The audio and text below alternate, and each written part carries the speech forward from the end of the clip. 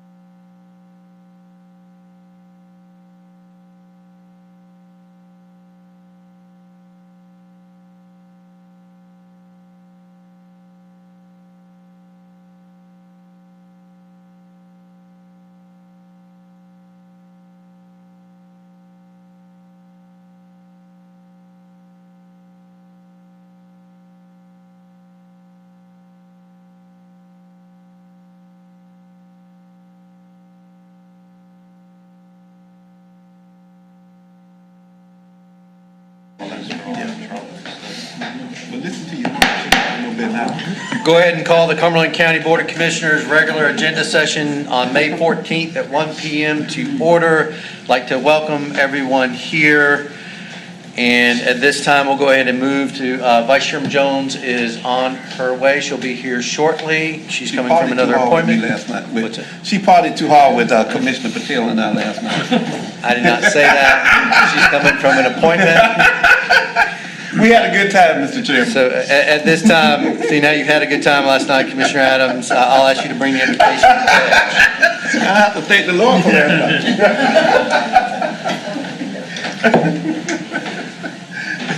If we could bow our heads for just a moment, please. Dear Heavenly Father, we come once again. We come to the throne just asking for your mercy and your grace. Father, we ask you to protect everyone that's in this room. Father, we ask you let us do everything decent and in order, but to your excellence, Father. We ask that as we leave this place, that you give us that road mercy. Protect our families, Father, because they are the ones that allow us to come here and do what we do and make sure that the home front is okay. So please bless all of them. In Jesus' name we pray. Amen. Amen. I pledge allegiance to the flag of the United States of America and to the republic for which it stands, one nation, under God, indivisible, with liberty and justice for all. Thank you. And commissioners, we do have not a hefty agenda today, but we have a full agenda, and I know we have some closed session items as well. So just ask commissioners to be respectful in your comments and your questions. I'm not going to start the clock, but I will if we need to, if we get over. So, and also from the presentations, County Manager, if we can try to keep it 10 minutes each or so to give some room around that. So I know we've got several presentations. At this time, we'll go ahead and move to the first presentation, Health Services Information Briefing. County Manager Greer. Yes, I'll turn this over to Assistant County Manager Tafanda Bradley to discuss and answer any questions you may have. We also have Dr. Nicodem online to do the presentation. ACM Bradley.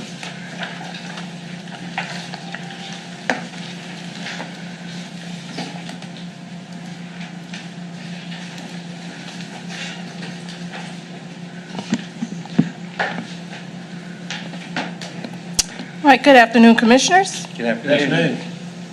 At the April 16th, 2026 agenda session, you requested information regarding organizational options for human services delivery pursuant North Carolina General Statute 153A-77. And due to technical difficulties during that meeting, we could not complete the presentation that Dr. Nicodem was going to provide to you.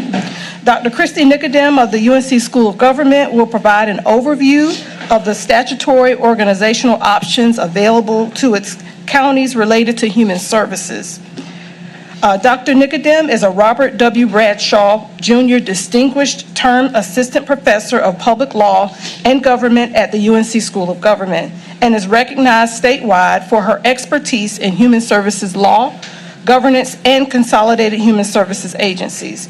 Dr. Nicodem is the co-author of Consolidated Human Services Boards of North Carolina and has extensive experience at advising counties regarding governance structures, organizational models, and statutory requirements associated with human services consolidation. Her presentation will provide educational and background information regarding the available organizational structures under state statute and the processes associated with each option. So I'll turn it over to Dr. Nicodem.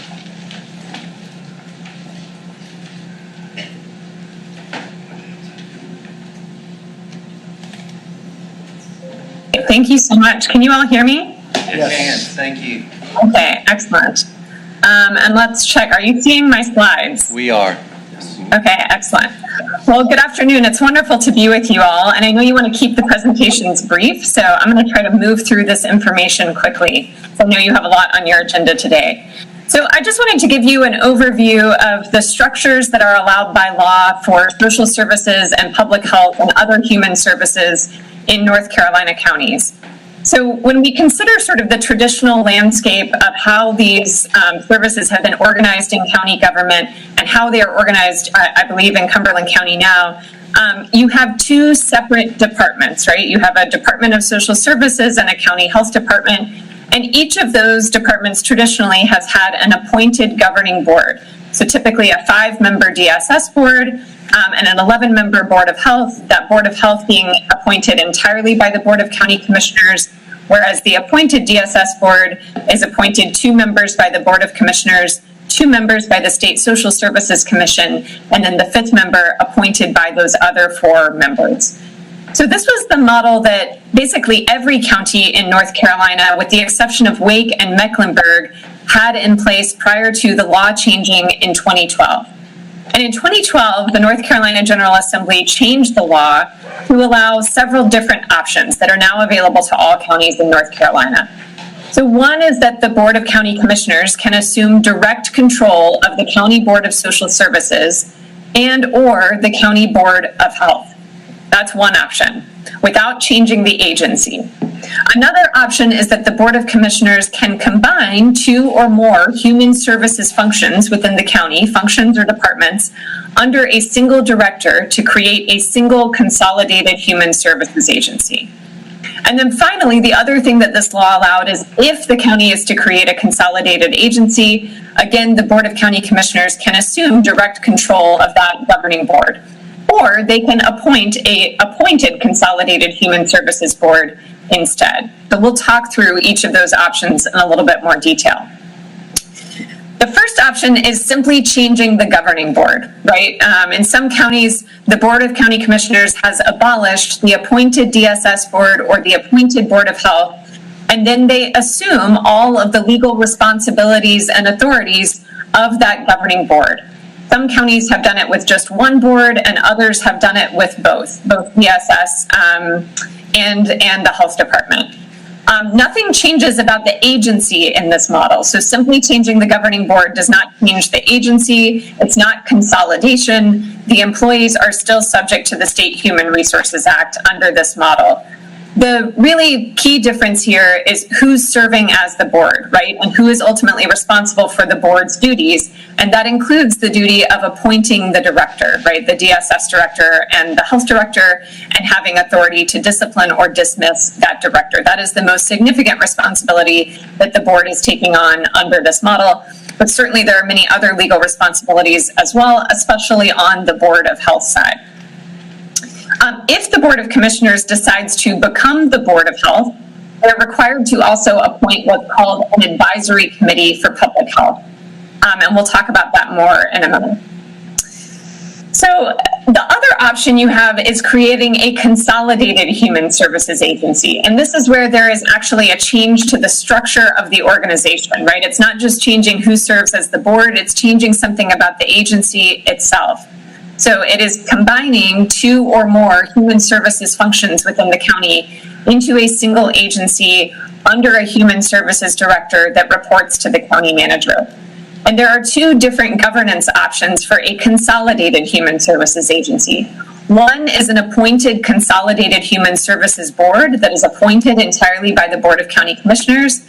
And the other is the Board of County Commissioners can serve directly as that governing board for the consolidated agency. But if they do that, they are again taking on all of those powers and duties of a DSS board and of a Board of Health.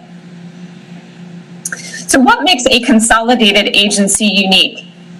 Some big differences are around the director of the consolidated agency. That consolidated agency director is appointed and dismissed by the county manager, not by the governing board. So regardless of whether you have an appointed consolidated human services board or the Board of County Commissioners serving directly as the governing board, it is the county manager who has authority to appoint and dismiss the director of this agency.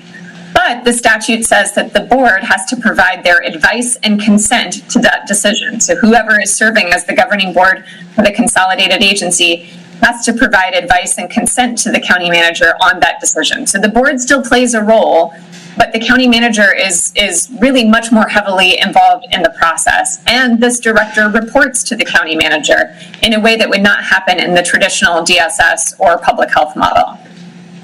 The other difference is that the county manager can be more involved in hiring decisions within the agency. So the statute says that the director, the human services director, can only appoint staff upon approval of the county manager. And then the other significant difference, and something that has been a major driver for some counties towards consolidation, is with respect to employees and what policies they're under. When you consolidate, by default, employees are only going to be subject to county personnel policies unless you choose explicitly to keep them subject to the State Human Resources Act.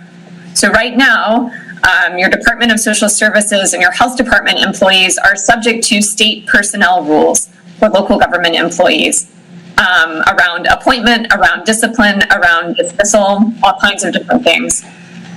When you consolidate, by default, unless you choose to do otherwise, by default, those employees are pulled out from under the State Resources Act and are subject solely to county personnel policies instead.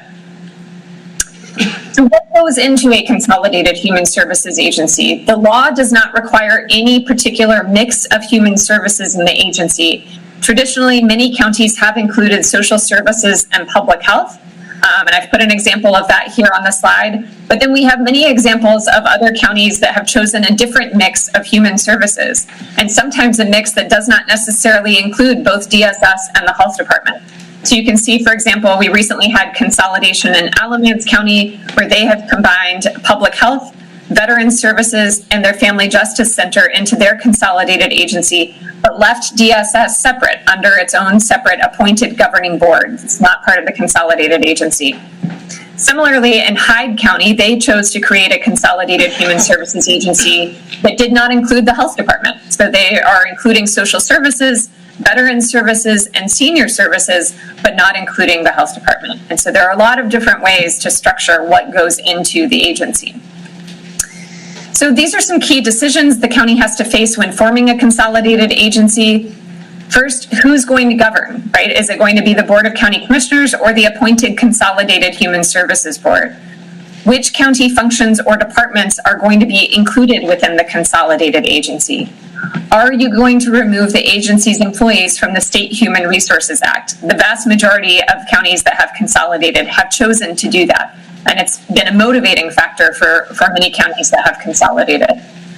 And who will be appointed as the Consolidated Human Services Director? In some counties, that is an existing DSS director or public health director who then gets appointed as the Human Services Director. In other counties, it might be an assistant county manager, for example, or who might lead a search for an entirely new person to come in and serve as that director. There are lots of different ways that role can be structured. These are just a few examples of how that has been structured in other counties. Sometimes, especially in smaller counties, the consolidated director continues to serve as the DSS director or the public health director. Maybe they kind of wear two hats going forward. In other counties, especially larger counties, there is a separate person dedicated to the role of Consolidated Human Services Director, and then there is a DSS director and a public health director underneath that consolidated director who report to that Consolidated Human Services Director. So again, lots of different ways that this can be structured. So this is your sort of order of actions if a county is interested in consolidating. Your first step is to have a resolution, adopt a resolution establishing the Consolidated Human Services Agency and clarifying which departments or functions will be included into that agency. The county then needs to appoint a Consolidated Human Services Board or otherwise have the Board of Commissioners assume the powers and duties of that governing board. The county manager can then identify a director candidate and seek the advice and consent of that Consolidated Human Services Board. And that's why the board has to be appointed first before the director can be appointed, because of the fact that the statute says the board has to provide that advice and consent to the county manager. And at that point, the director can then be appointed. And so the way I've seen many counties do it is to adopt the resolution establishing the consolidated agency, but doing it for a future time, right? Setting it to go into effect in a few months, for example, from the date of the resolution. So not doing it immediately on the date of the resolution, but giving the county some time to go through that process of establishing the board and appointing the director.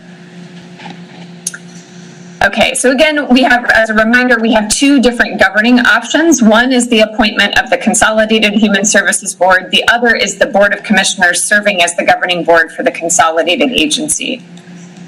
Option one is the appointed Consolidated Human Services Board.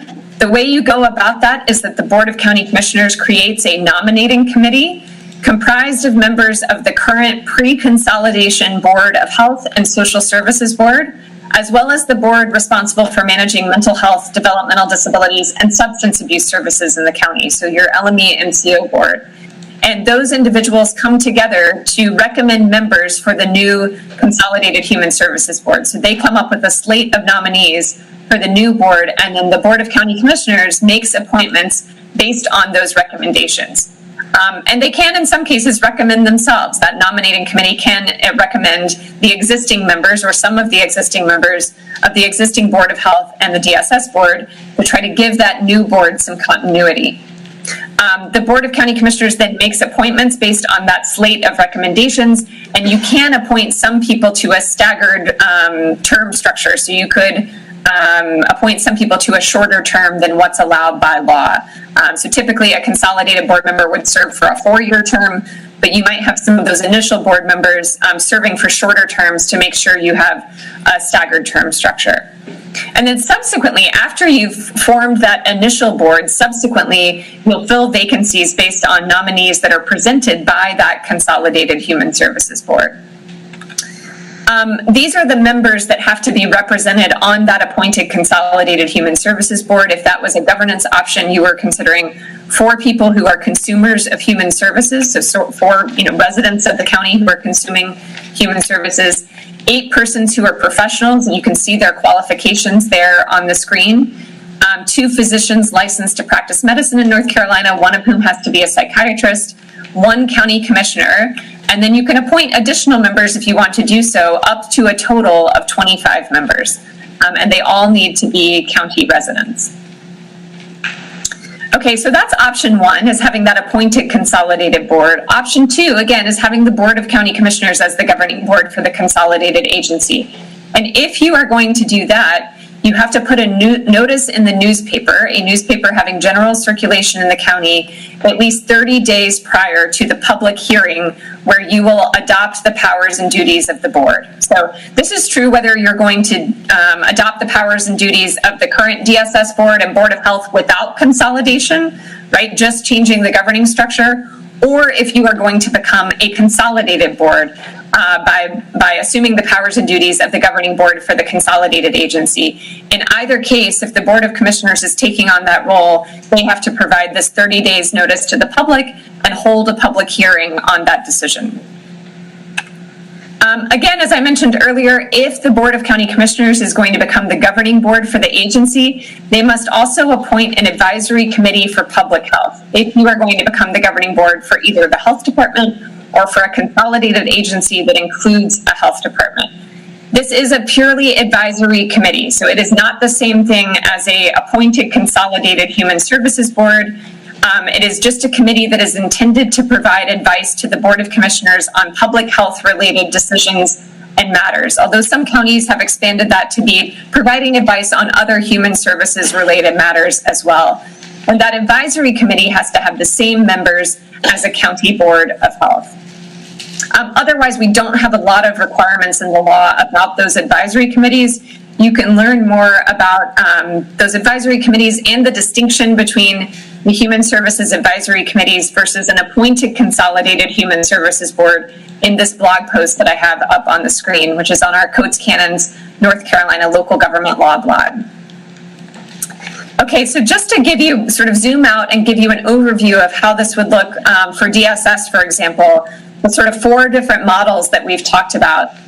Option A is what you have in place now in Cumberland County, right? A separate Department of Social Services that is separate from the Health Department with an appointed DSS board that is appointed by these 3 different bodies, right? By the Social Services Commission, by the Board of County Commissioners, and then by a majority of those board members.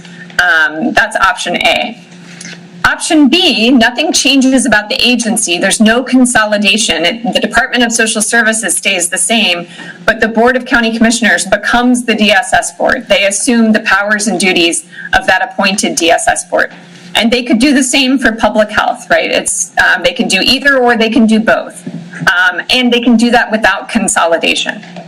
Options C and D involve consolidation, actually creating a consolidated human services agency that combines multiple functions or services or programs or departments within a single agency under a single human services director. Option C, the Board of County Commissioners appoints a consolidated human services board. Option D, the Board of County Commissioners serves as the consolidated human services board.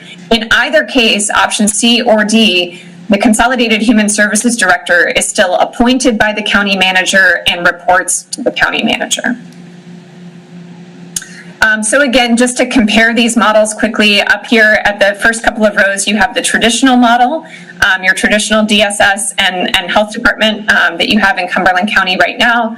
The option in pink is the Board of County Commissioners serving as the DSS or Public Health Board. Employees stay subject to the State Human Resources Act in that model. Options blue and yellow are the consolidated models. The blue is with an appointed board. Yellow is with the Board of County Commissioners serving as the board. Big difference is State Human Resources Act is optional in those models. By default, employees are out from under the State Human Resources Act. In both models, regardless of who serves as the board, it is the county manager who hires the director with the advice and consent of the governing board.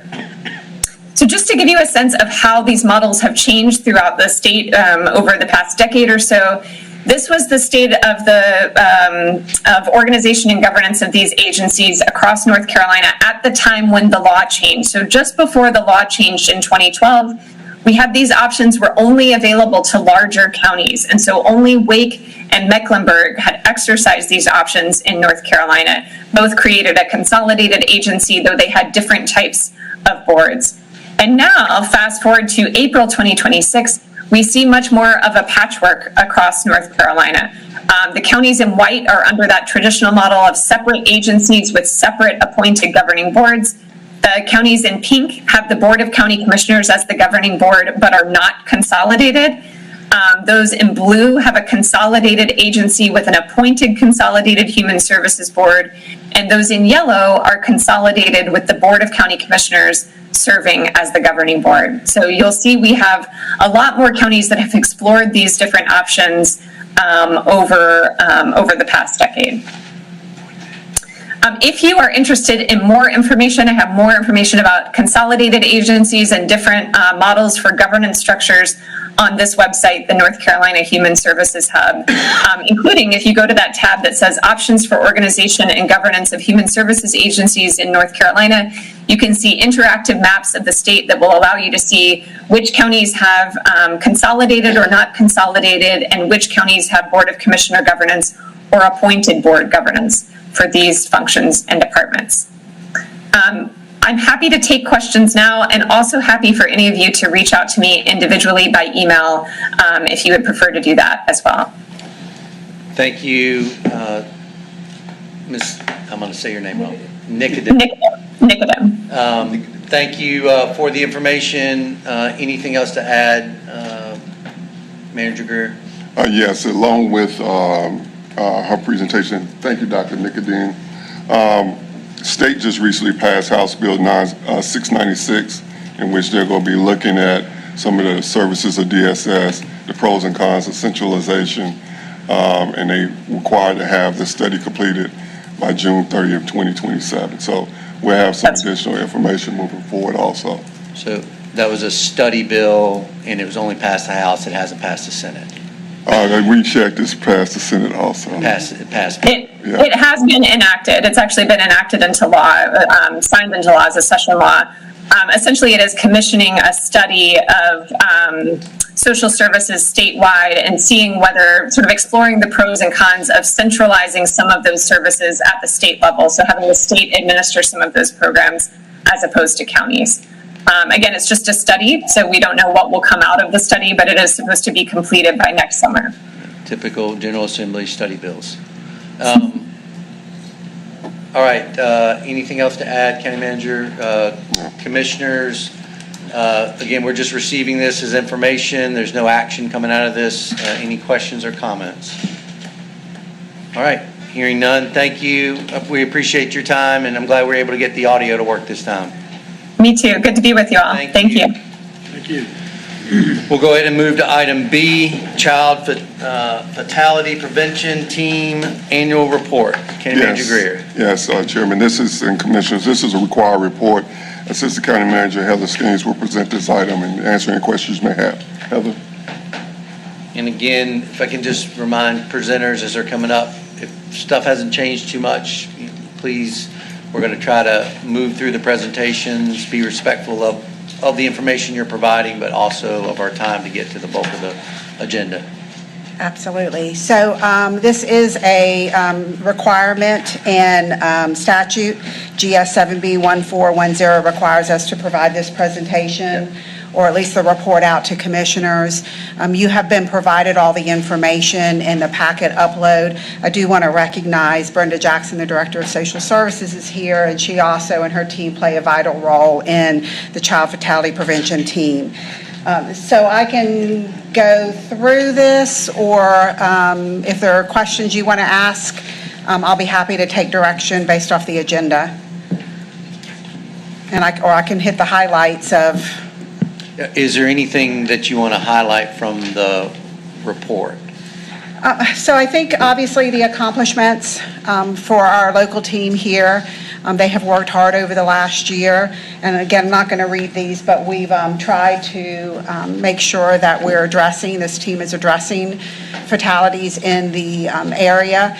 And this team looks at the fatalities that have occurred in Cumberland County. It's usually about a year after the fact that they look at them, and they're really looking for systemic concerns and have been vital in making some real changes to statutory law, including some safe helmets for ATV use, car seats. Those have all come from a collaboration of the CFP teams across the state, and of course we've been included in that. Just put up here some of the identified gaps that we have seen over the last year here in Cumberland, and some of the systemic improvements, but again, all of this was provided to you. Commissioners, questions or comments on the presentation? Commissioner Adams, you're recognized. Thank you, Mr. Chairman. And it's that last slide that you put up there where the local team identified the following needs, but there wasn't a cost associated with it. I mean, if you're asking, if you're saying we need these, is there somewhere either staff has it or they have, not they get it, but a recommendation of what it would do to be able to close those gaps? Because it's not in, it wasn't in there. So the health department does receive funding from the state to address some of these gaps. It certainly doesn't fulfill all of them. And we can certainly give a very specific, I'm sure the team would be thrilled to provide the very specifics in terms of the quantity, but they are able to provide some of these items through the monies that they receive. But, you know, when you tell me there's a gap, it means it's not complete funding. And I don't know if it is, we ever get to complete funding, but I think it's important for this board to know where, if we can close that gap some. How big a gap is it? Is it a 75%, 50%, 25%? And you don't close it all necessarily all in 1 year, but you may move toward closing it. If we're talking about child fatality, we can save one life by doing something to close this gap. It's money well spent, I think. Thank you, Mr. Chairman. So would there be a follow-up as a follow-up to the report, looking at these gaps to identify what actions that are potentially happening and then what resources are available or not available? Yes. Okay. And I can bring it back, or I can send that information through. I'm fine with an email, unless board you want it to come back. We're in budget season, so if it's emailed to us, I think we'll have it. Okay. Thank you. Anybody else, any other commissioners? All right. Thank you, Assistant Manager Skeens, for the information, and thank you for the work. Important area. We'll move to item C, Alliance Health Update. County Manager Greer. Yes, Assistant County Manager Heather Skeens will present this item and answer any questions you may have. We'll also have representatives here from Alliance Health to assist in the presentation. Sure. So the Cumberland County Board of Commissioners approved Alliance Health to contract with Health Management Associates, otherwise known as HMA, during its November 17, 2025 Board of Commissioners meeting to provide mobile crisis model research. Funding from this project came from our Cumberland County fund balance. HMA presented their findings during the Board of Commissioner meeting on February 12, 2026, with requests to bring back to an agenda session to address embedding clinicians within the 911 center and cost breakdown. Alliance Health presented during the quarterly update to the board on April 16th, 2026, with a request to bring back to this meeting some capacity, CIT costs, and implementation schedule. Additionally, the commissioners asked for data on the new services to be presented during the next quarterly meeting. So I have Kelly Goodfellow, the Executive Vice President and Chief Financial Officer with Alliance Health, and will present on the clinicians and CIT embedding in the 911 center with associated cost and the implementation schedule. And she'll also provide some data that we have. Some of these services are still too new to have any data, which we talked about last month, but she'll present some data. And I believe she's got Eric with her. And there they are. Thought I lost him. So Kelly, Eric, you want to come on up? Oh, that's the wrong one, yeah.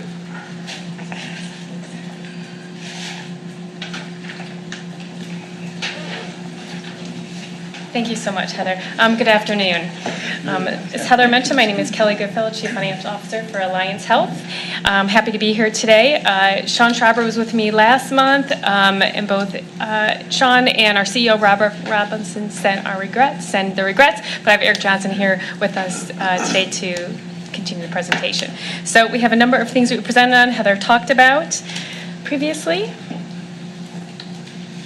So based on our last month meeting when we were here on April 16th, we had a request to review the implementation schedules with you for the embedded clinicians in the 911 center, as well as the embedded CIT clinician based on the county direction, and also to review the estimated costs. So that's what we're going to do today. So this timeline here shows the complete timeline of 140 days to implement the 911 embedded clinician. It starts for about 4 weeks from county approval of funds. Through this timeline, you see the beginning typical recruiting and hiring activities that anyone would have in place, followed by training, both the desktop training and call center training, and finishing with the crisis call diversion training. So all told is about a 140-day process from when the position is first posted. This next is a review of the budget. We've included all the line items. Again, this is based on our experience in Wake County. We first have about 3.5 FTE, again, based on our experience. That may change. We have equipment supplies, licensing, travel and training, IT infrastructure, computer setup, maintenance, any configuration or development for anything specific to this contract. We also have 24/7 coverage, so the 3.5 clinicians are typical sort of 8 to 5, so to speak, and then we have rollover coverage. We think that we can cover that with about 60% of an FTE, and then we have administrative funds. And again, with rising costs every year, we implement a 3% increase each year for this contract. There was a question as well as how much would this draw into the restricted fund balance that we hold. When we spoke last month about the expanded programs, and I stated that the annual allocation would need to be reinstated in fiscal year 28. If we were to do this program, that would push that more into fiscal year 27. So, I'm going to turn this over to Eric. Good afternoon, everybody. Eric Johnson. I am the Crisis and Justice Supports Manager at Alliance Health. And so we have a little bit of a timeline here with some recommendations on that, which doing a data review on 911 call records. Actually, we have up here as a 12-month, but I was in a webinar yesterday, and Hart out of Durham was presenting, and they actually talked about doing a 5-year study of 911 call records. The reason for this is like figuring out what the call for service is, what the disposition is, and also like the zip code or the area, so that you know kind of where the hotspots are in the community. That way you can pilot it in some of the most high call volume area. Next we have hiring, which is about a 3 to 5 month job advertisement, interviewing and hiring, followed by some training. Recommended trainings would be CIT, de-escalation, involuntary commitment, and the new arenas law. What kind of resources are available? What's local crisis resources? Also, we definitely need some veteran resources up there as well. It's like where to take people, what can help somebody that maybe it's a veteran in crisis. Next would be the actual pilot, which is the 6 to 11 month range, and really kind of study that pilot when you're doing it, and to look at what's working, what's not working, and also being able to kind of change that and then kind of start the process over and study it. And if things are working, then from there, making that decision based on data, reviewing outcomes, and then expansion of that. So for the CIT clinician budget, some of the things to look at were some dependencies from direction from the county, number of clinicians, call volume, available equipment and supplies, and then just kind of the estimate on that per clinician cost, about $150,000, which would be salary and fringe. Another thing to look at too is, depending on your model of this, is like some areas use all clinicians, some areas use clinicians and peer support specialists, so this would vary. This estimate's based off clinicians where you have to have a license to do the work. Just kind of 3 recommendations to look at as far as locally. Apex Police Department does a co-responder model. They do it with 2 clinicians. Durham's Community Safety Department has the HEART program, which is, they've expanded that several times over the last few years, but it started out as a clinician, an EMT, and a peer support specialist. It's grown a lot since then. And then Greensboro Police Department also has a co-responder model. So those would be my 3 recommendations of if you kind of want to look at what they do and seeing if that's something that potentially would work for Cumberland County. I'm going to turn it back over to Kelly. Thank you. Last slide. I knew we'd be quick. So as Heather mentioned, we talked last month about outcomes for the programs. 2 of the programs are too early in their implementation, but want to bring back the outcomes for the program that's been more standing in the program, and that's the post-overdose response team. So this information is from July is from July 25 to March 26. So I won't necessarily read through it, but let me say that they intervened on a number of SUD overdose-related calls. There was a number of post-overdose follow-ups, provided a combination of the SDOH support, medical care, mental health support, and so forth. This is, again, is a standing program. They are very active in their outreach, including a local church, supporting individuals who are homeless and providing community Narcan training to support and overall harm reduction efforts. So very pleased to be able to provide this, and we can continue to provide that outcome data. So that's it. It was a very brief presentation. We appreciate the follow-up from the previous request. Assistant Manager Skeens, anything to add before I open it up? Just looking for guidance and direction going forward. Commissioners, questions or comments? Commissioner Tyson, you're recognized. Thank you, Mr. Chairman, and thank y'all for bringing in this concise presentation. Appreciate that.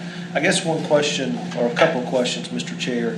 One, I know we had started this discussion when we were discussing with our partners at the City of Fayetteville on a joint 911 consolidated facility, and I guess my question is, are we looking, one, to do this program in light of the decision discussion there, beforehand or afterhand of that, would be the first part of the question. And if it's going to be beforehand, Mr. Chairman, then I would just encourage, as we go through this process, that we get input from some of our community partners, like our fire department, our sheriff's office, responding police departments, the municipalities that we provide 911 services to now, and some of those smaller municipalities in the outlying areas of our county, if we're going to change that model, which, you know, I'm all for exploring.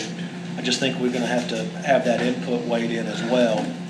And I would just like to know, Mr. Chair, if we're going to look to do this pre or post consolidation of the 911 in the City of Fayetteville. And I'll go to Vice Chairman Jones, and I'll just brief. So I think the discussion that this board had didn't give direction either way. We needed the information. I think we had hoped to have a decision on the joint 911 when we got to this point. I think based on discussions we'll have later, hopefully we'll have those decisions in the next 30 to 45 days. And then we can look to see how we structure this one way or the other if the board decides to move it forward as a overall project and how we move it forward in what phases. Vice Chairman Jones, recognized. Thank you, Mr. Chairman. My question is this, because I don't want to confuse myself nor that of our community. This might be something separate, or speaking of 911, I know that one of the requests was that if we were looking at different particular programs in other states, and the request was to have a chart, basically schematics, to come back with the comparison of what some of those different type of services were and how we can maybe implement or do something to create that would work here in the Cumberland County Fayetteville area. So is that separate from this? And she said it's a brief presentation, or basically, I guess I'm asking, what is the status update on that? Has that information being collectively put together? Is that something that we're going to find out later that's more in combination with the joint 911? What's the update status on that particular request?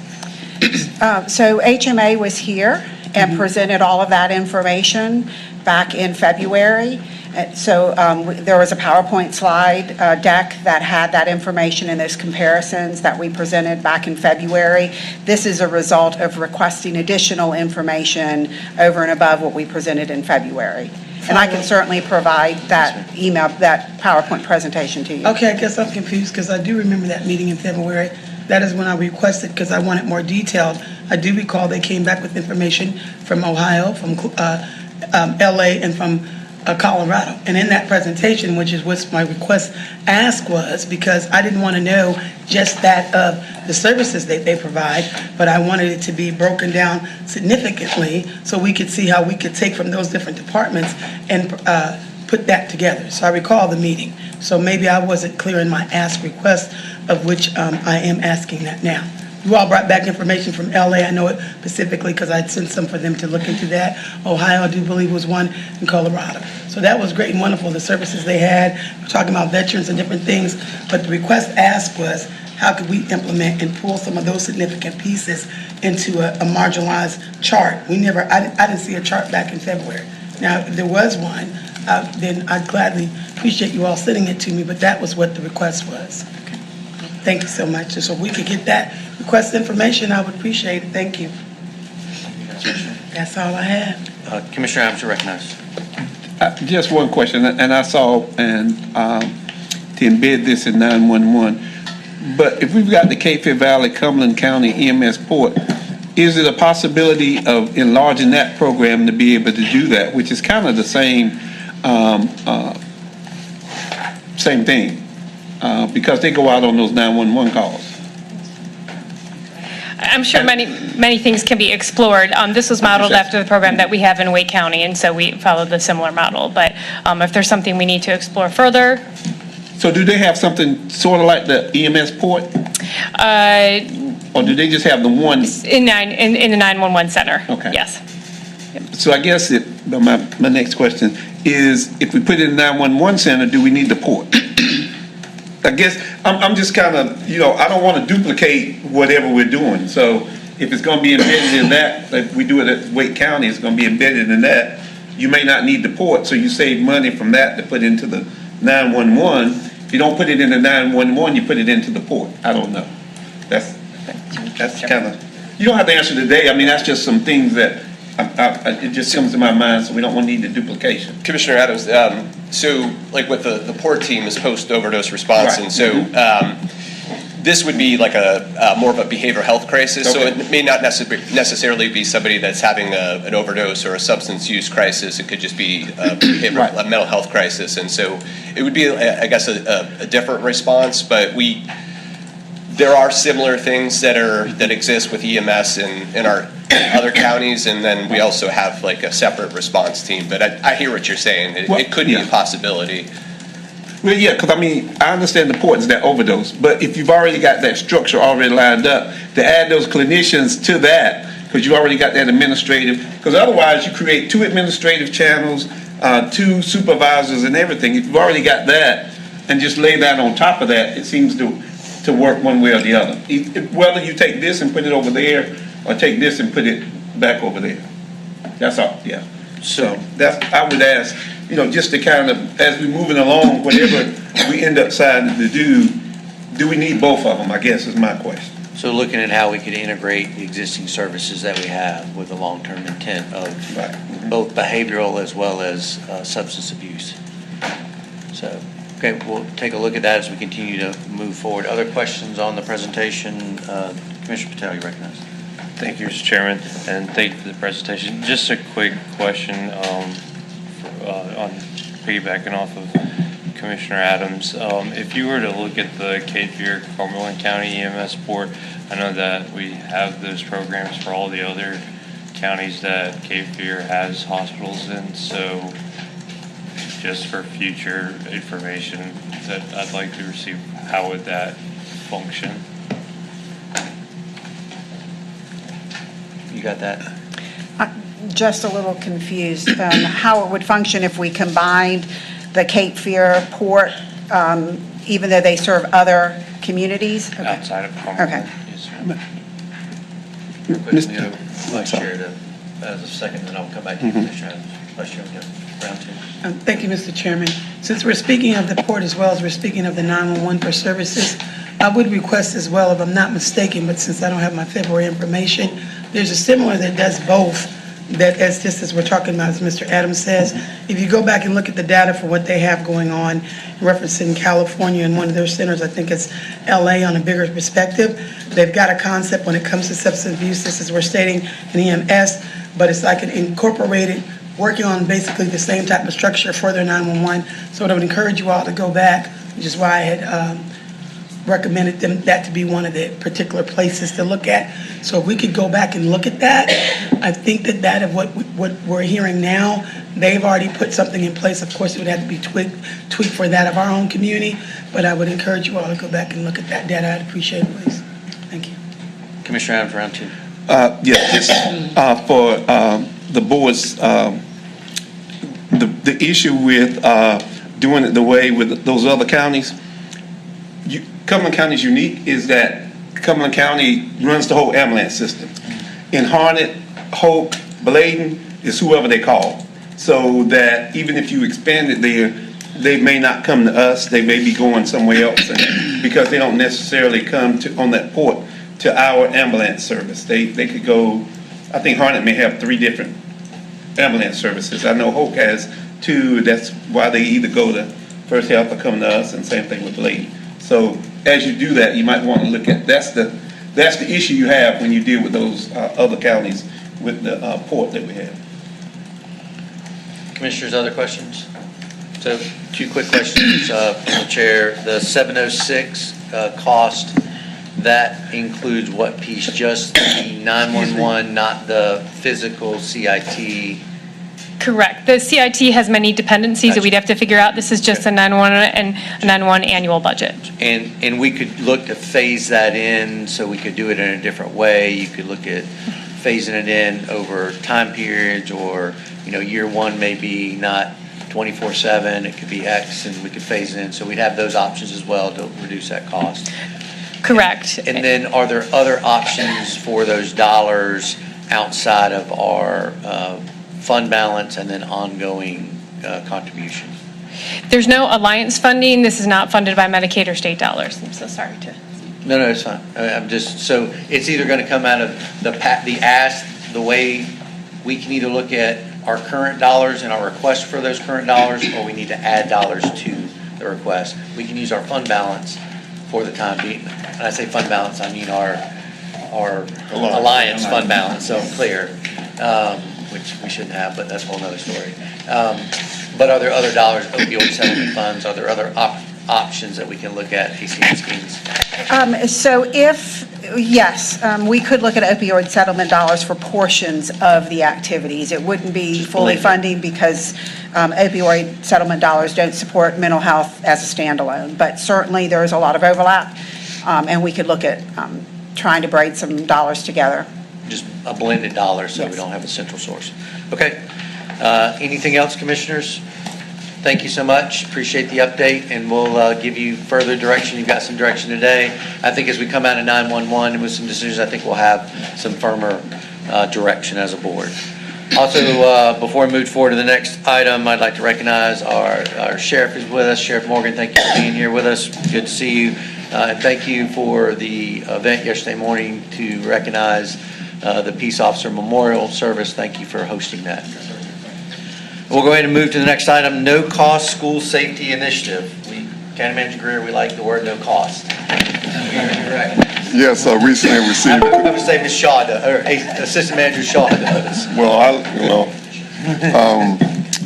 Recently received communication from SiteStream regarding school safety, right along school safety enforcement around safety arm cameras on the buses. They're going to provide a short presentation.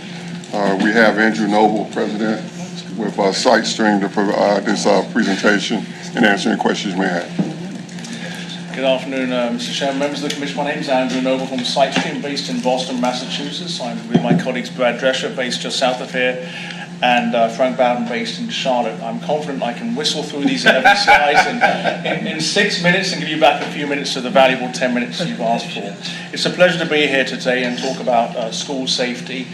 Over the last 20 years at SiteStream, we've been putting automated traffic enforcement around the country. About 65 to 70% of America has some sort of automated photo enforcement. Speed cameras, red light running cameras, school bus stop arm cameras, don't drive without insurance camera programs.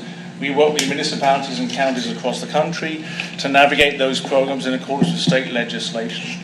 Here in North Carolina in particular, there are two bills, Senate Bill 55 and more recently passed last year, Senate Bill 391, allowing for school bus stop arm cameras and for school zone speed cameras in counties and cities. Safety Vision, based here in North Carolina, has installed more than 3,000 school bus stop arm cameras across the state, 500 of which are in the county itself of Cumberland. Now, photo enforcement from a school bus standpoint operation means you have 3 cameras on the side of a bus taking real-time video of cars as they go past a school bus. The video is concurrent from a bus starting at the paddock and then returning after dropping off or picking up at the students at each start and beginning of each day. Those violations are automatically uploaded to us in accordance with Senate Bill 55. Your first ticket under one of these civil infractions, not a criminal citation, but a civil infraction, is $400. Your second violation will be $750. And your third violation would be $1,000 in the program underwritten by the state. Senate Bill 391 allows now for school bus stop arm cameras. The act passed into place. We're waiting for the DOT and the state government to pass the guidelines allowing for a school district to put this forward. Those guidelines are expected to be published on the 1st of August of this year, allowing schools in cities and counties to move forward. This is an example of a speed camera outside a school in Cleveland, Ohio. It's about the size of a small shoebox. What this is not doing is taking photographs of every passing vehicle. It is not taking photographs of license plates and running them through a large wholesale license plate reading mechanism. It doesn't do that. It only takes pictures of people who are speeding typically 10 miles an hour or over the posted speed limit of the road. Those guidelines and those final trigger points have been mentioned by the DOT, as I said, by August the 1st. So we only take pictures of violators going past the school zone too fast for themselves, and the same for the school bus stop arm cameras. In each of these programs, there is a common theme. There is zero city or county investment to run any of these programs. All of the capital costs for putting cameras onto buses, creating cell modems, paying data charges, putting concrete into ground, putting up poles for speed cameras and cell towers and things like that, that's upon us at SiteStream. The entire program is violator funded with the primary purpose of reducing speeds in school zones and creating a safe environment for students to get on and off of school buses. And typically, varies around the country, you'll see a reduction between 30 and 45% in violations within the first 4 to 6 months of a program. Zero cost to the county and city at any time in a program. Now, regardless of whether you have school zone speed or school bus stop arm, it's the same 10-step process. Photographs are triggered automatically because you went past the school bus or you were speeding. The cell modem on the school bus or in the school zone speed camera sends those videos and photographs to our processing team in Massachusetts. A member of our team looks to make sure it's a real violation. You weren't part of a 70-car funeral procession or something like that. The school bus was indeed stopped, the stop arm was out, and the lights were flashing in accordance with state law. If we feel it's a real violation, we look up the license plate in the DMV. We have access to essentially a national DMV around the country, and we get all the information about who owns that car, whether it's a leased car, rent a car, a U-Haul, or privately owned vehicle, things like that. At that point, it's ready to go out as a civil infraction on a prescribed citation already created by state statute, but nothing can be sent out unless it's had the jurisdiction of law enforcement look at it as well. So in a county-wide program, typically it's the sheriff's office would look at each and one of those violations on a pre-choreographed screen. They'd look at the video, they make sure it's a make, model, match, and they say yes, send the ticket, or no, don't send the ticket. That's the entire burden on the program outside of our own company. Yes or no to send the ticket. That due process takes about 35 to 45 seconds for each violation. If they say to mail it, we mail it first-class mail. It arrives on someone's doorstep. We invite them to go to a website where they get to put their citation and a unique PIN number to that piece of paper, where they get to see their own videos and make a determination to pay online, transfer the liability to someone that may have been driving their car that day, or contest the violation. Now, steps 1 through 7, we have 30 days essentially to send that ticket out. At SiteStream, we do it in 3. We do it in 3 days because if we're sending you a ticket and you have the right to transfer the liability to somebody who was driving your car last week, it's much easier to know who was driving your car on Monday of this week than 3 Mondays ago. So we work more or less in real time. We collect the money into a dedicated escrow account and pass it to the county. Now, from a timing standpoint of view, given that you already have 500 of Frank and Safety Division's school bus stop arm cameras on your buses, we can move pretty quickly. 60 days from a contractor's signature, we would have the software mapped, citations designed, engaged fully in the public information campaigns to your community, created print and digital materials for the community before we go live.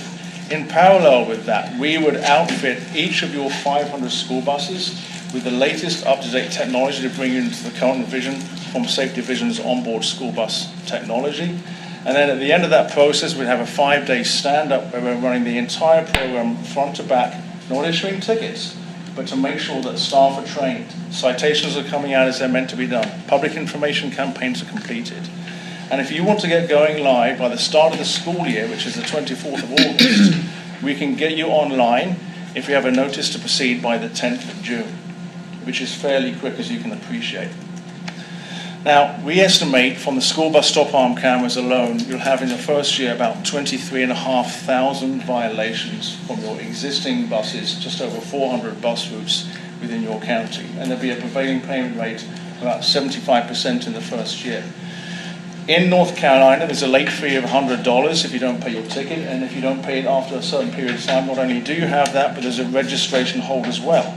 So in the second year, the payment rate would go up, because of course you have registration hold for in-state violations, but the safety component would have kicked in because people recognize this as a working program, so your violations will go down. We estimate the second year and subsequent years will be 14,000 violations from school bus stop arm cameras or less. The revenue share that funds this program is very simple. From the $400 that comes in from a violator, a registered vehicle owner for his first ticket, assuming that in this example, we would collect that into a dedicated escrow account, and every 2 weeks sweep you your $200, and $200 remain at the SiteStream to pay for all of the capital costs we've had for the school bus, the infrastructure of the school zone speed cameras, and the operational costs, as you can appreciate. This is the money flow every 2 weeks for the appropriate reporting to the community. And the mechanism, if you did want to move forward to go quickly, is perhaps through the North Carolina Sheriff's Association. They had a competitive bid in early part of this year. We were the only automated traffic enforcement company to be selected for this, for red light, for speed, for school zone speed, and for school bus stop arm cameras. So through this competitive bidding process, it allows you to move forwards with the North Carolina Sheriff's Association predetermined contract. And if we had a notice to proceed, as I said, by June 10th, we can have you up and running your entire fleet by 24th of August, the beginning of the school term. Now, if it was to become after the June the 10th, we could still have you up and running by the 24th of June, but it may not be the full fleet of 500 buses, it may be a slightly lesser number. And at the end of the presentation, I'm proud to talk to you about our Safety initiative. I'm a great believer, as are everyone else in my company, in creating a safer driving population going forward. So we take 1% of our money from your program and we give it back to you as a community to give to your high schoolers to get driving lessons. More driving lessons, better driving lessons, live driving instructor lessons, more hours behind the wheel, drink driving simulator lessons. We give you the money. We don't tell you which students to give it to. That's up to you to administer your own program. But impressed by one of the previous presentations I saw this afternoon, we talked about the child fatality and some of the funding gaps. If you want to apply some of this funding to child car seats, for example, we would be very supportive of anything that create a safer driving community in your own county. And that, in 6 minutes or less, is the quick kitchens tour of photo enforcement through Side Street. Thank you very much indeed. So before I open it up to commissioners, anything you want to add, County Manager Greer? Not at this time, Chairman. And you showed us the citation, but you didn't show us a total dollar amount that could come back, potential that could come back. Yeah, certainly. I can quickly put on that slide here. We think there'll be a 23,500 citations issued in the first year, and if you look under year one, we see a prevailing payment rate of about 70%. So 70% times 23,000 times $200, which is the county's portion of a program, essentially tells you where you might be. Now, we can't warn what the future is going to bring, but we do know from our own intelligence of this industry, the school bus stop arm camera programs in North Carolina, the existing behavior of your own buses and the violations you're seeing in your existing fleet, we have an idea of how many violations we're getting. It's about 100 to 150 a day in here in Cumberland County. So about 3.5 million. Correct. Okay. I'll open it up to commissioners. Commissioner Adams, you're recognized. I've got a couple of questions. The 23,600 issued citations, how many is that in the city and how many is that in the county? We've got these municipalities, so are all those 23,600 hours? If they're not, we don't get that. Well, it's a different law under Senate Bill 55. It's not the criminal violation. So how the county works with the municipality would be an interagency agreement that you organize on your own behalf. So we'd have to have agreements with each one of the municipalities. Not I guess it's necessarily. the only way we get to 23,600. That would be the first thing. Second thing is, even with the $200, did you account for my man hours that you say has to be done by the police or the sheriff? So I've got to have somebody dedicated to be able to do these 23,000, let my sheriff that, 600 citations, right? So I didn't see that factored in there in terms of cost, because that's a cost to the county. That's an internal cost to the county to run the program. That's right. So even when you talk about what the amount would be, even if it's 3.5 million, I guess it's still a little less. We probably do the sheriff with that, but that is a cost that needs to be in there. So that's one of the other things. The other thing, I guess, is built into this, because I always have issues with, because you said if they don't pay, it basically they can't register their vehicle the next year. In North Carolina, registration is not correct. Which means you're not reporting this to the credit bureau for these people to be able to hurt their credit. Correct. Yeah. Okay. That's a good idea. I go with that. The next step is, how do I contest this? Do you have a local office that if I go in there and say it wasn't me driving, and I need to be able to do this, or do I have to do this clearly all online? So these are civil infractions. So as part of an ordinance that the county would raise, you would have these handled in the same way you have other ordinance violations, parking tickets, things like that. So it's not going to a serious traffic court or anything like that. Right, I got that part. And typically the due process of these around the country is handled either by a Zoom 15-minute hearing or contest by mail. There's of course reasons why you can contest this. My car was stolen.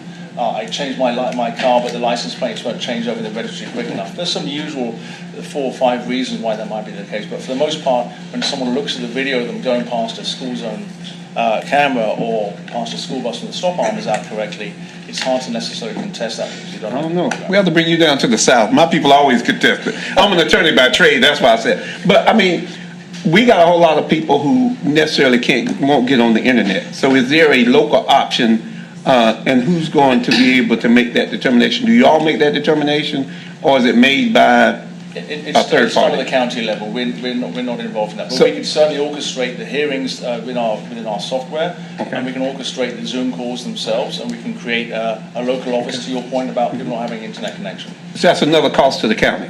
If you're telling me we have to do it, there has to be somebody who has to do that video, set it all up, and be aware of all of those Yeah, there stats and will other be some costs. staff costs at the county level to run this program, correct?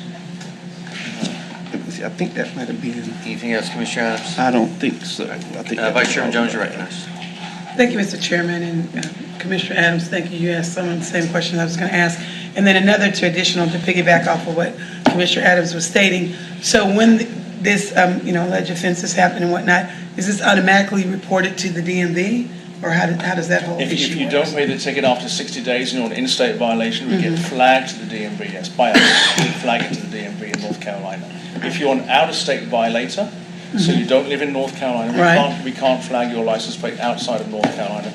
So we work with specialist collections companies that chase third-party collections around the country Okay, thank you. in accordance with state. I'm sorry, one more question. So when you flag the DMV, is there some type of policy, or were they taking the process, will any impact or affect, just like, when you get a ticket that you don't pay or something, it can impact your license, it might get suspended.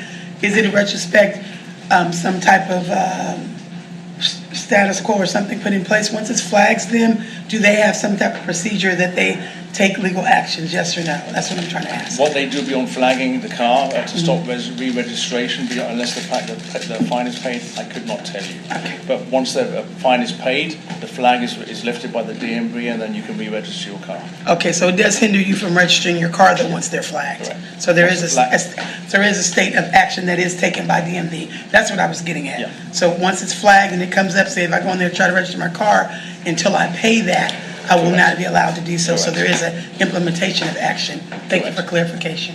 Thank you. Commissioner Tyson, you're recognized. Thank you, Mr. Chairman. I want to thank you for bringing this presentation forward today and for bringing such a good idea for our community. I think anybody who drives around our community sees that, our law enforcement partners really do need help in enforcing some of these traffic laws. I think specifically around areas with kids. So I like the fact that it's focused, that that's where the focus is. And I know, given the constraints we have on our staffing, from being the sheriff's liaison, that any support, help that his department can get, I'm sure would be welcome, but I don't want to speak for him. A couple of questions that I have, Mr. Chairman, and I'll comment on where my position is on this. For out-of-state registrations, so we have a lot of out-of-state registrations in the market, and also expired or no registration. Can you tell us how the system treats those three? Yeah, so we actually get, rather than going to the 50 individual states to find out who owns that car, we go to an organization called NLETS, which, as the sheriff will know, is the National Law Enforcement Telecommunications System. It's a central law enforcement data switch within the country. So as law enforcement communities share information, it's through NLETS. As it happens, all the DMVs across the country, including the Canadian provinces, also do the same. We, as a strategic part of NLETS, get access to who owns a car. We don't get to see all the arrests and warrants and other personal information, but we get to see who owns ABC 123, regardless of the state in which they live in. So if they're coming from Nebraska, we'll find out who owns that car, including from the Canadian provinces. Certainly where I live up in Boston, we have a lot of Canadians coming down in the summer. So with that, if it is another state, would we still have the benefit of the registration block before they pay that violation? No, you wouldn't. That would where we'd pass that to a third-party collections company that specializes in municipal collections for these types of violations around the country, and they would apply collections law for those specific states. Collections law, as you can appreciate, around the country varies. So regardless of where that ticket was, there'd be a different set of rules for each of those violations. And Mr. Chairman, that concludes the questions I have. I would just like to comment, I think this is something we should look into, especially because it's providing an additional revenue stream to the county without an upfront cost of us. But I would like to see us explore some more action around kind of the staffing cost of this. And if we're going to partner with our sheriff's office, which it sounds like we would need to, I'd like to get a formal recommendation from his office on this as well. But that would be my intent and desire today, Mr. Chairman. I yield my time back. Thank you, Commissioner Tyson. Commissioner Faircloth, you recognized. Thank you, Mr. Chair. I just got a couple of comments. First off, the first part of this presentation had to do with school buses, and you'll have to get the school system involved for that part of it. We won't be able to authorize that. And the second observation I have is that probably the sheriff can correct me if I'm wrong on this, but probably 20% of the tags that are picked up are probably not going to match the vehicle. And I don't know, just the way it is. But I don't know what has to be done about that, but that's another wrinkle. My son's a police officer in Raleigh, so I know that about all He that. tells you firsthand, yeah. So certainly, as people change cars and license plates, there is sometimes a 24 to 48 hours opportunity for a plate update not to happen. If we get a vehicle mismatch from the DMV, if we see a white Ford Explorer, for example, in the videos and the photographs, but NLET says it's a red Toyota Corolla, then we're not going to pass it to the Sheriff's Department to put through. It's a violation we can't adjudicate, so it dies right there in our system. And there's a lot of auditing and transparency behind the rejected violations, as you can appreciate. Anything else, Mr. Fairwell? Commissioner Patel, you recognize. Thank you, Mr. Chairman. So, I like the idea of it. I think the program would definitely increase safety around children in schools. The question I have might clear up some of the questions on the board. Since it seems like you're already operating correct in North Carolina and other counties, would there be a way where you could give us a real pro forma on what it would cost, just rather a pro forma based on comparisons in North Carolina counties versus just kind of a top line gross revenue? You mean from the staffing point? Yes. Yeah, we can absolutely do that. Typically, to look at violations between 35 and 45 seconds, and it's simple math from then onwards. The realism is a lot of communities around the country use either retired officers who will come in and do 15, 20 hours a week after they've been home for a few months, light duty officers. Pregnant female officers is something often used, traffic division units. So every organization in jurisdiction is different. In North Carolina, for school zone speed, you're allowed to use a law enforcement personnel or designated employee. Only the second state in the nation to allow that. Connecticut was the first.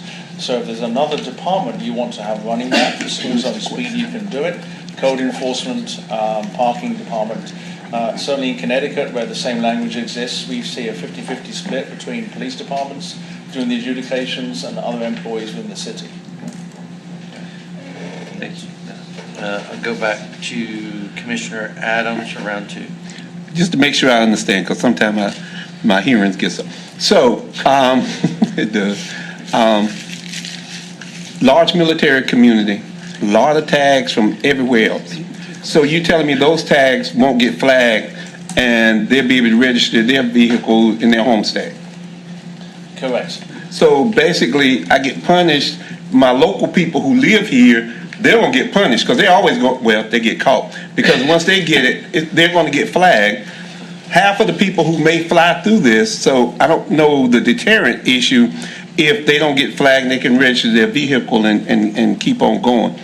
So it seems as though local people going to get punished a little bit more than some other folk on that. I guess they still have to pay the fee, but if they don't pay the fee, what happens?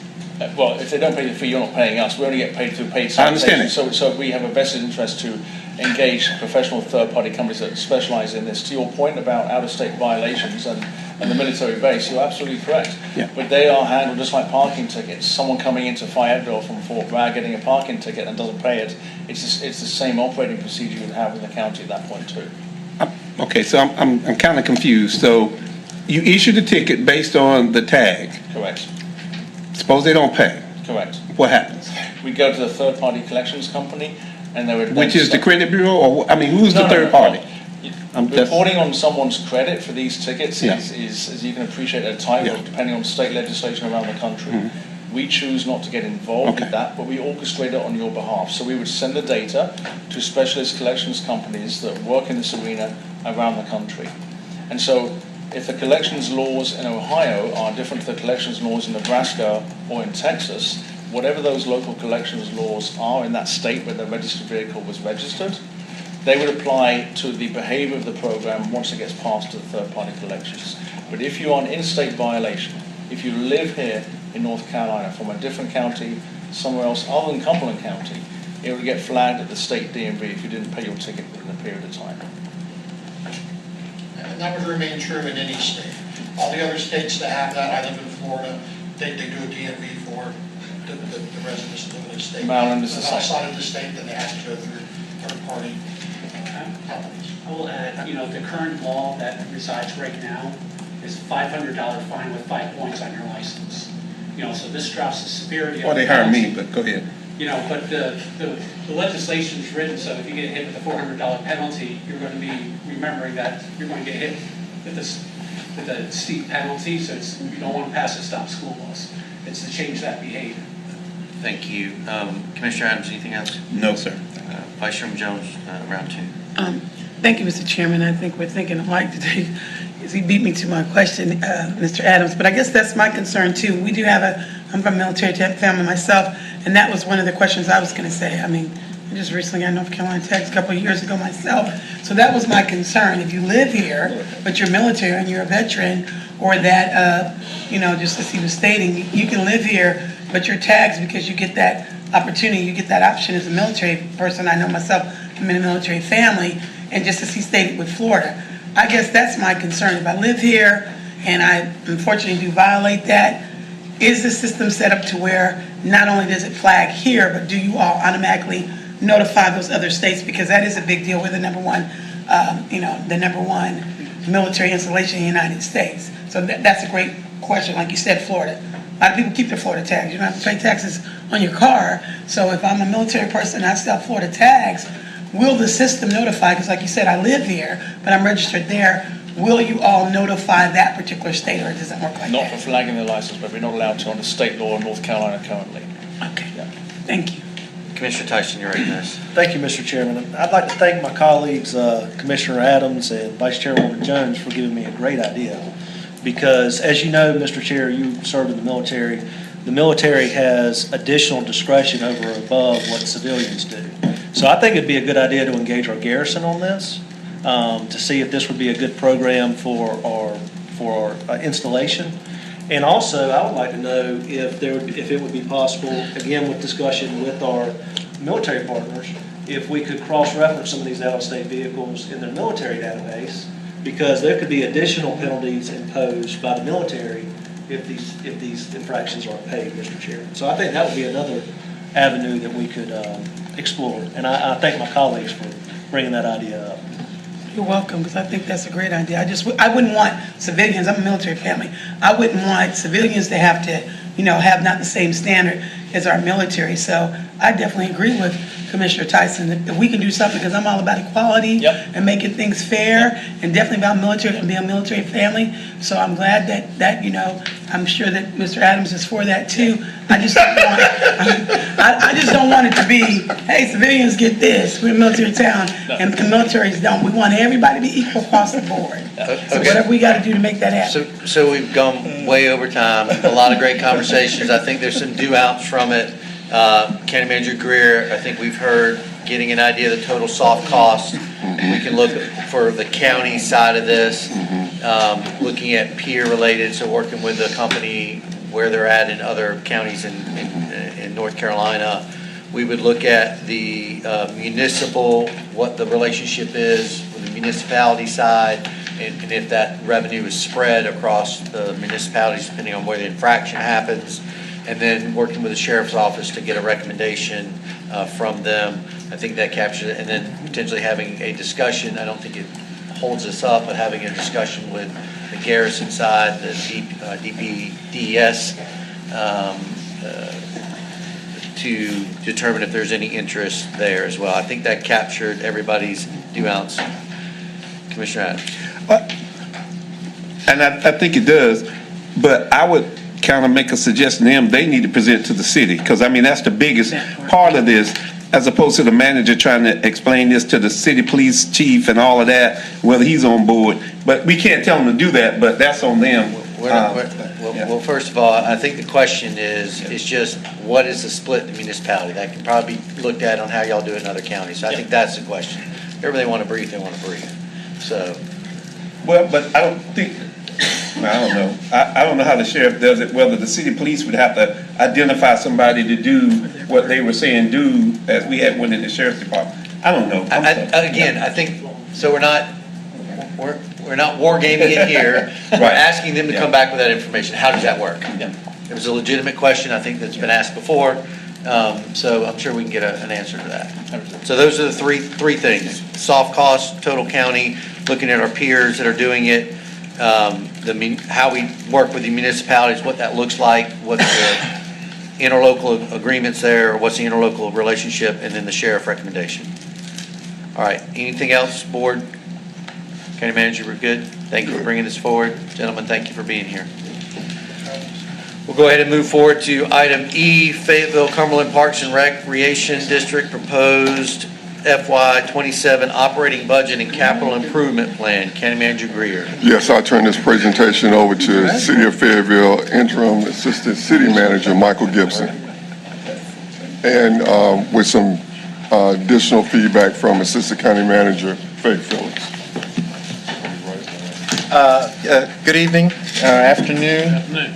Michael Gibson here.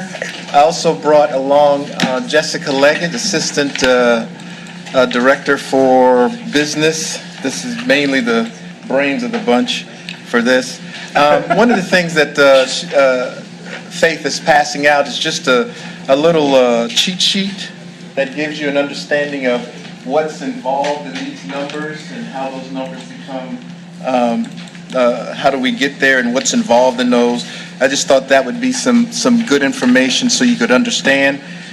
What we're looking at for this fiscal year coming up is a proposed of about $7,300,000 in that budget for in all of those line items. And like I said, you can see what's consistent in those categories. Always wanted to make sure, because we have new commissioners, what your stock is, what's in the district, and what we manage through your operating budget, just to give an understanding of what's there from a recreation standpoint, from a community park standpoint, and definitely what's a school park. This is your fleet. This is what we make sure that's maintained, that's turned over, to make sure that you have valued equipment to maintain all of those parks and recreation centers. And we go through the same fleet replacement as the city does, based on usage, hours, the vehicles, and they're maintained through our fleet just as the city's operation is. Here's a quick synopsis of since 2016, what capital investments have been made with fund balance over the years. And this is not all, this is just some highlighted areas, but the $6 million number is real, but there's a lot more capital assets in the project. I think we passed that out a few months ago. If there's a need to get an extensive list of every one of those line items, we have that available. And then this is our service level. We have service level 1, 2, and 3, just to make sure that people understand that the service level across the county is the same. For your rec centers, it's once a week. For ball fields, depending on the weather, and we get the rain, it's 3 times a week, just because of the turf that's out there. The level of that care and that maintenance is the same across the county. Same, there's level 2. Those are green spaces, passive areas. And then you have your level 3 areas that we have that's moderately maintained. They're more natural nature areas. And then this is, Faith and myself went out to, over a course of a couple of weeks, went out to all of the municipalities and had conversations about their level 1s, I mean not the level 1s, but their number 1 capital improvement items all the way down through number 5, just to see if there are funds available, which we've done over the last 15, 17 years. If money is available, then we would take your 1s and then go all the way through all of the municipalities and work through that. And then if there's anything left over the next years, it moves up and we get through the list. And this is what creates that. So we went around and did the same thing again, got it updated. And one of the things that happens is, and I try to make sure that the mayors and the boards understand that when you're in an urban environment, it's a little bit different than a rural environment, and you don't want to get too far to a point where maintaining an area becomes not cost effective. So we're trying to work in those areas to make sure, but I can tell you though, some of the areas, Godwin, Falcon, Stedman, the number of houses that are being built out there, it looks like it's becoming urban. But this is their wish list. So we work through this based on what's available in the funding.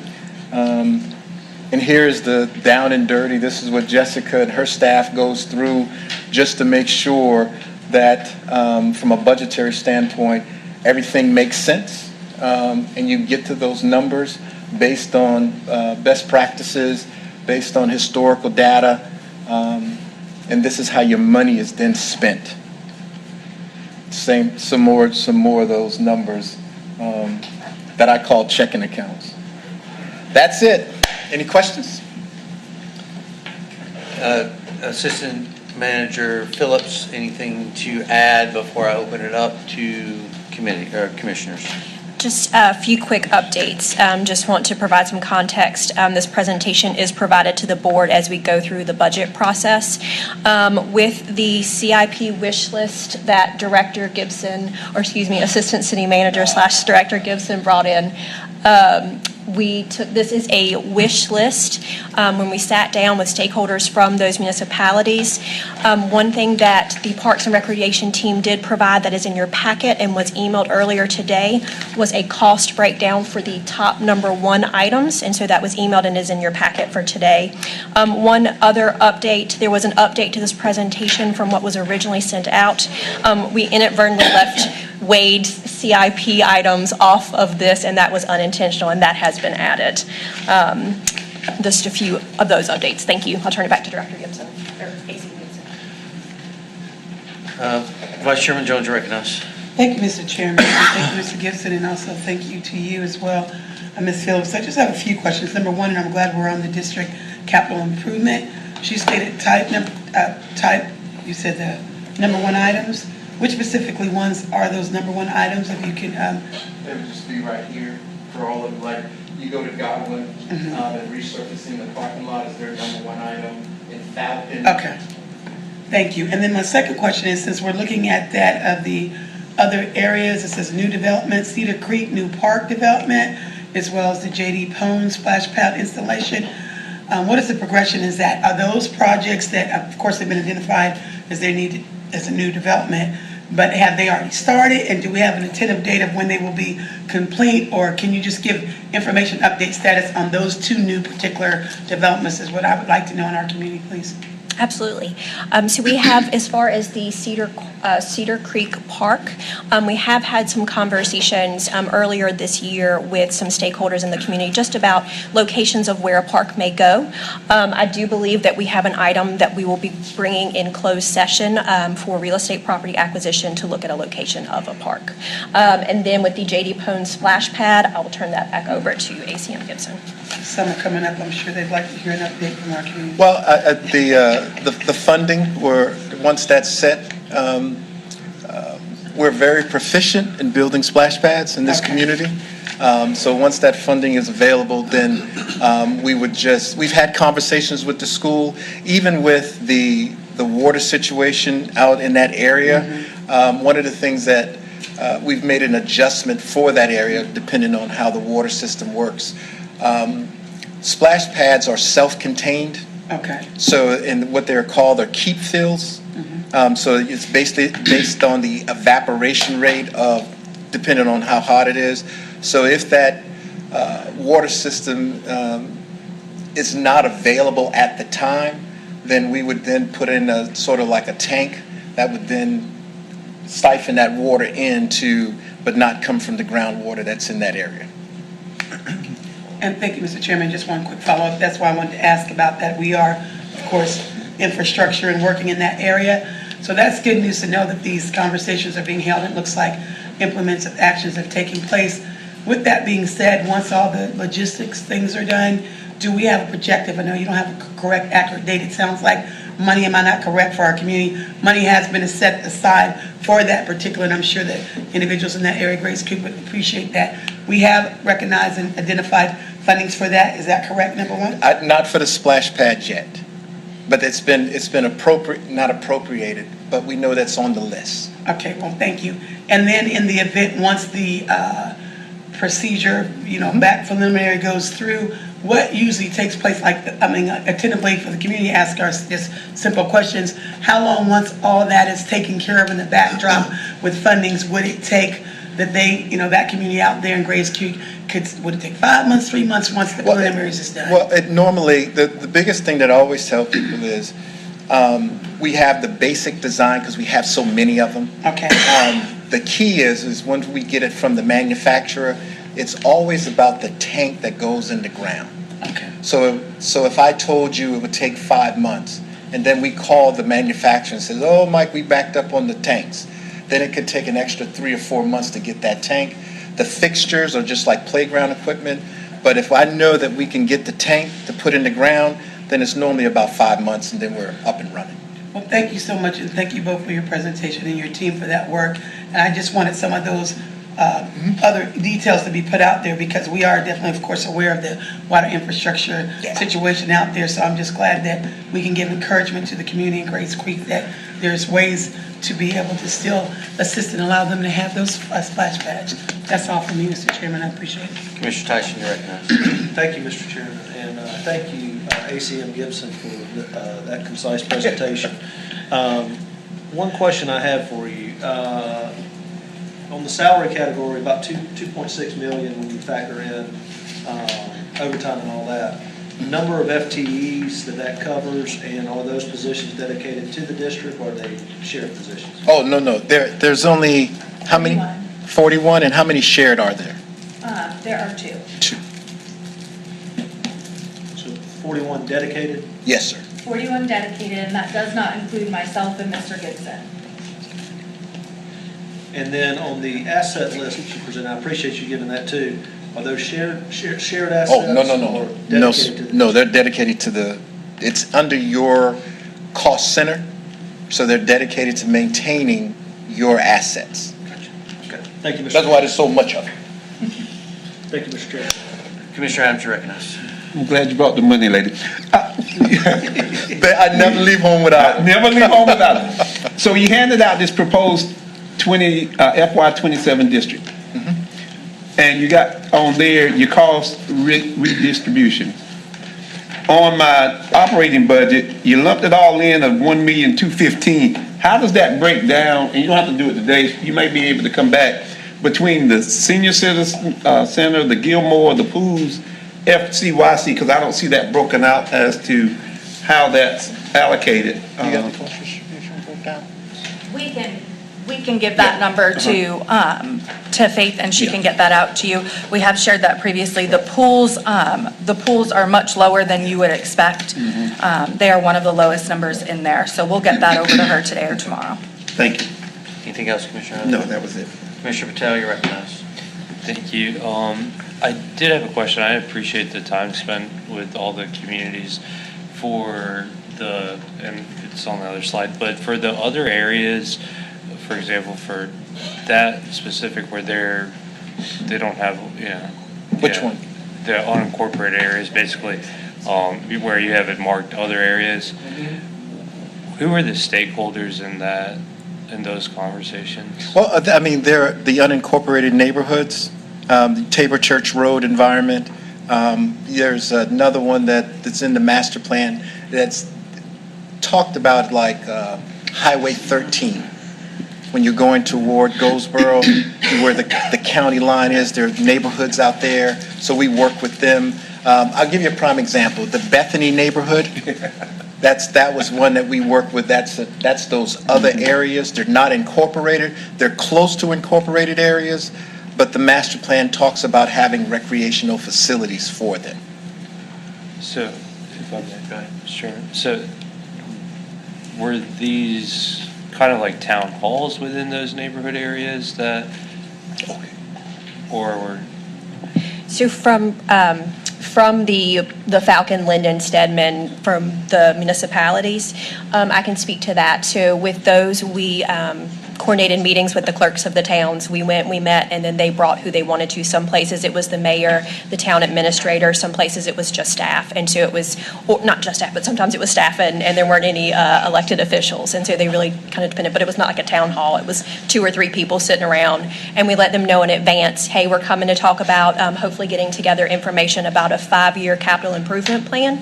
And we told them what their wish list, be ready with your wish list, and they brought that. For the other areas, I did not attend any meetings with any stakeholders from Cedar Creek or J.D. Pone, those areas. We did have conversations previously about the Cedar Creek Park, and I know talking to folks in that community with the other information sessions we've done, that is a big priority for them, but I can't speak to any other conversations. No, and like I was saying before, if you go to the master plan, when we did it, they went out and talked to all of those areas, and they're identified in the master plan of where parks should be scheduled to grow into and be developed. Thank you. Vice Chairman Jones, round 2.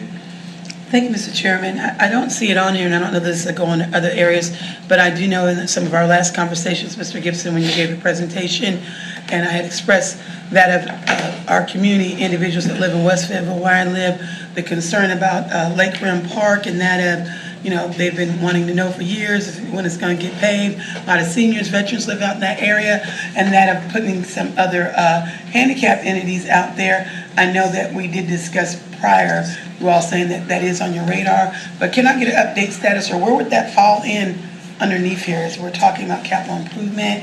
And because I did notice which is great, that I see for Linden walking trail expansions and that and some other areas that have to do with trails, and so being in Wade. So is that still on the radar, so that my folks that are out here listening to West Fayetteville will make sure that, they're included in that with the pavement? It's a great trail, but it does need to be paved and needs some other handicap things out there. And I'm getting a lot of emails and calls about the concern and requests.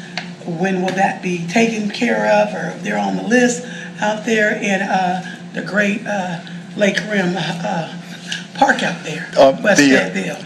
That wouldn't be in here because that community is inside the city now. Oh, okay. So, but we're still working, we're building a trail on the lake. Okay. And and it's under development now, it's under design, and it's funded. So it'll be on, what side of the lake would that be? The western side of the lake? Near the Bill Chris Center? Yeah, right behind the Bill Chris Center, and we're building a trail that would go all the way to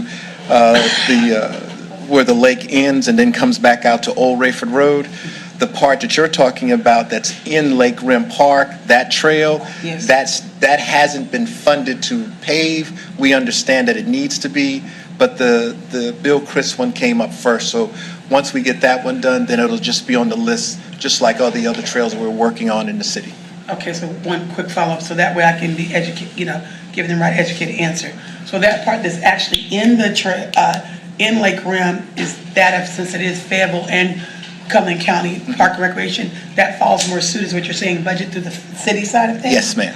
But the county side, you all, as you stated, so I can give clear information, the other part of the perspective, because it is a big, beautiful lake and park out there, the other end by Bill Chris, senior citizen, that's already in place, which is the county side. It's under design, and as soon as we finish the design, then it'll go under the construction.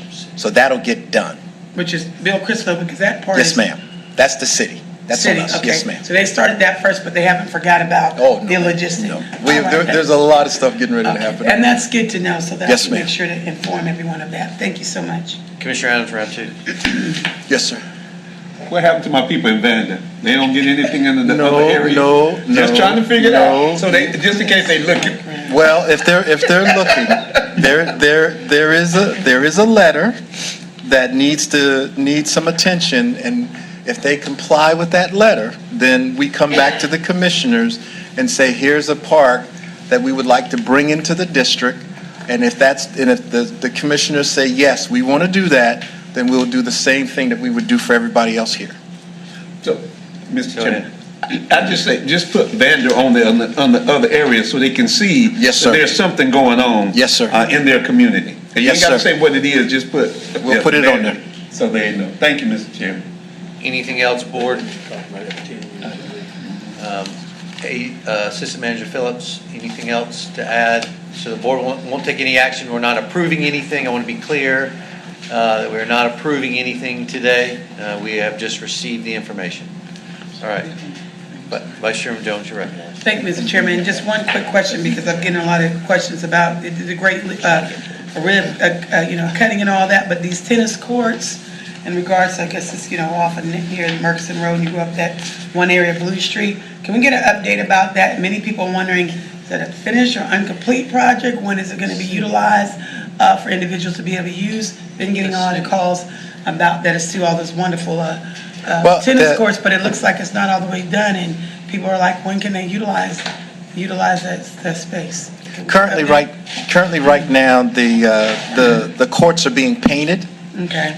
So hopefully, the way that the weather looks, they should be done in about a week and a half. Okay. Once we can see that they're going to be there, then we're going to set a ribbon cutting date. Okay. And then all that has to be done is they'll set the posts, set the nets up, and then it'll be open. So soon and very soon. We're looking at Definitely. before the Yeah. end of, because a lot of people are excited, the tennis. They are. Fans and stuff. So give or take, it'll be done hopefully by the end of this month. Is that fair to say? Good Lord willing. Okay, thank you. So County Manager or Assistant Manager Phillips, a couple things out of here, a breakout of the cost redistribution. So we understand that. We've got the employee dollars or the numbers was already asked. And then also I would add on the CIP information that was passed to us, the spreadsheet, that's a one-time construction cost. I think it's important to look at the O&M cost. You got to remember that statement from the Parks and Rec bond Director Gibson. So if we can look at the O&M cost of those as well, because we'll need to factor those into the district budget moving forward. Yes, sir. Anything else, Commissioners, that I missed? County Manager, Assistant Manager, we need anything else? Thank you both. Director Gibson, ACM Interim Gibson, thank you for your time. Jessica Leggett and her staff. Actually, I should have just thanked Ms. Leggett, not you. All right, board, as always, I want to be respectful. We've been going for an hour and 45 minutes, and so we're getting ready to move to the approval of the agenda. I just want to make sure everybody's good and nobody needs a break. All right, we're going to keep moving forward. If you need to excuse yourself, please do that. I'll make sure we're not taking any votes while you're gone, and we'll come back to this later in the meeting. We'll move to item 1, approval of the agenda. County Manager Greer, are there any changes to the agenda? No changes to the agenda, Chairman Deviere. One point, if we can, Manager Greer, we're looking at 3G and 3H, moving those out of our agenda as we've got Norcross and Overhill's discussion, and those are separate boards. And so I'd like to move those to the end and actually convene those entities so that we're having the discussion inside the entity and not as a board of commissioners. And my attorney walked out and it's just a point of procedure to make sure that our clerk's records are clean, because the discussions we're having on rates should be inside a Norcrest Corporation discussion. So if we can, I would like to move those to item 3G and 8, or move them to the end of 3, and I will convene both of those meetings like we normally do. Anything else, board? Hearing none, I'll entertain a motion to approve the agenda with the modification by Sherwin Jones. Yes, I move that we approve the April agenda session minutes from April 16th. I'm sorry, just approval. I make the motion that we approve, the agenda, move items 3G and 3H to end of item 3 to convene those 2 board meetings. Second. We're going to motion to approve the agenda with a change for the water districts. It's been probably second. Any discussion on that motion? Seeing none, Madam Clerk, you want us to vote in the portal? Is everybody signed in? So go ahead and open it up, and we'll go ahead and approve it. We probably got some things out of it. Actually, let's just move forward. All in favor, raise your right hand. Unanimous. All right, now we'll go move to item 2, approval of the minutes. I'll entertain a motion, Vice Chairman Jones. Now you're recognized. Thank you. I move that we approve the April agenda session minutes from April 16th, 2026, and also that of April 20th, 2026. Second. Got a motion to approve the minutes of the April agenda sessions, the two on 16th and the 20th. It's been properly seconded. Any discussion on that motion? Hearing none, I'll ask for your vote. All in favor, raise your right hand. Go ahead and move to item 3, consideration of agenda items. Item A, stop loss renewal and biometric screenings. County Manager Greer. Yes, Ed Boardman here with USI and Assistant County Manager. Assistant County Manager Heather Skeens will present this item regarding our stop loss renewal for the upcoming fiscal year. Good afternoon again. As the county manager indicated, Ed Boardman is here. He's the partner, vice president of employee relations with USI. He'll be talking about the stop loss renewal and wellness incentive. Both of these items were touched on during the March 12, 2026 presentation to the board, but we do need to make some decisions on these 2 items, so I'll turn it over to Ed. So real quick, Assistant Manager Skeens, this was presented to us in March. The items that were requested back, so the decision points were? So at the March meeting, we touched on this, but we informed that we did not need to have a decision. We needed to make a decision on the renewals for our health insurance, our dental insurance, and we would be bringing this information back. So today we're bringing the information back. We did talk about the wellness incentive, which is we commonly refer to as the biometric screening. But again, that PowerPoint presentation was pretty content heavy, and we said we would bring that back in order to have some further discussion. So is there any changes to this presentation since it's been uploaded for the public and the board? Yeah, the stop loss renewal. So we had a preliminary, for a part of the meeting we had back in March, the renewal was preliminary. It wasn't finalized by Blue Cross. So we actually have the final numbers from Blue Cross. Is that different from what's in the deck that was uploaded? So this deck, I apologize, this deck does not have these final numbers in it. Okay. And so Ed will, Mr. Boardman will need to go over those. All right, thank you. Yeah, so just for clarification, so the stop loss is actually, as a part of the renewal, we factor in a increase based on the claim experience at the time, and then we project that forward. So that renewal, the board, you guys did approve that, but the actual stop loss policy from Blue Cross is finalized, so they came back with a final number, which their final number from Blue Cross is firm, meaning that they would lock in at that rate. And as a part of the process, we, every year, because you're spending about over $2 million on stop loss coverage. So we do go out to the market, and as a part of that process, we look at, traditionally, we go out to 6 to 8 carriers, but because of the way the market is fluctuated, and we get some competitive quotes and some not so competitive. So part of that, we went out to more carriers just to see what we would provide. And as you can see in the list here, there's about 12 different carriers beside Blue Cross. All the carriers, with the exception of Symetra, came back either not competitive or did not quote, and then they're also looking for more information. So, as a part of the process, really the 2 options out there right now is renewing the Blue Cross, certainly, and then also, further working with Symetra to get a firm quote from them. I'll just go on to the actual quote itself. So these are the numbers that were updated. And the data is actually through March. I know it's in the bottom of the page, it says February, but it actually is March claim data. And Blue Cross renewing at, having the claim experience through March, knowing what they have on the books, at 9.4% on the stop loss increase. So that would be approximately a $238,000 increase over the current premium. And then Symetra, who I mentioned before, is they haven't firmed the quote, meaning they want more claim information and more details before they'll do that. And as a part of that, we did get notified by Blue Cross just recently. There are actually 2 additional claimants that are pending that are going to be hitting soon that are actually going to reach stop loss. So Symetra is looking for additional information. So my sense is that the actual quote, by giving the updated claims data, that actually will not help our cause. That'll actually increase the premiums. So the options really are, I think at this point, the renewal is July 1st. To renew with Blue Cross, and we know we're locked in at the 9.4%. The second option would be certainly to work with the other carriers, but I don't think it's going to help the cause. So I don't think we're going to get a lower quote, but certainly that is an option. And that is really the one piece that Heather mentioned, which is the decision. Certainly we need to finalize the renewal.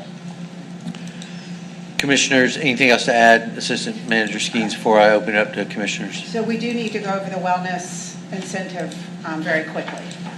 Okay. Okay. So just, and I won't go through all the details. I think you might, we presented the last time. So the wellness program has been in place for quite some time. And the criteria is really through a biometric screening. It's a one-day event where people get their screenings done. And as a result, if they meet the requirements, that criteria, they get the wellness credit, the incentive, which is, $50 a month or $600 annually. As a part of that, if they don't meet the criteria, then they have a reasonable alternative. And if they go through that program, then they actually get the incentive. So that's how it exists today. And the criteria we talked about before, but it's out of date. So the criteria certainly needs to be refreshed. But we also think there's a way to actually improve the program. So what we talked about in the past, and again, I won't go through all the details, but really changing and having a more effective overall program, which is tied to your primary care doctor. And also, it could be private practice or it could be through the employee clinic. But really, by completing having your annual exam every year, and then also age-appropriate screenings, as well as wellness exams, to meet that incentive amount. So you still pay the same incentive, but it goes from a metric-based program to actually just everybody can qualify if you get your annual physical, and you get your routine screenings. And really, in order to do that, two things that would have to potentially change would be, the week-long fair would still be in place, but just be revamped or revised as far as it wouldn't be centered around the biometric screenings only. And then the other piece would be having a third-party vendor which would actually track the results. So as a part of that, instead of having that, because there is certainly a lot of work in that, by having a third-party vendor, it could be done in-house, but we do recommend they use a vendor to actually perform that task. So with that, I'll pause and just open it up for questions. If I can just add just a couple of things. So as Mr. Boardman mentioned, it's important that we make a decision on our stop loss today because of those claims and making sure that we lock in that rate. Additionally, he mentioned the week-long wellness fair. We're actually planning to not do a week-long wellness fair, to try to take the money that we're spending for the providers during that week and moving that or shifting that to cover the cost of the third party. That cost for the third party is less than what it cost us to provide that week-long fair. Our wellness coordinator is here. We still plan on doing some kind of wellness fair, but it'll be most likely half a day. It won't take 60-plus staff for us to put on 5 days, and we'll have some cost savings there. And so we'd like to move to really driving our employees back to their primary provider versus this kind of arbitrary biometric screening that's out of date. Great. Commissioners, questions on the two items? Commissioner Tyson, you're recognized. Thank you, Mr. Chairman. Just one quick question. The $238,000 increase for the renewal of the stop loss that we're looking at, Yep. that's over and above the almost $2 million in the renewal of the plan in general, correct? Right, but that's the additional premium, so the total would be the 2.7. And if I may, Mr. Chair, Mr. Manager, I know we're in budget season. Is that something that's already been accounted for in the Yes, proposed budget? yes. Thank you, Mr. Chairman. Commissioners, anything else? Any other questions? All right, hearing none, I will entertain, so we need approval of stop loss and we need approval of the wellness program. We'll entertain a motion. Commissioner Adams, you're recognized. Yes, sir. Let me go to it. And I think we have it right there. I gave you the cheat sheet. Yeah, man, I didn't see it. I can't see it. I got you. You know, I'm over here doing a whole bunch of stuff over here. I got my day job. I'd move to approve the stop loss renewal vendor and wellness incentive program and place on the Board of Commissioners meeting on May 18, 2026 as an item of consent. Second the motion. We've got a motion to approve the stop loss renewal vendor and wellness incentive program. Move it to the consent agenda on the 18th of May. It's been properly seconded. Any discussion on that motion? Hearing none, I'll ask for your vote. All in favor, raise your right hand. We'll go ahead and move to item B, Community Development FY 26-27 Annual Action Plan Program Year 2026. Yes, Rashawn Emanuel, our Community Development Director, will present this item and answer any questions you have about our annual action plan. Right. Good afternoon. Good afternoon. Good afternoon, Mr. Chairman and Commissioners, once again. This is the final time, hopefully, I will have to bring the annual action plan back to you for review. There are no updates to the annual action plan from the April 27th board meeting, but I did have to bring it back because Requirements. I made some corrections to the final draft and it was uploaded to your packets. But today, I'm just coming back to request that the proximity of the submission deadline is May 15th, which is tomorrow. So I would like to respectfully request that you consider approval and authorize the submission of program year 2026 annual action plan budget during today's agenda session to ensure timely submission and continued funding eligibility. Because once we get this submitted, they'll release our funding agreements. Commissioners, any questions on the item that has been provided to us previously? Commissioner Tyson, you're recognized. Thank you, Mr. Chairman, and thank you for bringing forward the plan. One of the questions I have, in the plan that's listed, I see a lot of participation with our partners at the City of Fayetteville. And I also see included in the plan the area of Spring Lake. Is there any consideration given for some of our other municipal areas like Hope Mills and some of the other parts of the county in terms of what kind of solutions we're presenting there as well? Yes, sir. We went to all the town halls. I have one more to do on May 18th, but we take in consideration any suggestions or questions that they have. We also opened up the application process during the fiscal year for them to submit infrastructure applications or public service applications. And any questions that they have in those town halls are addressed, but we did not receive any public comments from any of the municipalities during that time, sir. Okay. Thank you, Mr. Chairman. Commissioners, any other questions? Your first full report, correct? Yes, sir. I think this is the first full one that I did, but I did have some help because it was, the con plan was just submitted, so a lot of that data did not change, so we were able to. Don't give Chief of Staff any credit. It's okay. Yeah, I did give him some credit, sir. I did. Hearing no other comments, I'll entertain a motion from Vice Chairman Jones. Thank you, Mr. Chairman. I move that we approve and authorize submission of the program year 2026 annual action plan to HUD during the May 14th, 2026 agenda session due to the proximity of this HUD submission deadline of May 15th, 2026. This request is being made to ensure timely submission and for that of continued funding eligibility. We've got a motion to approve and authorize the submission for the annual action plan to be approved today due to the proximity of the May 15th deadline. It's been properly seconded. Any discussion or comments on the motion? Hearing none, I'll ask for your vote. All in favor, raise your right hand. Voting in favor, Vice Chairman Jones, Chairman Deviere, Commissioner Patel, Commissioner Fairclough, and Commissioner Adams. Voting in opposition, Commissioner Tyson. We'll go ahead and move to item, thank you. We'll go ahead and move to item C, West Area Volunteer Fire Department funding requests. County Manager Greer, you're recognized. Yes, Commissioners, on April 1st, when we canceled or terminated a contract with West Area Volunteer Fire District to provide protection and medical services to the Manchester District, additional request was made by the West Area Fire District to get some costs due to the canceling of the contract. They had procured, they say, in a total amount of $1,052,000 worth of costs for the contract.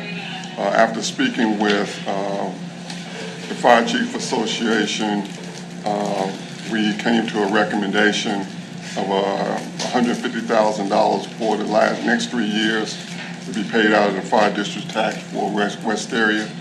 I did talk with Chief Bass. He is going to appeal once again, but I would say that staff is recommending that you approve annual reimbursement of $150,000 up for 3 years to the West Area Volunteer Fire Department due to the early termination of the Manchester Fire District contract. We have a letter in here from Chief Bass also stating his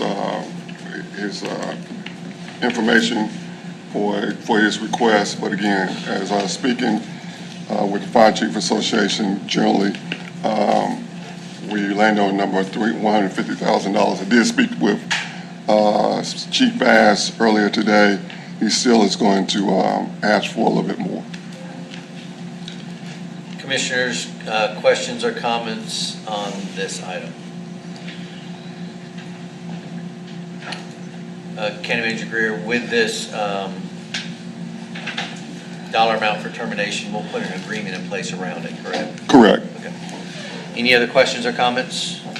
Hearing none, I'll entertain a motion. Commissioner Tyson, you're recognized. Thank you, Mr. Chairman. I make a motion that we approve an annual reimbursement of $150,000 for 3 years to the West Area Volunteer Fire Department due to the early termination of the Manchester Fire District contract.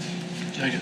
We've got a motion to approve an annual reimbursement to the West Area Volunteer Fire Department for early termination of the contract. It's been properly seconded. Any discussion or comments on the motion? Seeing none, I'll ask for your vote. All in favor, raise your right hand. Yes. Go ahead and move to item D, fiscal year 2026 contract for professional audit services. County Manager Greer. Yes, Robin Coops, Chief Financial Officer, will present this item and answer any questions you may have about the annual audit contract. Robin, good afternoon. Thank you. Good afternoon. Afternoon. This is pretty straightforward. We're in the second year of a 3-year contract with Sherry Beckert. The audit for the county portion, the cost is $134,245 for fiscal year 26. And this includes the single audit of 9 major programs. If we were to have to do more, there would be an additional cost of $7,000 per program, and we'd have to do an amendment to our contract at that time. And the proposed Tourism Development Authority contract for this fiscal year is $8,140. Those amounts represent a 5% increase over our cost for 2025 fiscal year. So we are, I apologize. Go ahead. I was going to ask for approval for the fiscal year 26 contract for professional auditing services. Commissioners, questions on this item? Seeing none, I'll entertain a motion. Commissioner Fairclough. Thank you, Mr. Chair. At this time, since the chairman and I have already signed this contract, I would move to approve the fiscal year 2026 contract for professional auditing services. I guess you better make it retroactive to the date you signed it, huh? Today's date. Okay. Is there a second? Second. We've got a motion to approve the 26 contract for professional audit services. Been seconded. Any discussion or comments on the motion? Hearing none, I'll ask for your vote. All in favor, raise your right hand. Unanimous. We'll go ahead and move to item E, declaration of surplus county property, authorization to accept insurance settlement and approval of budget ordinance B260921. County Manager Greer. Yes, I'll turn this one over to Robin Coontz, Chief Financial Officer also. Robin. Okay, thank you. This is the same item that's been before this commission in the past. It's, again, the vehicle 2022 Ford Explorer. It was a sheriff's vehicle. There was some question because we had first gone to our traveler's insurance carrier for the county, and there was concern over the amount that we were receiving. We did go back and ask for the same information from the USAA, who was the insurance company for the driver that was at fault. It was a relatively very close amount that they came back with, but in committee, I believe there were some questions that that our attorney will address today. He and I spoke this morning. I think that he's prepared to address some more detailed information about this situation. There is a site that you can search for 2022, or any year, Ford Explorer Police Interceptor Utility vehicles in the eastern part of the country, and I went through that. And one thing it did point out, and the only thing that they have in common is that it said that the preferred engine for the Police Interceptor is a 6-cylinder 3.0, which is what was in this vehicle, and it's because of the speed capability. There were 26. I only looked at the ones that were between 80, rough in round numbers, 80,000 and 90,000 miles, because this one had 84,579 miles on it, and there are actually 5. The average for those 5 was $17,785, and these are vehicles that are for sale. 3 of those had dealer fees included in them. 2 of them said that dealer fees would be added. So that was just additional information. The 2 that were closest in mileage within 600 miles of this vehicle were, one was 17,498, the other one was 17,045, roughly about 17,200. So we actually were able, Rob Hasty, from his previous law practice stuff with representing insurance companies, he had he knew a site he'd go to and put this VIN in for this vehicle. He actually did that, and it doesn't have any information. It estimates, it was put in as a police interceptor, it estimated the mileage to be about 47,000 instead of the 84,000, and it came back with a price of about 23,000. So, but that was with a whole lot less mileage. So based on the best information that we can get on this, I'd recommend approval of this. Thank you. Anything else to add from staff? Yes, sir. Commissioners, any questions or comments on this item? Mr. Tyson, you're recognized. Thank you, Mr. Chairman. I just want to thank staff for getting that research done, and thank the county attorney for that as well. Well, one request I would have, Mr. Chair, we got into a situation where we had a lot of these vehicles that backed up. I would just ask that as we look to take action, that we consider, and I believe it's part of the policy, but I'll defer to the county manager on that we consider go ahead and replacing this vehicle due to it being an accident or loss, as opposed to it being due to the fact that it's no longer functional or serviceable, Mr. Chair. So, Commissioner Tyson, is your request as part of this that we add the replacement vehicle to it as well? Yes, sir, Mr. Chair. Okay. Commissioners, other questions or comments? Commissioner Adams, recognized. Well, I see where you're going, but I think that we got a fleet policy, and based upon that, because that's not going to be enough to be able to purchase another vehicle at this point, and so I think that I don't have a problem with the settlement, but I think it's to go in for me, instead of just saying and to replace it, is that it goes into that policy as the vehicles, as we bring those new vehicles on. County Manager, can you talk to us about the fleet policy for not our normal replacement in our rotation, but in the form of an accident? In the past, we have worked with the Sheriff's Department to replace those vehicles through their budget and budget savings. We would do the same in this manner also, and work with them. We will find the money, either working with the sheriff or working through other means to replace this vehicle. So the policy is it not exactly clear on? It's not exactly clear. It's one of those things that we probably need to look at and clear up over the next couple of months. Okay. Commissioner Tyson, you're recognized for round 2. Thank you, Mr. Chairman, and, this is exactly what landed us in this position and problem last time. The replacement during the budget cycle was not keeping pace with the amount of vehicles that were being lost. And so the problem became that the sheriff couldn't replace the vehicles that were wearing out because he was losing the vehicles that were getting wrecked.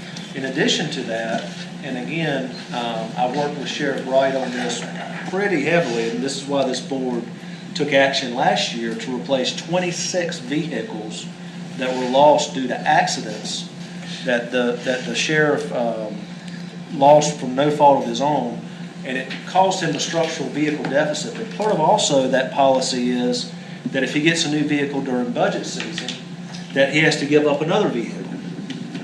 And so now he was losing 2 vehicles for 1 vehicle, and the replacement of during budget was not even keeping pace with the vehicles he was losing, Mr. Chairman. So again, I strongly object to including a vehicle that was lost due to no fault of his and that we're getting insurance settlement funds for. We have funding available in our insurance funds to be able to cover to replace this vehicle. And I think we should go ahead and replace it and let him go through his budget process like he normally would for the vehicles he needs to replace because he has worn out vehicles as well, Mr. Chairman. And I yield my time back. Vice Chairman Jones, you recognize. Thank you, Mr. Chairman, and I certainly understand the concerns of Commissioner Tyson, but as we stated, I have to be in agreement with the manager because glad that we're bringing this up because just as when he brought it up last time, certainly I can't forget about my social workers over there at DSS and Public Health Department. They're riding around liability in their own cars, so we do have something in place. I know it's frustration. We want to make sure that we equally take care of our Sheriff's Department, no doubt, as they work in collaboration with our DSS. So since we're speaking of the situation, I am in support of the manager because we certainly want to make sure policy and procedure, because we can't do for one if we can't do for the other. I've got social workers out here riding around with their own cars, so I really feel like we got to let the process go through as it is, as our Sheriff's Department works with our social workers, and we don't even have enough cars over there. I do appreciate when Commissioner Tyson did bring this issue up, last time around, and that was beneficial to our social workers as well.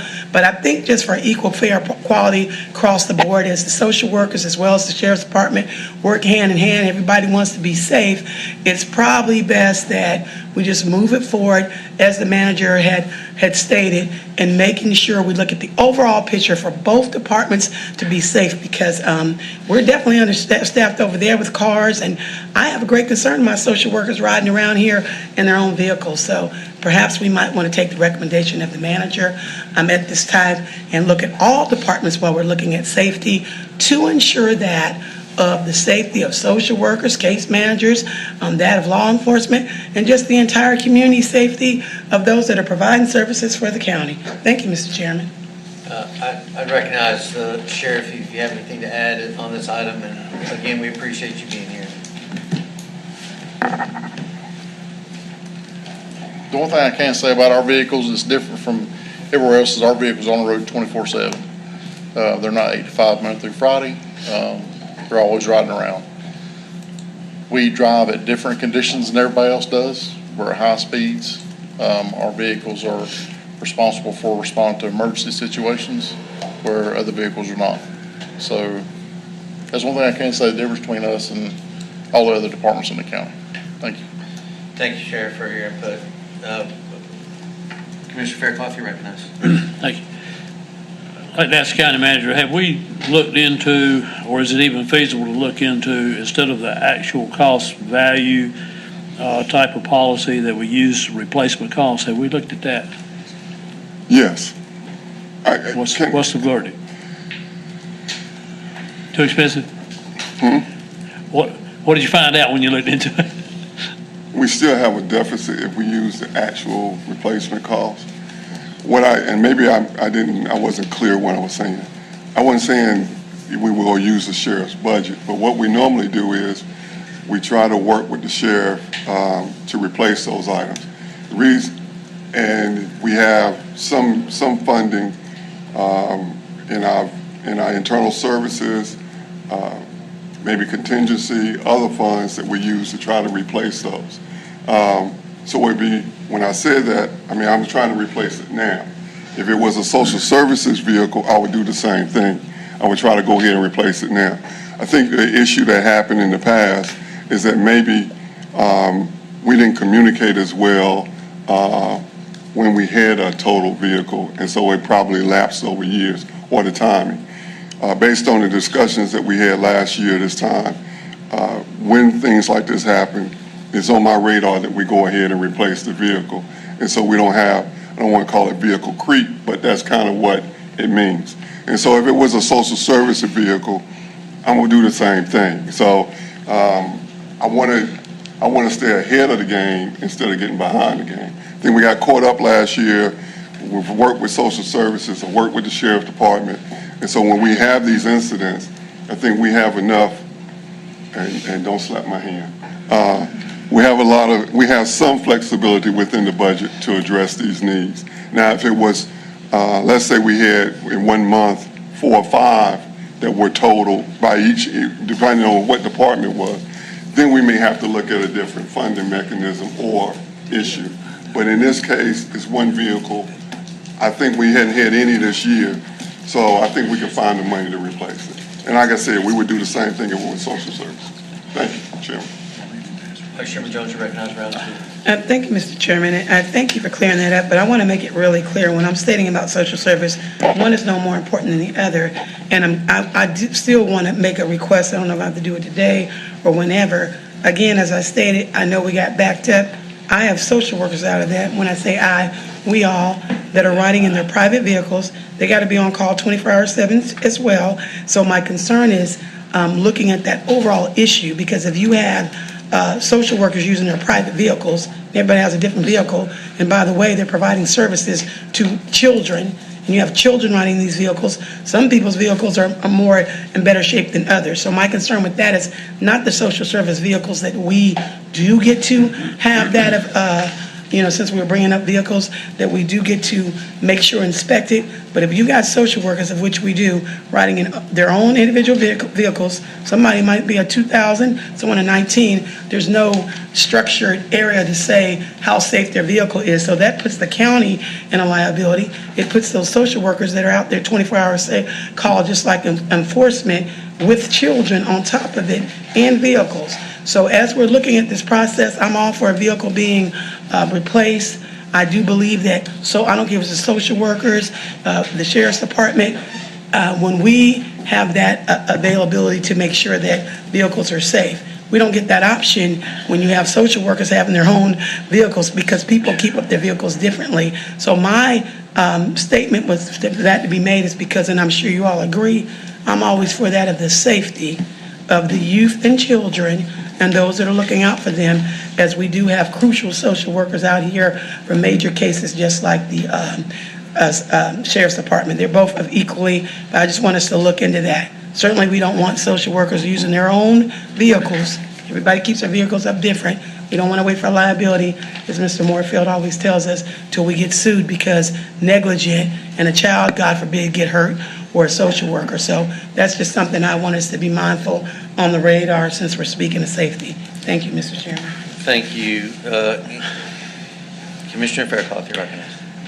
Thank you, Mr. Chairman. I don't want to be verbose and I don't want to be redundant, but I didn't understand the answer to my question, which was, if I can repeat it.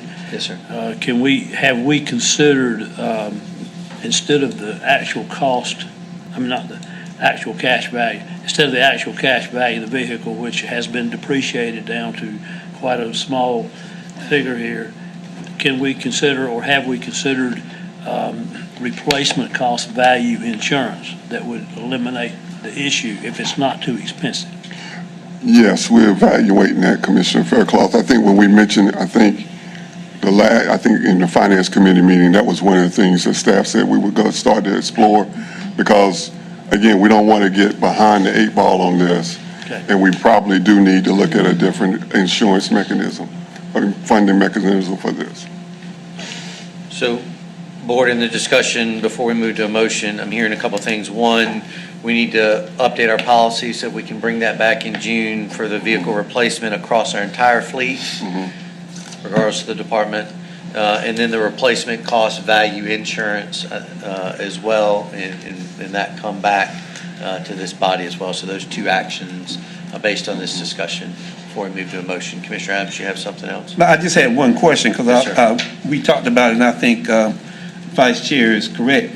How many vehicles did we purchase for the Department of Social Service? Because that was the one thing that we talked about, was the liability of these folk who we don't even know if they got their cars inspected or whatever.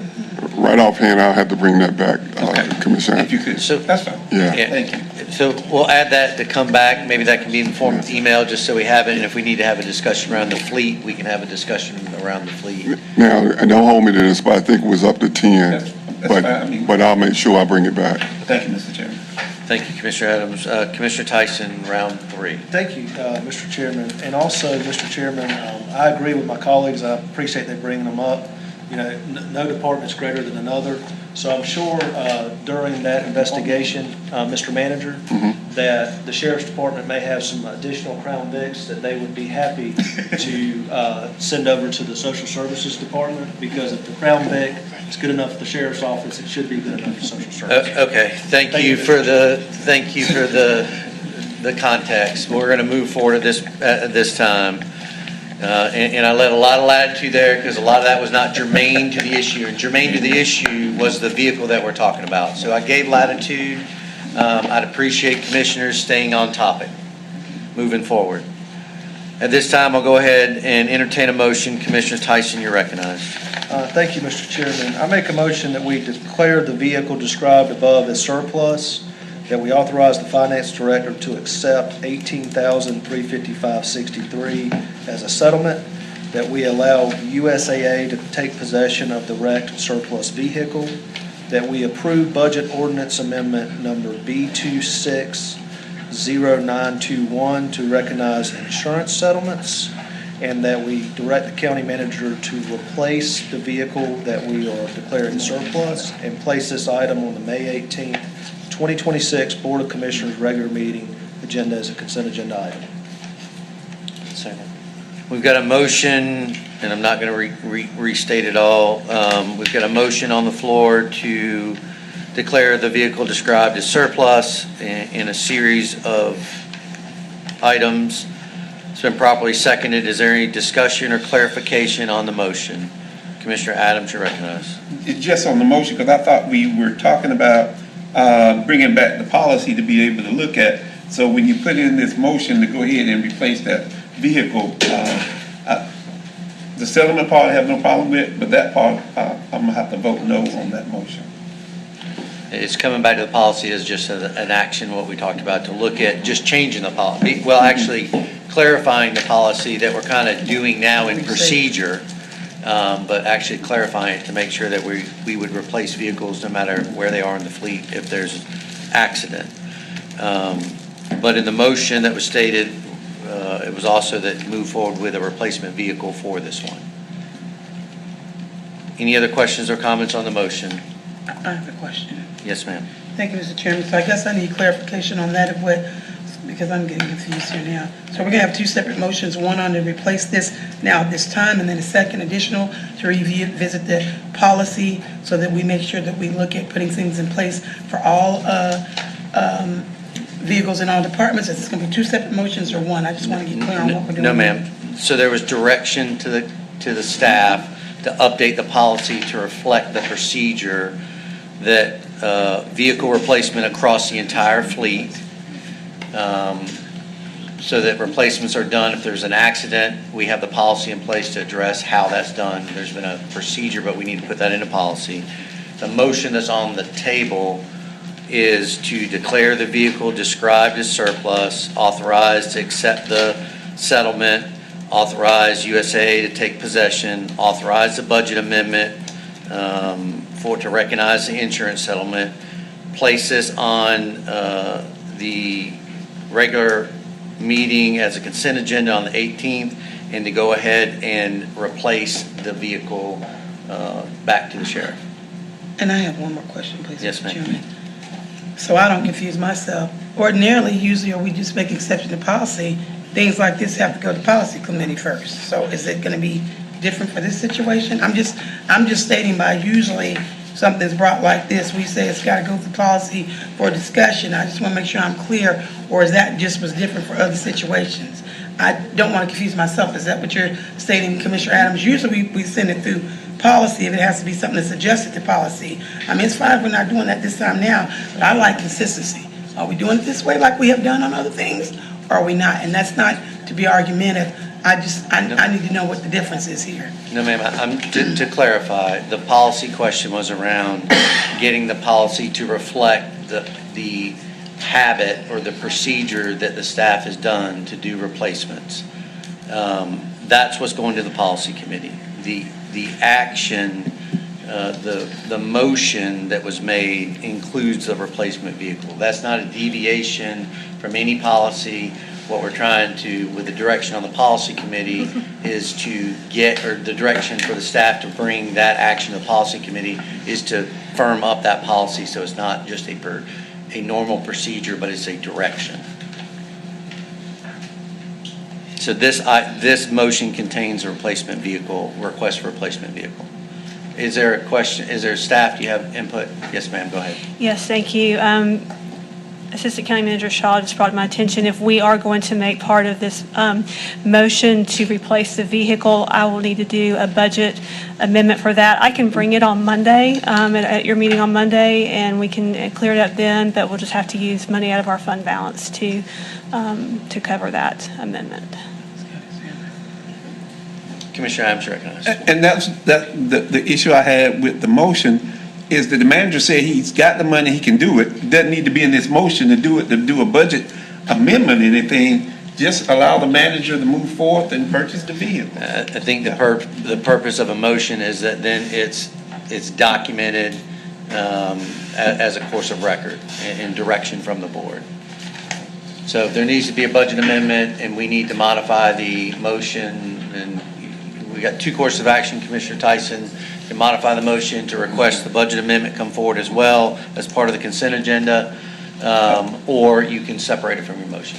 I would accept that as a friendly amendment. I'm not making a friendly, you can adjust your. I'll adjust my motion to that effect, Mr. Chairman. To add in the budget amendment come forward, or the budget ordinance amendment come forward with this item at the consent agenda on May 18th. That's correct. Is it second, you agree with that? All right, any other questions on the modified motion? Staff, anything else we need to add or look at? Okay, again, there's a motion on the table to declare the vehicle described as surplus, authorize finance director to accept the $18,000, allow USA to take possession, approve a budget ordinance amendment to recognize the insurance settlement, authorize the manager to move forward with replacement vehicle with the associated budget amendment to come forward with this item on May 18th on the consent agenda. It'll be an item of business because I'm going to object, so I don't think it'll be a consent agenda. Well, the motion is for consent. Okay. If you vote against it, it'll go to an item of business. Any other questions or comments, clarifications? Hearing none, I'll ask for your vote. All in favor, raise your right hand. Voting in favor, Commissioner Tyson, Vice Chairwoman Jones, Chairman Deviere, Commissioner Patel, Commissioner Fairclough. Voting in opposition, Commissioner Adams. All right, we'll go ahead and move forward. Okay, Manager, you got what you need on that? Staff, you have what you need? Yes. All right, thank you. We'll go ahead and move forward. So it'll be an item of business, not consent. We'll go ahead and move forward to item F, request transfer funds to capital investment fund and budget revision B260009. Point of order, Mr. Chair. The motion was for it to go on consent, so Commissioner Adams is free to pull it from consent. No. But the motion was for it to be as a consent agenda. Madam Clerk? Because it was not a unanimous vote, Correct. it That's right. automatically goes to item of business. That's right. Well, then the motion would be out of order, Mr. Chair. Because the motion was to place it as a consent agenda item. You restated. But our policy reflects, our policy for this meeting for items to go on, so that would have been an exception. So our policy is that it will go to an item of business. You had based on your motion, that would be an exception to exception to the policy. County Attorney, I'm going to look to you from parliamentary procedure. I'm going to rule that the motion stands and it moves to the consent, and that Commissioner Adams or any other commissioner can move it off the consent agenda, unless you see different. Actually, under the way the rules are for the conduct of this meeting, it doesn't matter how you make the motion, it's how the vote is. If the vote is not unanimous, it goes to the business, to the regular business meeting item. If it is unanimous, it goes to the consent. But I'll rule on this as a chair, and if the commission wants to dispute that, we can take a vote on it. But also, we just approved the previous item. It doesn't go to consent. We made an exception. We voted for it in this meeting for it to be approved. The development, the block grant program, and so that motion didn't take us to a meeting. We approved it today. So we can. If you want to consider this to be an amendment to your procedures for that motion too, then you can rule that way. Okay. So I'm going to rule that the motion stands. It moves forward. If we want to move it to item of business, you can pull it from the consent. Does anybody want to object to that ruling? You can, and we can take a vote on it. Respectfully. Commissioner, Vice Chairman Jones, you're recognized. Thank you, Mr. Chairman. I do have a concern with that respectfully because, again, we're going to have policies. I'm saying this in a respectful manner. Someone coming to us and automatically is stating what she was stating. And now, I feel like it's my personal and professional opinion because I'll change my vote first. I'm not going to start getting around policy. If policy stated, as the attorney has just stated, and as policy stated, as the clerk stated, that is the regular policy. And I'm not going to get into this manipulation trying to compare someone just coming here accordingly in decency and order and stating on here from community development a significant reason why, because we're in a time frame. So if I have to, not trying to pull rank stuff, we're going to do stuff in decency and order, I will change my vote before we start making all these different changes and adjustments. Somebody coming again, we're not going to do apples and oranges, and stating that this is a time element from community development and stating the reason because the next day is a deadline, and I'm not doing this manipulation. And if we're going to do that, let me just change my vote, and it will be just of that in alignment with Mr. Adams. And I'm not trying to be miscooperative, but we just had an attorney just state to us that is policy of normal standards. This is not a mercy situation. We've had and we talking about teamwork. Let's be about the teamwork, dreamwork. And we've had Andrea back that up. So for me, if that's going to be how we're going to do to change it, let me change my vote. Respectfully, thank you, Mr. Chairman. All right, I'm going to take a 10-minute recess. While I review that, I'll make the ruling. We come back. I'll also provide people the opportunity. We've been going for about 2.5 hours. So we'll recess for 10 minutes.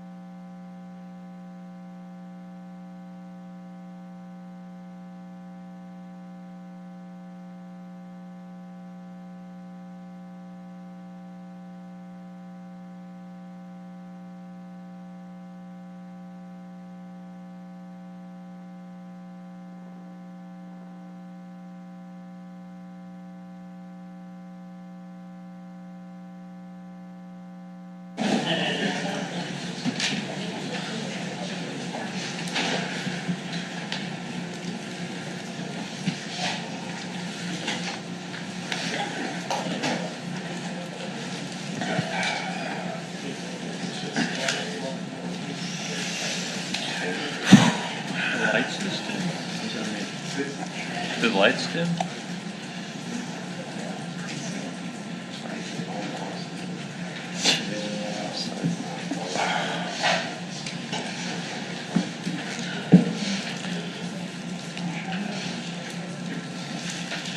All right, we'll go ahead and I said I wouldn't take votes without anyone here, so she can, as a point to move forward, my ruling stands as far as the motion stands. If Commissioner wants to pull it from the consent agenda, they can pull it from the consent agenda. The attorney has not been able to show me a document, a procedure that outlines that rule and is not in our rules of procedure book. So that if somebody would like to challenge that ruling, we can, and I'll give the vice chairwoman the opportunity to do that when she gets back. Hearing no objection to that, yes, sir. I just wanted to provide some information that the Department of Social Services did get 10 replacement vehicles last year. Additional vehicles last year. I'm sorry. Okay. So the number 10, I was correct on that. All right, we're going to go ahead and move forward to item F, request to transfer funds to capital investment and budget revision. Yes, our annual transfer after we complete the audit of anything, any fund balance, unassigned fund balance that exceeds 15% is transferred over to capital. Robin Coons, Chief Financial Officer, will present this item and go through the transfer and answer any questions you may have. Robin? Okay, thank you. So as County Manager Greer said, based on a completed audit, we look at the combined general fund, which includes the general fund, the county school fund, and the capital investment fund. We look at the amount of unassigned fund balance, and we look at the total expenditures across those funds. This number that you see here to the right, the $453,975,944, that is the total expenditures across all those funds for fiscal year 2025. And so 15% of that is 20.87%. I'm sorry, I'm saying that wrong. That number, $453 million as a percentage of unassigned fund balance, our unassigned fund balance is $94,729,624. So our unassigned fund balance as a percentage of those expenditures is almost 21%, just FYI. So we scroll through, we look at each fund individually. We've got the general operating fund. You can see the budgeted and actual expenditures. We had an increase in the general fund of almost $19 million in fund balance in 2025. The ending fund balance is $198,441,23. And then we flip to the county school capital fund. You can see the budgeted and actual expenditures for that particular fund, and you can see that we had a decrease in fund balance of $2,080,447 in fiscal year 2025, with an ending fund balance of $23,917,609. And then the last part is the capital investment fund. Again, you have budgeted and actual amounts there to review, but the fund balance increased in this fund by $8,616,932 with an ending fund balance of $181,988,468. So the actual calculation, where we are now, that top number, the $453,975,944, again, that's the total expenditures for the year across all funds. If you take 15% of that, you have $68,096,392. And then the third row in that chart shows you, again, from that first slide, the amount of unassigned fund balance that we have, just over $94 million. And we have to maintain 15% of that, so we're just moving that $68 million down as a negative. We also have to reduce it by any fund balances that were reappropriated due to delivery date issues into fiscal year 2025. So that's why we're reducing it by another $9.3 million. And so the amount that's available to transfer from the general fund to the capital investment fund is $17,295,066. Does anyone have any questions about the calculation? Commissioners, questions on this item? We're on item F. Commissioner Adams, you're recognized. I just have one question. Yes, sir. And I understand our policy, which is anything that exceeds 15%. Is there, so that we don't have to transfer in, maybe transfer out because of whatever we do, is it do we need to have to do this today, or we can wait, and you can always do less than the 15% over? That would be my question. County Manager? We typically like to go ahead and get it done because of accounting. But the board would have to approve anything less than the policy of 15%. Commissioner Adams, anything else? If that's the I mean, if it's for accounting procedures, if we have to shift some back out because of budget, but if it's easier for accounting, I don't have a problem there. And it does also help us when we're working through our debt model, because this amount does show in the debt model, so it helps us see where we are. But this can't show in there because this is being added to it. So why would it show in the debt model? It would add capacity. It would add to the capacity, but it wouldn't show in the debt. I mean, it's not, It adds to the capacity, yes. yeah, it would add to the capacity. Yes, sir. But if we put less in there, it would still add to the capacity. You just wouldn't Correct. put this amount in there. Correct. Based upon how hard the season it is on budget. Commissioners, other questions? Just a quick question around the policy. Last year, we reviewed this policy. This is not the one we made changes to? No, sir. Okay.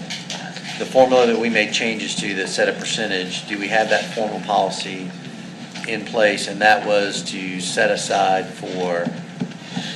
That was the 18 million, compared the CPI index in February of each year, and it would start in February of budget cycle of 28 is what we had. Okay.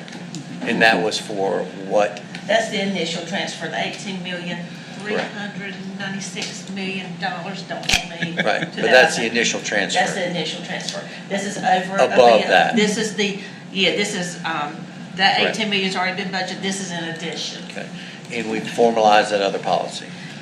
I have not officially formalized that, but I can. Okay. I just want to make sure we capture, and we're sure that we're started in 28 versus 27. Yes, 28. I verified that with, I just want to make sure the financial advisors heard what I heard. Okay. Any other questions or comments on this item? Seeing none, I'll entertain a motion. Commissioner Patel, you recognize. Thank you, Mr. Chairman. At this time, I move to approve a transfer of $17,295,066 from the general fund to the capital investment fund, and approval of associated budget revision B260009, and to place it on the May 18, 2026 Board of Commissioners regular meeting agenda as a consent agenda item. Second motion. We've got a motion to approve the transfer for the capital investment fund and budget revisions. And it's been probably second. Any discussion or comments on that motion? Seeing none, I'll ask for your vote. All in favor, raise your right hand. Unanimous. Go ahead and move forward. We're going to move over to the item G and H. We'll move to item I, Community Impact Micro Award Staff Funding Recommendations. County Manager Greer. Yes, I turn this over to Ty Vaught, Chief of Staff. Thank you, Mr. Manager. Good afternoon, Mr. Chairman and Commissioners. I want to provide a brief overview of the Community Impact Micro Award Program and the process staff used for this year's recommendations. This is the county's fourth year administering the Nonprofit Assistance Program. The Board of Commissioners previously allocated additional funding for nonprofit assistance in FY 2025 and also provided a policy to guide the administration of the program. With direction from the former American Rescue Plan Committee, staff was asked to launch a smaller micro award program with individual awards capped at $3,500. The intent was to create a funding opportunity primarily for small or newer nonprofit organizations that may not have the capacity to administer larger county programs awards.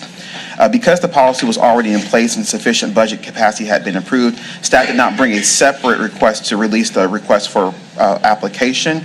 Staff proceeded with the application process and is now bringing the proposed awards forward for the board's consideration. This is also the first year that we have used the UniGrant software for the application and the initial screening process. That change significantly improved the process by reducing missing information and from applicants and shortening the staff review period.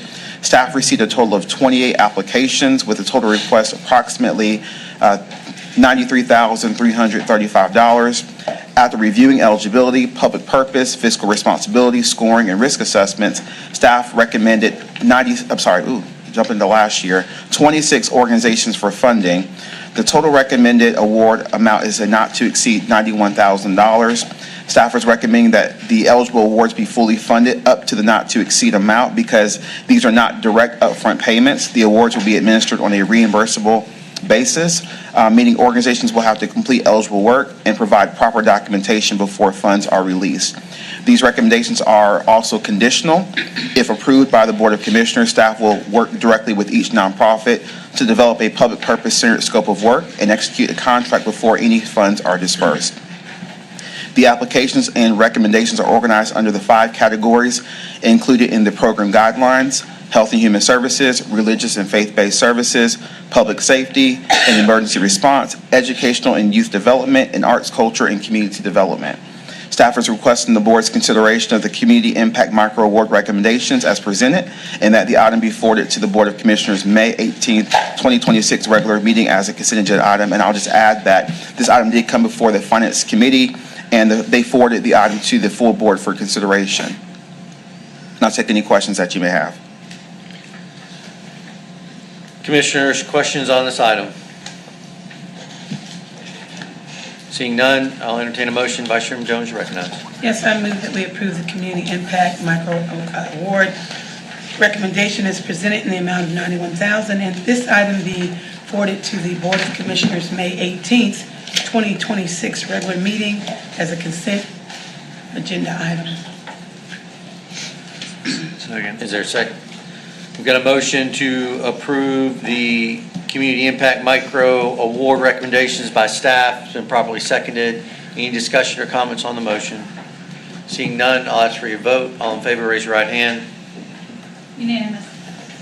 We're going to move forward to Moneybox Academy Financial Stability and Transition Pathway. Yes. Again, this will be presented by Ty Vaught, Chief of Staff, and he will answer any questions you may have, Ty. Thank you, Mr. Manager. Board, on the September 30th, 2025, at that meeting, Cumberland County launched the Homeless Prevention Stabilization Voucher Program to provide short-term assistance to households experiencing homelessness, housing instability, or imminent displacement. When staff presented the preliminary program closeout report on January 15, 2026, at that agenda session, commissioners were clear that providing financial assistance alone isn't enough. Residents also need access to financial literacy, budget support, credit review, and transition planning so that they can sustain housing and reduce repeat crises. Staff provided the final closeout report to the board at the April 16th, 2026 agenda session. At that meeting, staff informed the board that a proposal for an in-person financial literacy program will be brought to the Finance Committee on May 7, 2026, and then will be brought to the full board for consideration. Staff met with Moneybox Academy, a local nonprofit that provides in-person workshops and on a set schedule, and when needed, small group or individual sessions on demand. After the initial meeting, staff discovered that Moneybox Academy had also applied to the Community Impact Micro Award Program. Staff believed the services aligned directly with the county's housing stabilization and self-sufficiency goals. Moneybox Academy has proposed a financial stability and transition pathway program that includes monthly workshops, individualized counseling and credit action planning, participant tracking, quarterly reporting, and a final evaluation. They also provided performance information showing that their capacity has grown significantly in the past 3 years. Staff initially recommended a not-to-exceed award in the amount of $15,000, which is scalable. That will begin on July 2026 through June 2027. This item was handled separately for that purpose. This has been being done in response to the county's operational needs identified through the voucher program and the board's direction to strengthen self-sufficiency supports in an effort to mitigate in some way the need for large-scale rent arrears, utility arrears direct payment programs. Staff took this item to the board's Finance Committee on May 7, 2026. The committee voted to move the item to today's agenda session without a recommendation. Staff is requesting approval to offer an award to Moneybox Academy in the amount to, and this is a change for what's in your packet, in the amount of $3,500, which is what their original recommendation was in their application, which of course is reimbursable and based on demonstrated capacity and actual cost. And that this item be forwarded to the May 18, 2026 regular meeting as a consent agenda item. I also want to add that at the April 16, 2026 agenda session, I know Commissioner Tyson had asked that we bring back data in regards to the effectiveness of the homeless voucher program. And so staff is in the process now of contacting and surveying those individuals to kind of, see what the efficacy of the program was. And so we'll be bringing that back to a future meeting. And I just want to say that the main reason in the change for the recommendation is out of fairness and to make sure that we give everyone a fair shake in the program, that we offer them the same offering that we gave the other nonprofits who applied in the voucher, in the community impact program, the same not to exceed $3,500. And I'll take any questions that you may have. Before I go to commissioners, the dollars are coming from where?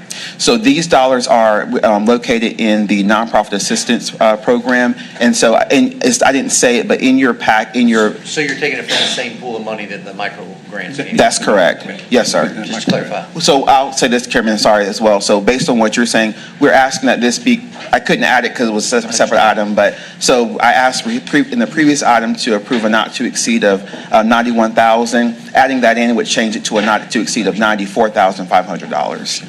Commissioner Adams, did you have a comment? No, I think we had some conversation over this, so we're fine. I'm fine now with that recommendation. Commissioner Tyson, you recommend? Thank you, Mr. Chairman. And Mr. Ball, thank you for bringing this to the Yes, attention sir. of the board. I think anytime we can offer a program that helps people stabilize and transition out of a crisis situation, that's something we need to take seriously. Yes, sir. My question to you is this, and this may be a question better directed to the county manager. As we're looking towards programming and utilization of our proposed unhoused support center that we're doing, included in kind of that budget, would we not have a service that would be provided there that would incorporate this as well, or not? We would, but that would be in concert with the contract provider, MANA, and any services, any programming they may have. We would have to work with them through their contract to include that type of service. So if I can, Mr. Chair, so this would be kind of a bridge that we would do to bridge between where we are currently before that provider could get to start rendering services for the county. Is that Yes, yes. Okay, thank you, Mr. Chairman. Commissioner Adams. And to Commissioner Tyson's point, my point was this, is that because of what we're talking about, we don't really need to do general fund. We should be able to do this out of community development funds in terms of some of this financial literacy stuff, because just as we did Kingdom the other day, they have that whole program. So can we not kind of look at using some of the community development CDC funds and all of that? I mean, that's a question for another day, but I just throw that out so we don't continue to go on, Mr. Manager. So you don't have to answer that today, but if you could just review that. For today, we're going to take it from the Right. Yes, sir. those dollars. Anybody else? Any other questions or comments? Seeing none, Vice Chairman Jones, you recognize. Yes, I move to make a motion that we enter into a service agreement with Money Box Academy Incorporation for an amount not to exceed $3,500 to provide financial literacy, stabilization, and that of transition pathway services for residents and individuals receiving county-supported housing assistance, and that this item be forwarded to the May 18th, 2026 regular meeting as a consent item agenda. Second motion. We've got a motion on the table to enter into a service agreement with Moneybox Academy Financials for financial stability and transition pathways not to exceed $3,500. Been properly seconded. Any discussion or comments on the motion? Seeing none, I'll ask for your vote. All in favor, raise your right hand. Unanimous. Thank you, Commissioner. I appreciate it. Thank you. We'll go ahead and move forward to the next item. Item K, ordinance implementing a moratorium on data centers. County Manager Greer, I guess this is going to be County Attorney Moorfield, and this is to bring the ordinance back to us to look to move it to a public hearing, correct? Correct. I will turn this over to you unless you want to take it, County Manager. No, I know. Left me, but go ahead, County Attorney. I'm trying to pull it up here.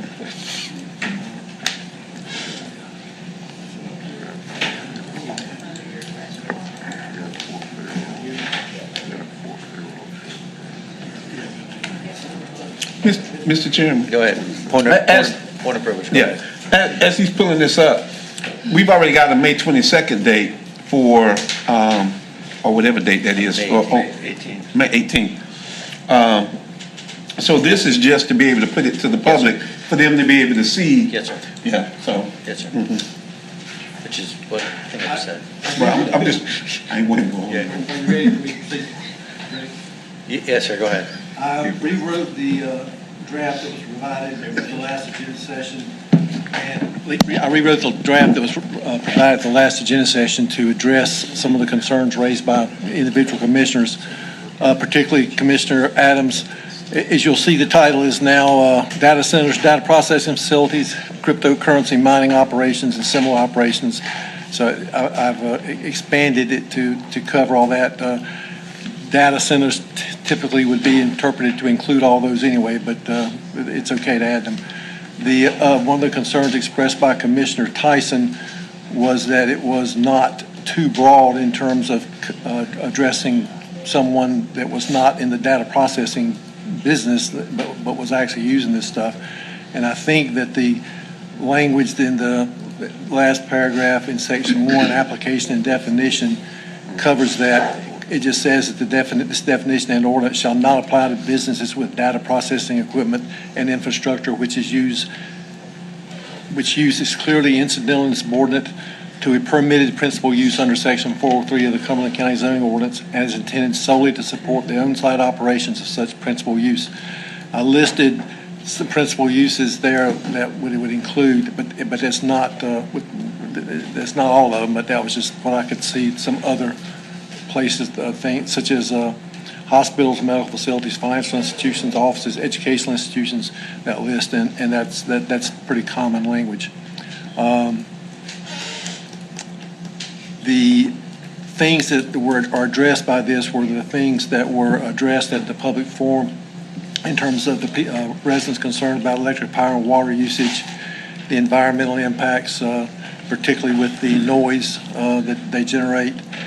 And then it also included in that was the necessity for the zoning ordinance amendments because data centers are not included in the permitted uses in our ordinance, which means by the ordinance that they're permitted by right for the use addressed by the ordinance that most closely generates the same land use or impacts. And there simply is not another land use that generates this level of and this broad scope of land use impacts, which is I think of itself a sufficient basis or a necessary basis for the board to dig into this pretty deeply and cover it thoroughly. The alternate courses of action, I mean, these things, A, B, C, and D are labeled the way they are because these are the sections or things that are required by the statute. Section 1, Section 2, and the statements within them are what are needed to meet the statutory requirements. The alternate course of action, I really have got this set up because the resolution of the issues that you're facing in terms of the critical use of electrical power, water, and the environmental impacts. I mean, you're going to have to collaborate with the electric providers, the potential public water providers, to get a determination on what those impacts might be. And these kind of processes cannot be completed as quickly as the ordinance could be amended, and it would be imprudent to amend the ordinance without undertaking that approach. And the moratorium applies to is the planning staff review of site plans under the Cumberland County zoning and subdivision ordinances and the issuance of zoning and building permits for any use as a data center as defined in this ordinance. That's what the moratorium is affecting. And Section 5 is schedule of actions to be taken during the moratorium. That's a statutory requirement. And I've listed the things that are discussed above is to address the issues. And I think the time frame for doing this would be reasonable. It is a board decision, and I mean, if you look at Section 4, termination of the moratorium, the moratorium should be effective upon its adoption. And I'm saying May 18th, 2026. If you don't do it that night, that can be changed and extend through, and that would be for the board to determine. I think a year is reasonable, and that's what about everybody else is doing. But you can wait until after the public hearing and to hear any further comments from the public about this to make that decision. You have more information now than you had when we started this with the shared file that's set up with the work that's already being undertaken by the planning department for addressing the ordinance amendments. And we're also looking at other ways to do this, like special use permit, and I'm particularly interested in pursuing development agreements as a way to look at this too. So we're going to look at all those ways, and I'll be glad to answer any questions. So before I open it up to commissioners, Attorney Moorfield, a couple of things. One, so when we reviewed this, all the changes requested by commissioners have been captured in this document. I believe so, yes, sir. Okay, and based on, you see it legally sound based on court cases that are now coming against moratoriums in communities? Yes, sir. Okay, and then what I just understood you to say is in Section 4, we could move this forward and leave that time period open until after a public hearing, and then when we adopt the resolution, we can put that so we're listening to the public. Yes. And then the adoption date could change, or we could just leave it as upon its adoption and extends through a time period, so we don't have date specific. You just have to have specific dates, and I would, that's a board decision instead of my decision. No, I understand, but what you're telling us is that we can leave that time period open. Correct. And move this to the public hearing on the 18th, and then as we listen to the public, then we can make a determination as a board, that time period, at that time, we don't need to do that today. That's correct. Okay. Commissioner Tyson, you're recognized. Thank you, Mr. Chairman. And first, I'd like to thank staff for working to get this turned around so quickly and incorporating those comments. Mr. Attorney, one question that I had that I was not sure was resolved was around Section 2 and A and B. And my question was, would we be subject to having this challenged? We all know moratoriums have to have specific time, place, manner restrictions in them, and you've told us that. So if for some reason we were to be challenged on Section 2, A or B, would we want to consider having like a partial invalidity clause in here so that if those two sections were deemed to be ruled invalid, it wouldn't throw the whole moratorium out? Well, I can add an invalidity provision. I didn't think it was necessary. I think that this is solid language. And again, Mr. Chairman, my concern was we're being pretty broad about electric and water usage. And my concern was if an objection was raised that this industry used less resources than a different industry, that the fact that we're targeting this specific industry could open us up for liability. And so that was my big concern, Mr. Chairman.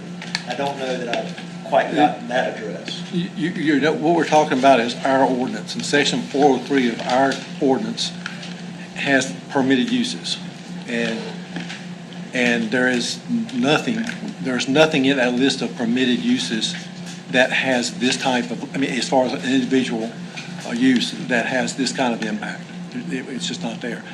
And the problem with, we still have to permit stuff that's not listed in there, but and data centers is not listed.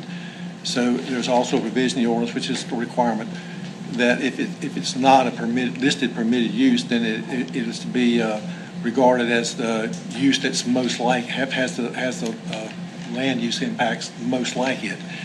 And I think that's, I've looked at this in depth in the ordinance, and there is just nothing else like this in terms of electric, water, and the environmental impacts. There are plants things that can happen that we don't have here, but in terms of. Regardless of scale, Mr. Attorney? Well, the scale is the problem. The scale is the problem.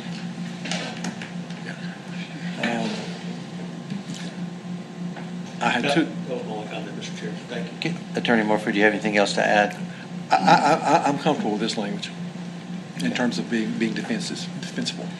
You're the one that's going to have to defend it. I'll go to Commissioner Patel and then Vice Chairman Jones. Thank you, Mr. Chairman. Mr. Attorney, I wanted to get some clarification. I think in Section 2C, where we would be looking to use special use permits, what would be the reason to go with special use versus a conditional zoning?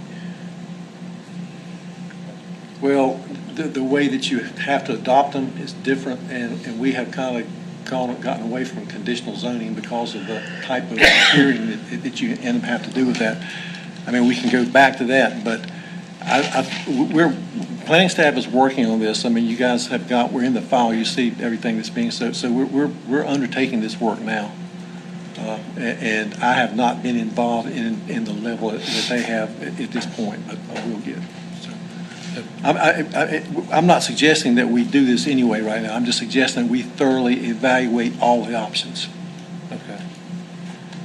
Go ahead. It would just be my thought that if we had conditional zoning instead of special use permits, we'd be able to control the projects that come into the community and set guidelines instead of having a quasi judicial, which technically, if they check all the boxes, then they've got the right to do business. So if the board chooses at some point to have conditions, that would be the more responsible method, I would believe. And this that would be ultimately part of the ordinance. That doesn't restrict us in here by any language. Okay, just want to be clear on that.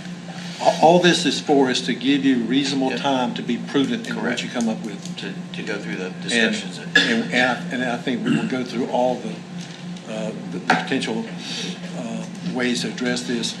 I mean, in talking to other county attorneys in areas where these are already developed, development agreements, it seems like, and we've not done that here at all, but that seems like that's something I want us to look at strongly too.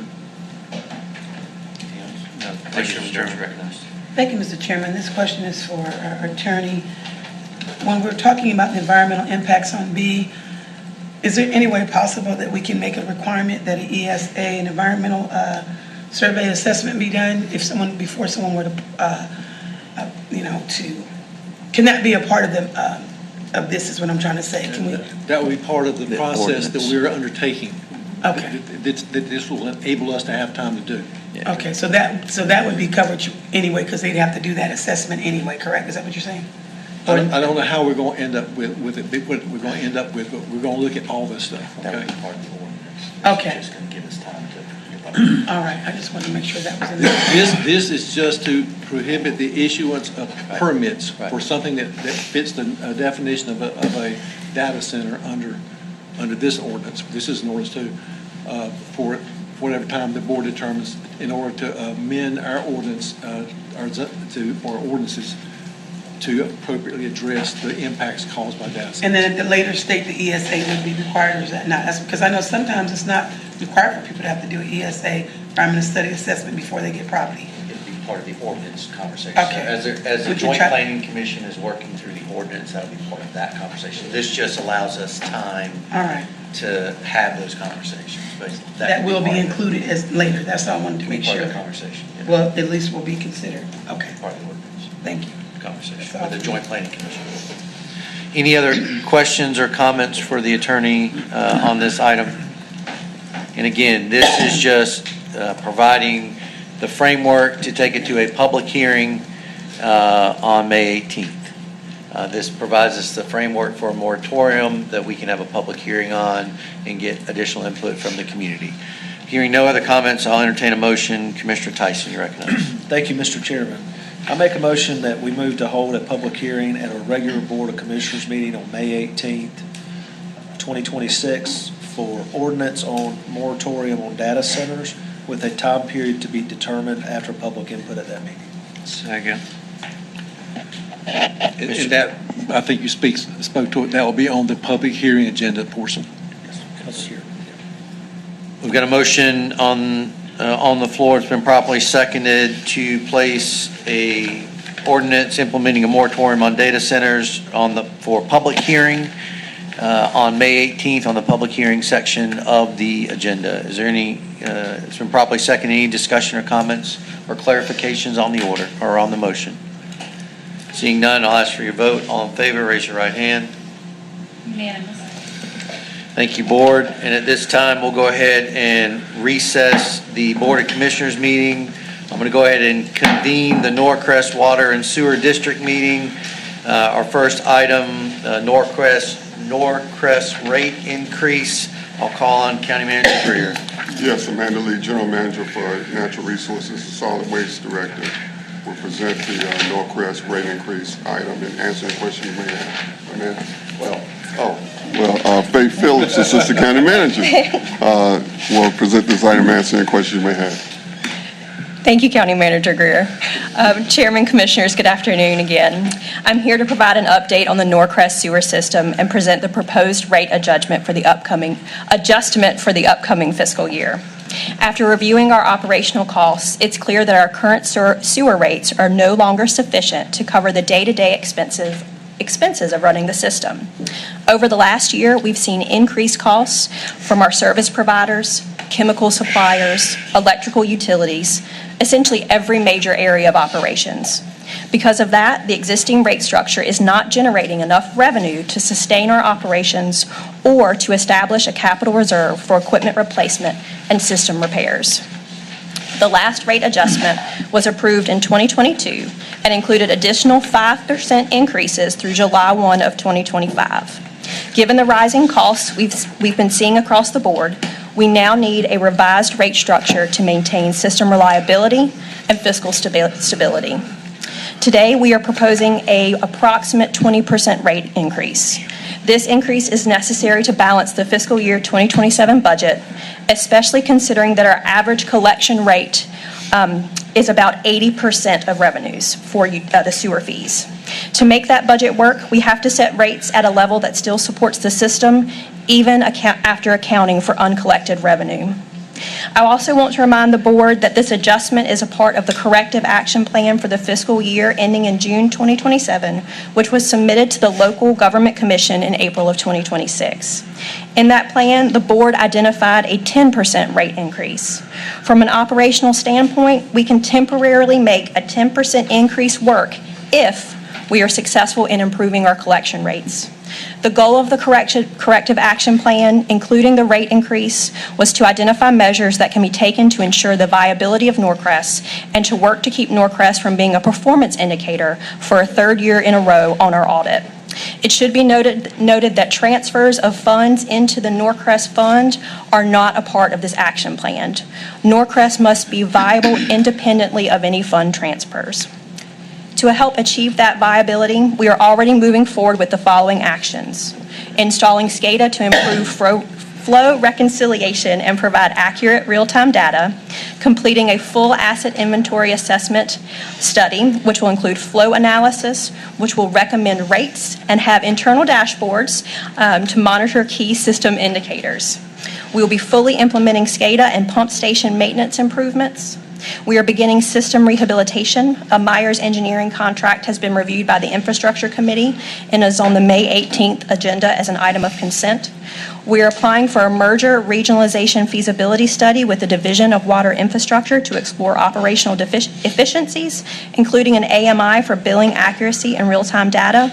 We are working directly with our towns to resolve billing discrepancies and bringing in third-party support where needed to ensure timely and accurate corrections. All of these efforts support the corrective action plan and help move Norcrest towards greater operational stability and long-term financial health. I also want to highlight the importance of the comprehensive rate study currently underway with Freeze and Nichols. This study is a key indicator in the North Carolina Viable Utility Reserve Program, which supports distressed water and wastewater systems in becoming long-term, self-sufficient, and reliable. Completing the study strengthens our standing with the state and demonstrates our commitment to a sustainable, data-driven path forward. A major goal of all this work, including the rate study, is rate stabilization. We want predictable, consistent, and sustainable rates for Norcrest customers. The rate study will help us understand what that looks like long-term and what adjustments, if needed, will be needed beyond this interim step. As soon as Freeze and Nichols provides the results, we will bring that information back to you. That will allow us to allow you to continue discussions about rates moving forward, fully informed by the data and the long-term needs of the system. The proposed rate structure in your materials was used in building the fiscal year 2027 revenue projections so that the budget for the fund is balanced appropriately. These changes affect residential, commercial, industrial, and flat rate customers, along with operation and maintenance fees. Any information in rate changes must be mailed to customers by June 1, 2026 to take effect July 1 of 2026. Again, I want to emphasize that the proposed increase is an interim measure pending completion of the rate study later this calendar year. And then we also wanted to provide just a slide on the current rate of what it is for residential, commercial, sewer, industrial, and flat rate, as well as the O&M, so that you can see the proposed rate. And then we also did want to provide just a slide that demonstrates if it was the 10% rate increase with all of this. And at this time, I will work to answer any questions you may have, and we'll call on the assistance of the experts, Amanda Lee and Amy Hall, if needed. Thank you. Commissioner Tyson, you're recognized. Thank you, Mr. Chairman, and thank you for that concise presentation.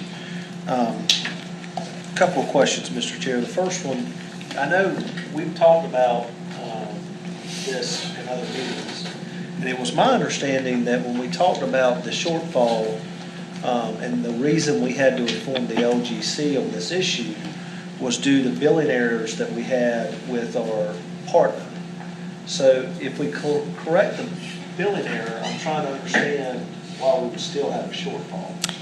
Yes, sir. If I may speak to that. So I have taken a few days and done a very deep dive into our Norcrest Enterprise Fund. And I do have to thank ACM Shaw for her and our CFO, Robin, on that as well. So with that, what I have been looking at is the revenue projections for the next budget year. And so when we go into our Munis system, it will give us the information for the budget for the past 4 fiscal years. And so what I do when I look at the budget, we can calculate, okay, if we want to take the rate up a certain amount, if we collect 100% of that, it'll be whatever amount. But I looked year over year at what our collections were, and the year where we, last fiscal year, where we had that collections or billing issue with our partner, we had about a 50% revenue collection for our sewer fees. In the budgeting system, absent of that, the highest we collected percentage-wise over the last 4 years in our revenues was approximately 75%. Does that answer that question, sir? It does, but it prompts another one. I mean, I know through the services that I get at my residence, if I don't pay my bill, I don't get the service. And so I would think that the collection rate would be higher because are we still providing a service even though it's not being paid? Is that what I'm hearing? So that's a great question. I'm going to try to do my best to answer it, and I may have to bring Amy and Amanda up to help. Some of the issues that we're having with collections is some of those discrepancies with our small towns. The way the billing is done, it's done at a delay, and so there is a delay in the billing.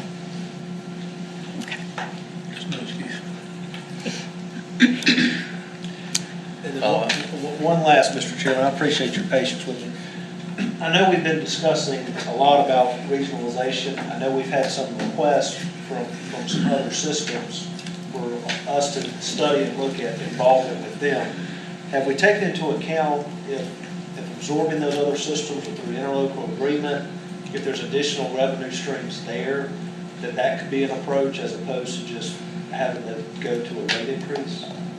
Yes, sir. So it's my understanding that the MRF study will take that into a consideration, as well as the study with Freeze and Nichols. how long will the study take, Mr. Chairman?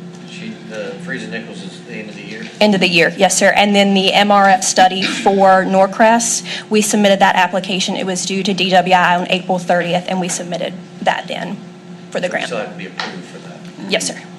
Thank you, Mr. Chairman. Commissioner Adams, you recognize. So I got just a couple of questions. One, I don't know, what's a flat rate sewer customer? I see residential, commercial, what's flat rate? I'm going to have to look at my experts in the back of the room to answer that question for me off the top of my head. Flat rate. You gotta use mine. Okay. Flat rate is for customers that are not connected to water. And so that's a critical step with these towns because the towns bill for water. They collect for water. We just bill for sewer.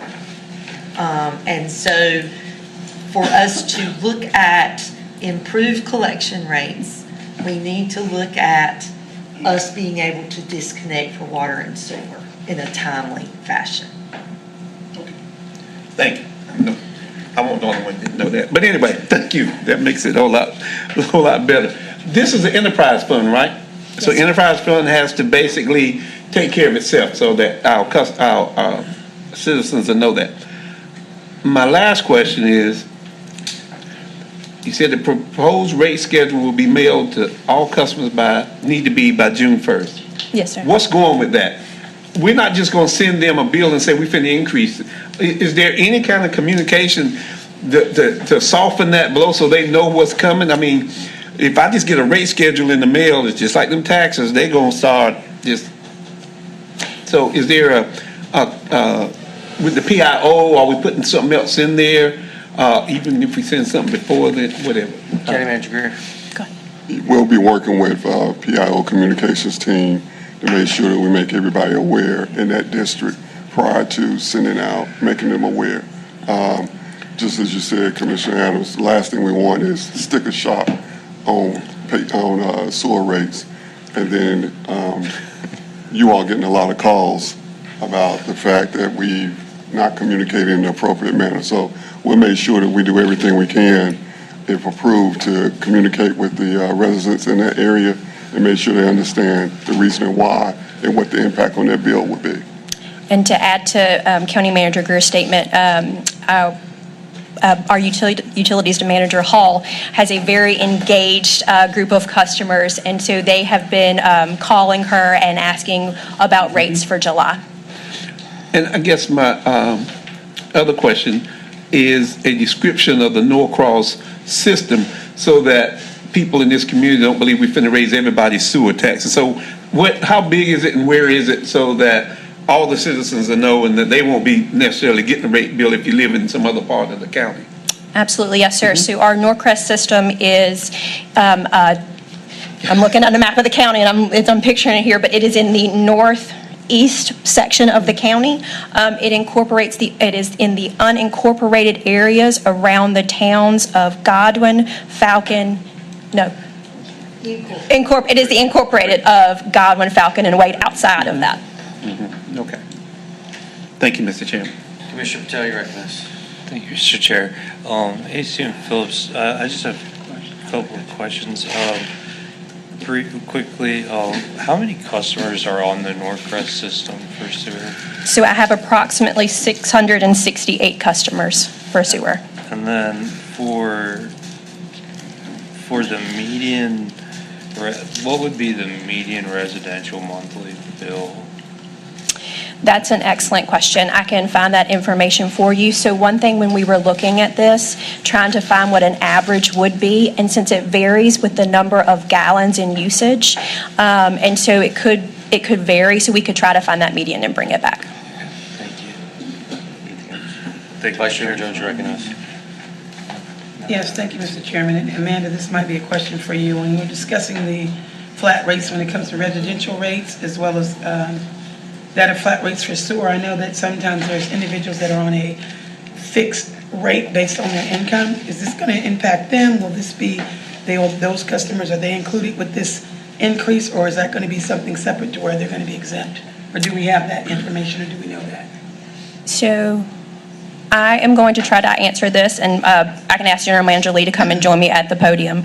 So my knowledge is that rates and charges based upon how it's legal to do the rates is that it's based upon usage. So it would be different types of rates. So if you have a residential customer, a commercial customer, or a industrial customer. So rates can't be set based upon how who the person is. Like if you have a faith organization or a different type of business, the rate can't be different based upon that, but it can be different based upon if it's a residential or industrial or commercial. Thank you. Follow-up. That's what I'm getting at. As we all know, PwC or even Norcross, they have things put in place for, I guess, individuals with low income or individuals that are seniors, you can apply. So that is what I'm stating. When this is put in effect, do we have a way of finding out, or do we already know those individual customers that are signed up for that particular service, you know, how they do, I guess, the yearly rate, they come up with some kind of measurement of where they can pay a specific rate based on their income. Are those customers going to be impacted by this, or are they excluded from this particular rate increase? Do we know, or can we find out? They are not excluded with this increase. Thank you. Anything else, Vice Chairman? No, that'll be all. Commissioners, a couple questions from the chair, and then I can go around to. So one of the things that was mentioned at previous agenda meeting is we were looking at that grant pool. So we were going to establish a grant pool that would be open to districts. We were supposed to come back and look at the rationale. Should we create the framework, create the program? We're not giving dollars. We're providing it to certain districts with certain criteria that would be available. Did we get any feedback? And that would allow them to offset the financial impact or the financial hardship that these districts are having as we move towards regionalization. Because I believe as we move toward, so let me stop there. Have we done any work on that grant program? Not at this time, no, sir. Okay. County Manager Greer, when can we expect to have something back on that? Or is there a reason why we legally shouldn't look at that? Or was there a reason why? We need to look at it, but we need to address the rates first. Okay.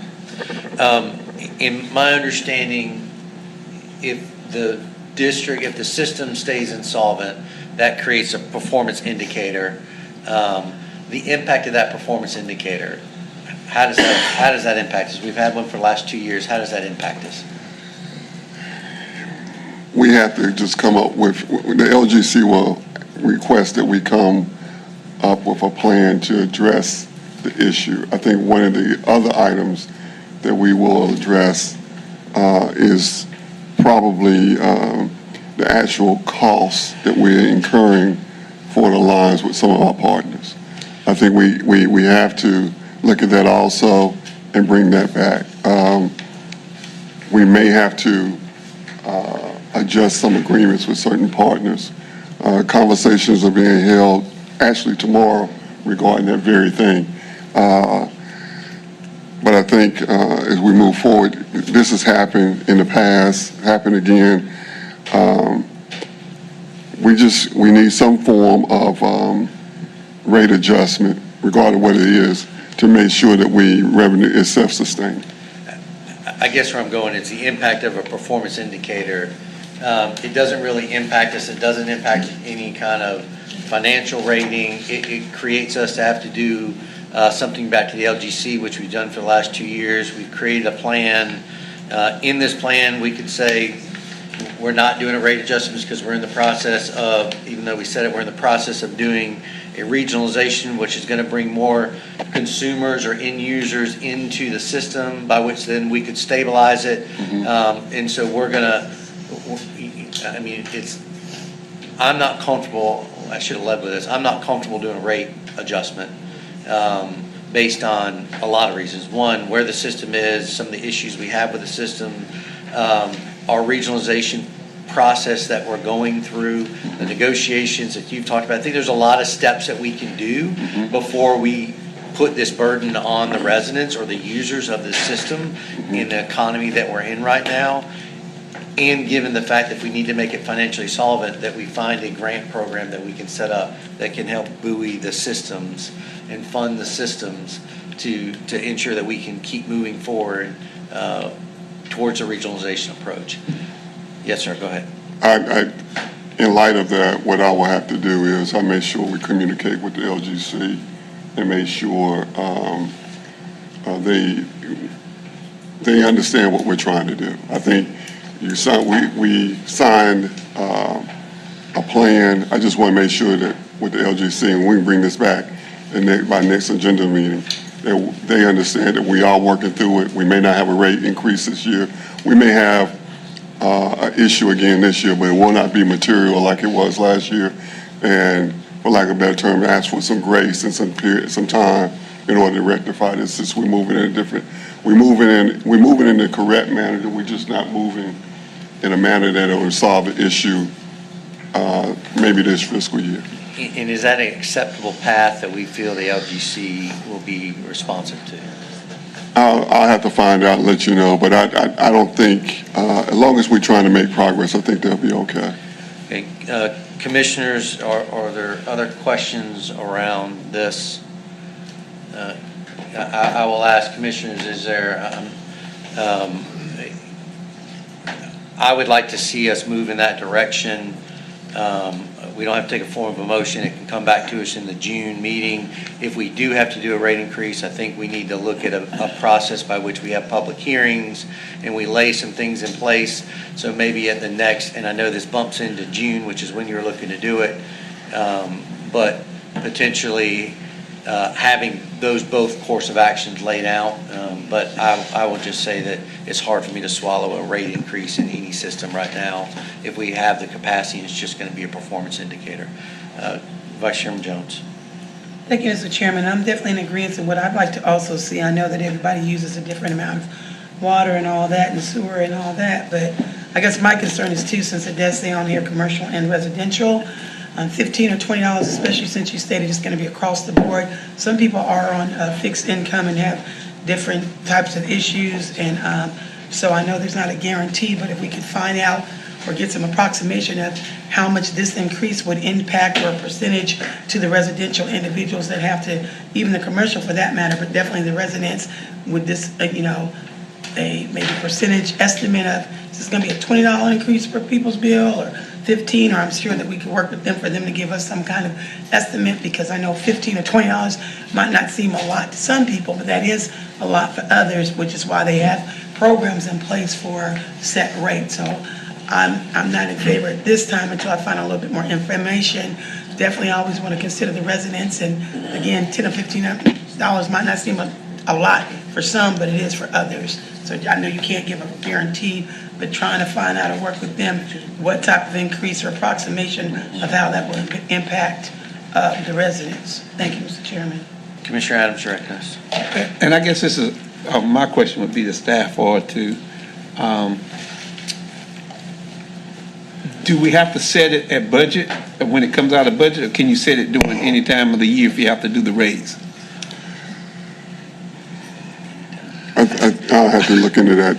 Generally, we could set it anytime. Okay, all right, The budget piece is because of our financials. Well, I understand, but some things you can't do except during budget season. Not like insurance. Yeah. What it is, you just have to give 30 days notice. Correct. to Correct. residents.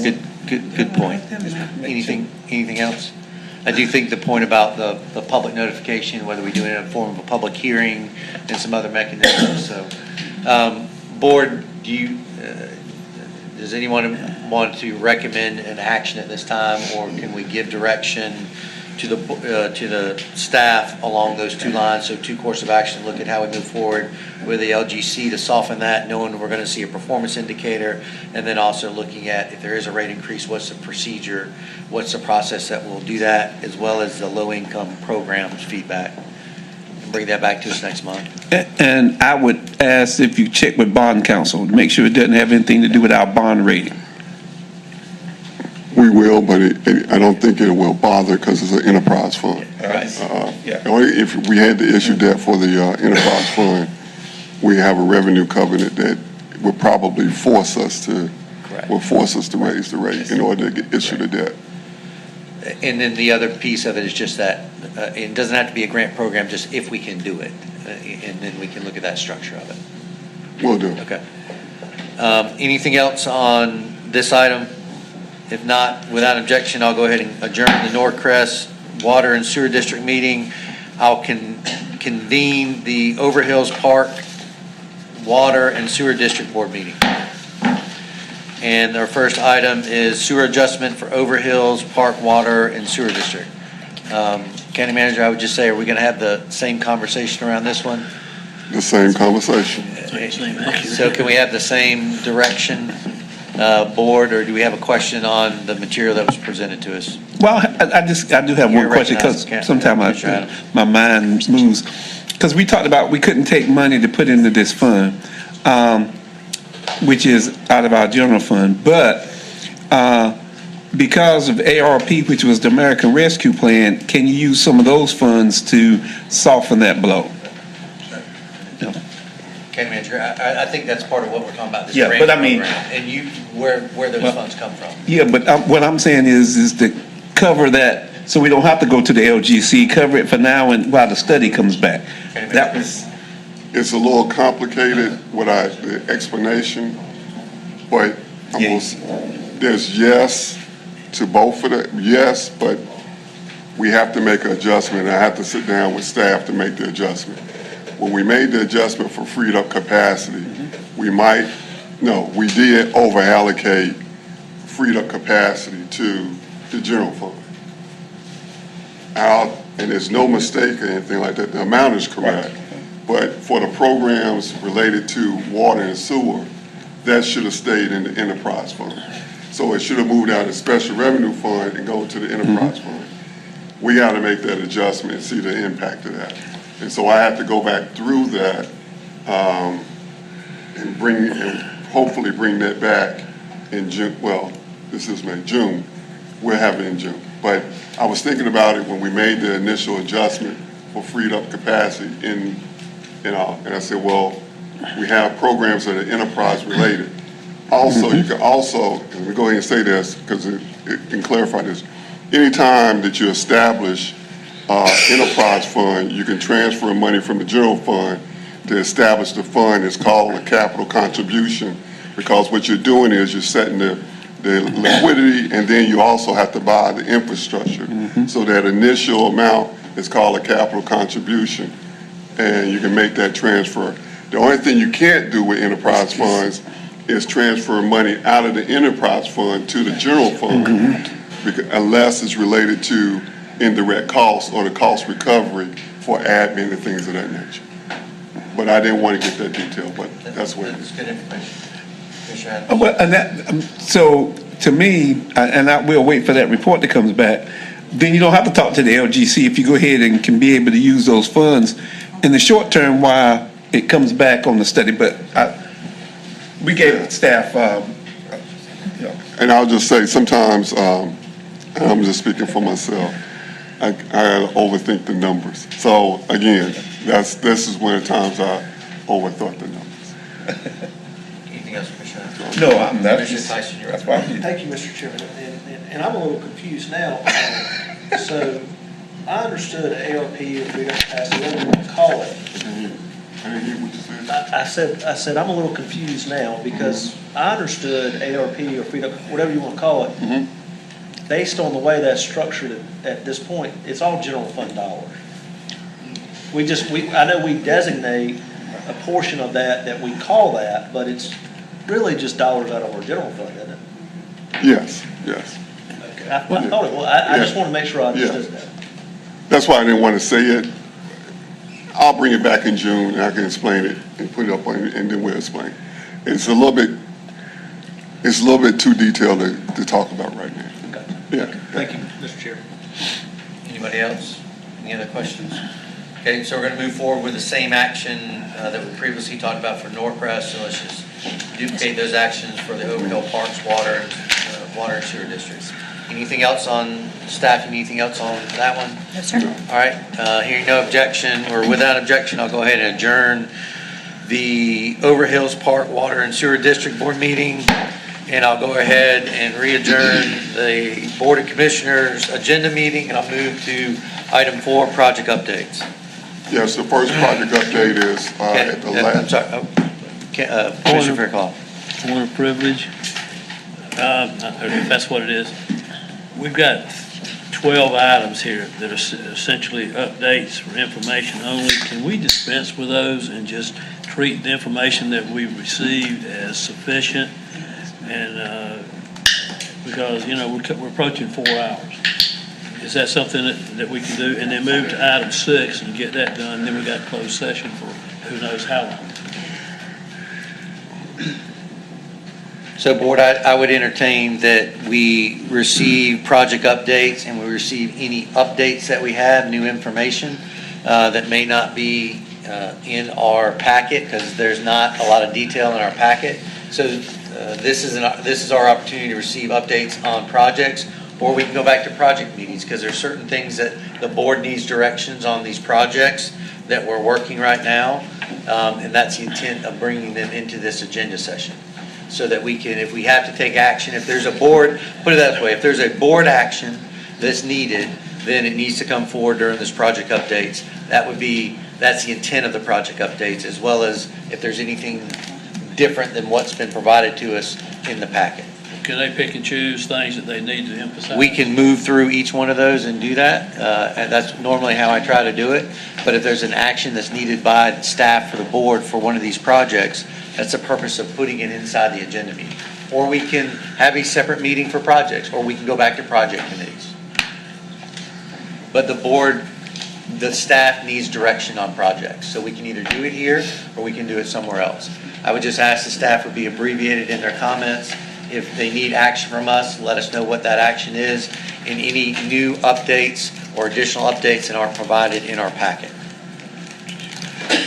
County Manager Greer, you're recognized. Chairman, I think to Commissioner Fairclough's point, there's only one item that we really need action on, and that would be the first item, expanded contract for courthouse security. We have representatives here from Allied, along with the Sheriff's Department, and that was supposed to be brought back. Outside of that, everything else is just a general update on where we are.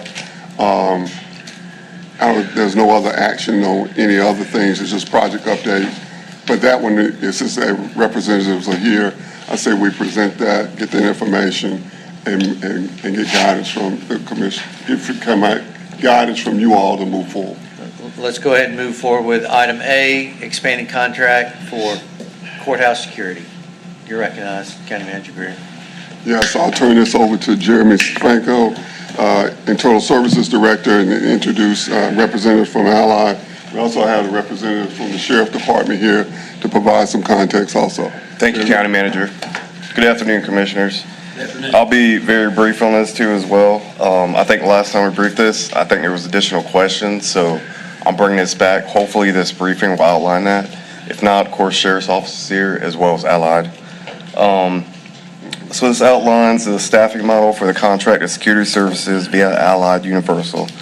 The staffing levels and configurations have been developed in direct coordination and communication with the Sheriff's Office to ensure optimal safety and operational coverage for the courthouse. Physical impact of this, the total cost for contracted period is categorized by service type. Armed services, $761,650.15. Unarmed services, $587,466.90. This breakout was configured based off communication with the Sheriff's Office. Ideally, this would be 3 guards at post 1, two guards at post 2, 2 guards at post 3. Also, there would be a dedicated operations supervisor to mandate that. There would also be 2 additional positions, which are floaters, additionally if anyone has to take a break or anything like that. And there would be 2 additional part-time positions allocated for high-profile areas and or additional coverage needs. And we are recommending this from the board to move forward on the contract services. And I'll be up for any questions if there's any. County Manager, do we want to have any input from, if there any additional thing we want the Sheriff's Department to add, or excuse me, the Sheriff to add or our vendor.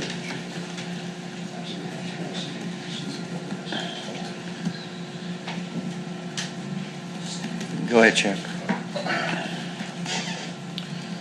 So just to clarify on security, any type of security company that would be there, they would be in no way under control of the sheriff's office. So you'd have a separate entity that would take control of that person, or take control of those persons, because we can't have anybody falling up under our purview. Because once we instruct someone to do something, they become a deputy sheriff. That's just the way the law reads. And so, like if we was out on the scene somewhere and I asked Commissioner Patel, hey, grab that guy, he's been deputized at that point. And so that'd be the same thing with the security. We could not have any way control of anything they're doing unless it was an emergency situation and we would come down and we say, hey, help us out with this, we gotta get this under control. That would be the only, it would be exigent circumstances would be the only time. Andrew?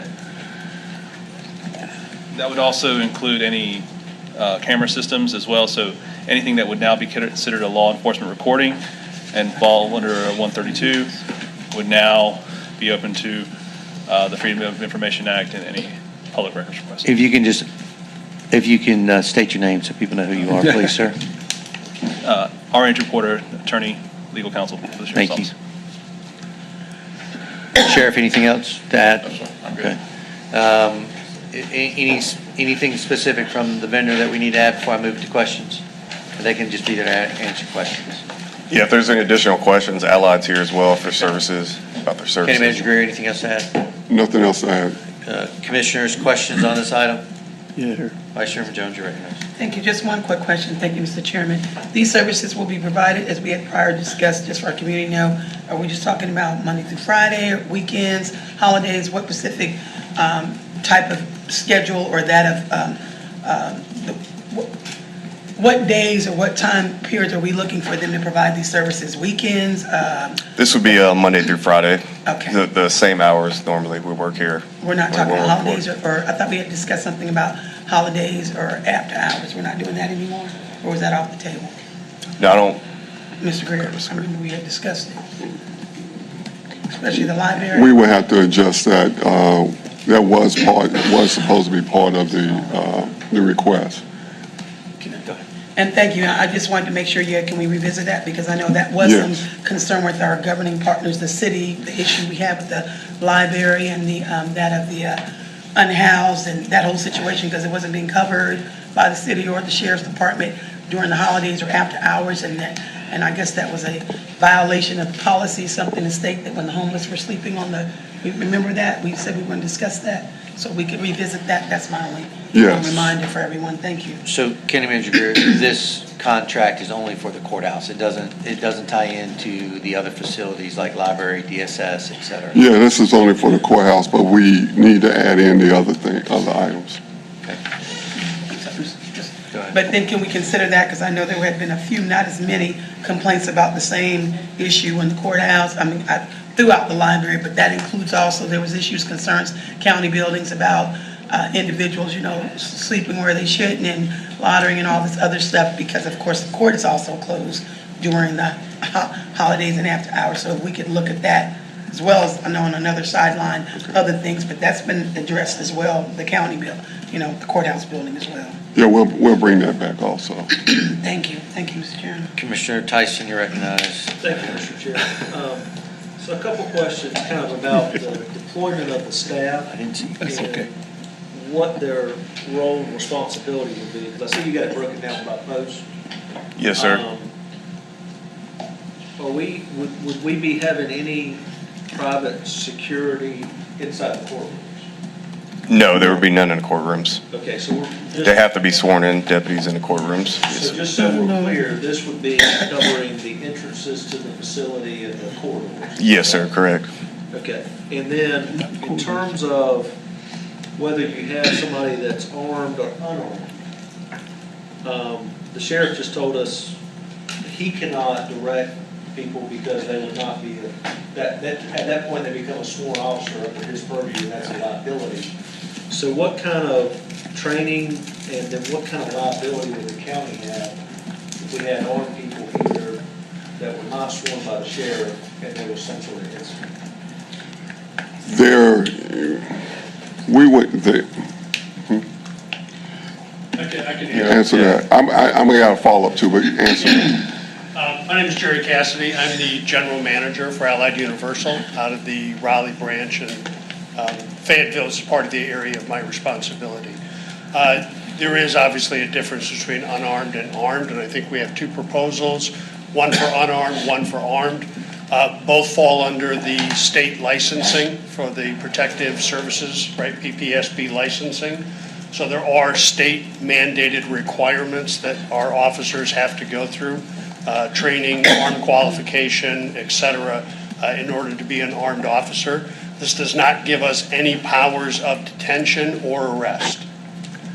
So I'm not sure if that answers what you're, but yeah, we're there as a deterrent, and we're there, right, in support of what the county needs for protecting of the people that visit here. Thank you, Mr. Chairman. And so, I guess, and maybe this question's better directed at our sheriff's office. Is this expansion of services something that you all would not be able to provide with additional funding to do this? And also, have y'all looked to other partner law enforcement agencies in the area to help kind of cover this gap?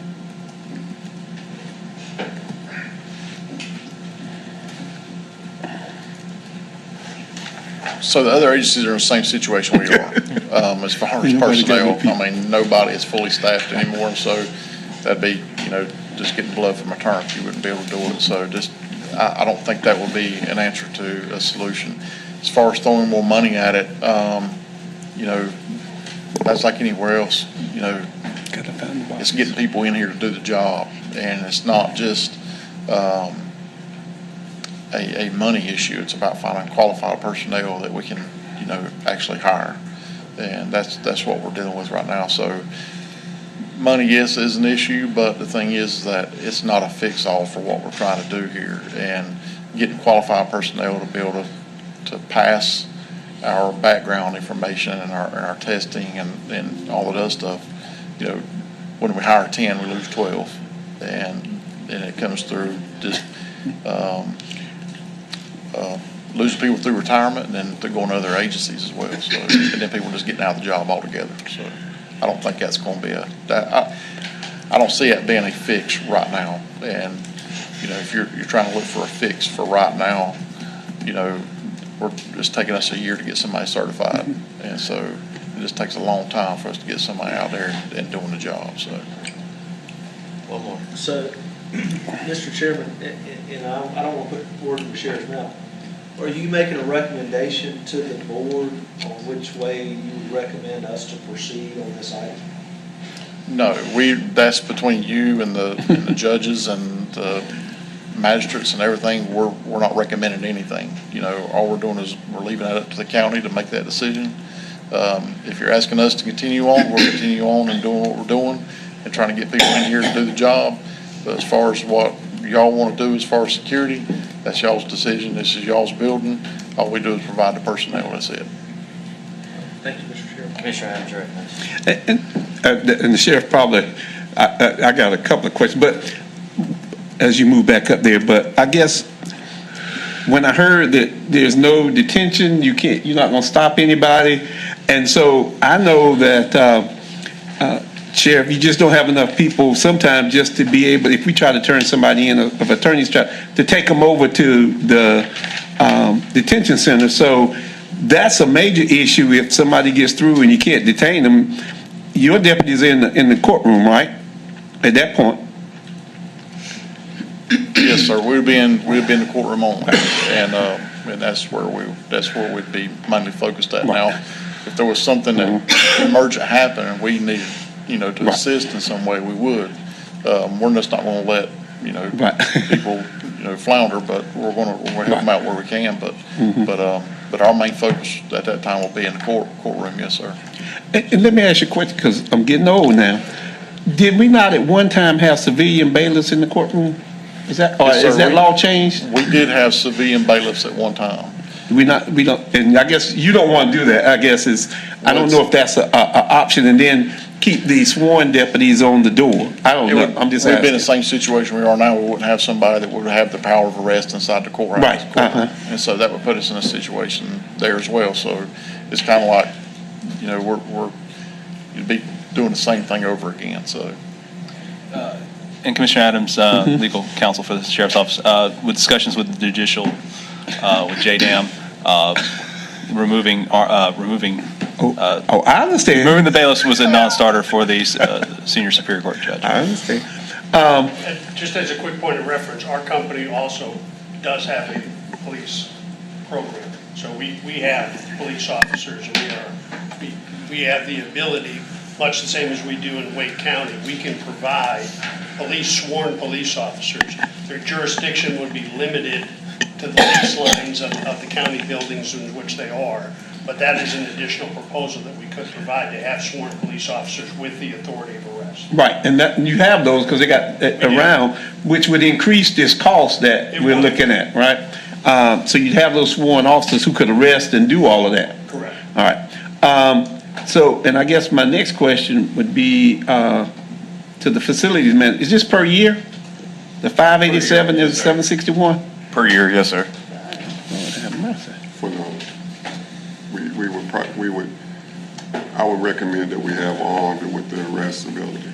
I will say one who's experienced having security at the door.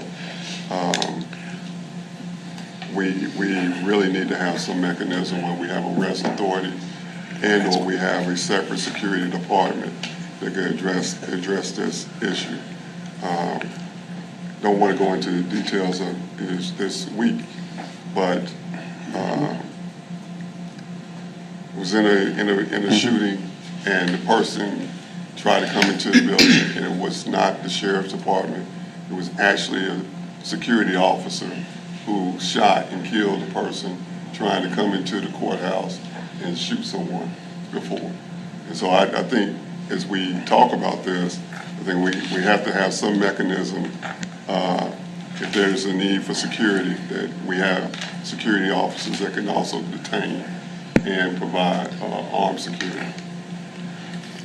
And the last thing I said, I commend the sheriff, but, you know, he's not taking a stand. Regardless of whatever we look at, either whether it's LaRue Wyndham or Troy McDuffie, we're gonna have a new sheriff in within a year. And that person has to take whatever we do, which they may or may not want to do. They may have a different theme. You know, the sheriff's been doing it. I think he has, it's hard on him. I know because I'm in this building. But I would think that we would defer this until at least the new sheriff gets here to be able to have some input, if he wanted input, as opposed to, I wouldn't want Sheriff Morgan to have just, you know, inherited something that he had no control over. I think that to me, that's a much better way to go. One of the problems, and I think we as a board may want to think about this, is talk to our legislators, because the BLET requirements, by the time he gets somebody through there and get 10 through, he's lost 5 because they retired or they go home. Those periods are too long. We need to talk to, and that's a whole nother issue, Mr. Chairman, but I think that we can have some conversation with the sheriff, and he'll probably tell you some of that, it used to be that long. Never was that long, and we didn't have those incidents. So thank you. Thank you, Sheriff Moore. Commissioner Patel, you recognized. Thank you, Mr. Chairman. I think most of my questions have been answered, but for clarity standpoint, so if we have armed security, we don't have a quote for police, sworn police for the building. So what would happen in the situation there was a situation or something, and even if you've got armed, you know, security services, would they still have to contact the sheriff's office to have support to arrest or, you know, move someone out of here? What are the logistics of that? So if they were sworn, like if they were sworn police officers by the company, you know, they can make arrests just like we can.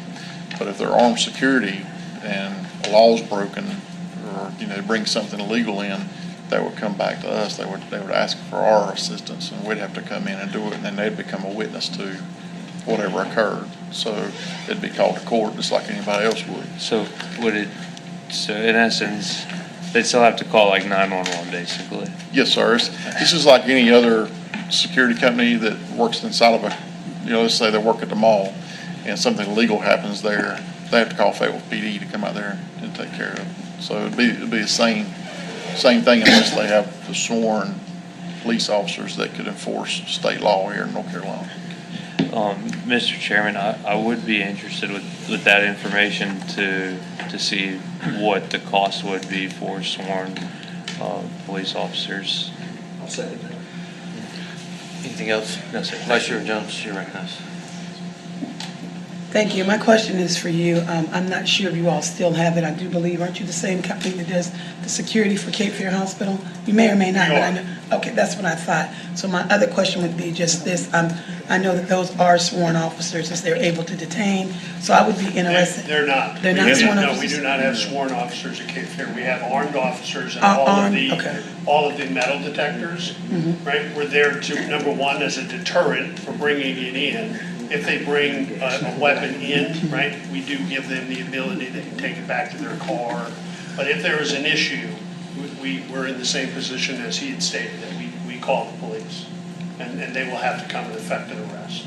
Okay, and then my second question is for contracts then, since we might not have that information, since you stated that you do have both that can detain and cannot, I know of you all's a good reputation from having the contract over there. Do you all do short-term or long-term as the concern of Commissioner Adams, that there's a transitioning with sheriffs, but in the event, if we chose to look into other areas, can you guys customize contracts, or does it have to be a year or two? Are you all open and available to that is my next question. Our preference would be at a minimum a one-year agreement, just to allow us the opportunity to recoup our startup costs. Okay. Anything less than that, we would just have to create the contract so that any of our upfront startup costs would be a direct bill item back in the event that you ended up canceling our services shorter than a year's period. Thank you so much, and that's all I have, Mr. Chairman. Thank you. Anyone for round two? Commissioner Adams? Just one last thing, because I don't want people to get this off, because with the armed and the unarmed, the sworn deputies are different. What we got here is if there is a misdemeanor down at the front, y'all can't arrest because it wasn't in the view of the officer. They'd have to go down and swear out something over at the magistrate's office. So, just. To answer your question, legal counsel for the Cumberland County Sheriff's Office, Andrew Porter, there are certain offenses that you can arrest on out of the site, but yes, you are correct, Commissioner Adams, that more likely than not, it would have to go over to the magistrate's office. Which means we take them off the door to go over to the magistrate's office to swear out in line with everybody else, which takes away from these doors as we're doing that. It's just. That's the backup people that we have built into the contract, so that there's always somebody manning the doors. All right, Commissioners, any other questions on this? We'll try to move. So I think we've got a due out on a sworn officer quote to better understand that. And just as a point of context, the reason this has been, I think, began to move forward is because on the judicial side, there was an immediate concern of the manning in their courtrooms. And so the thought was if there is a contract sworn officer or if there's contract on the doors, that would allow, based on the recruitment and retention levels that the sheriff has, that would allow them to have more people in the courtroom, which was a concern by the judges. So that's kind of where this came forward. And we can recess here in just a couple minutes. I'll stay, Mr. Chair. So that's where it came from. So I don't think there's any action to take because I think we need the information back on the sworn officer. My concern, County Manager, is if an armed service, the armed security is $760, I'm going to just swag and say it's going to be $900 for sworn or more. That's $1 million against a recurring budget that we already have downward pressure on. Yeah, I know. I just mentioned that. I understand the concerns. We're not going to take that from the sheriff's budget because he needs it to man his individuals. Yeah, we wouldn't. To staff his individuals. No. So. No.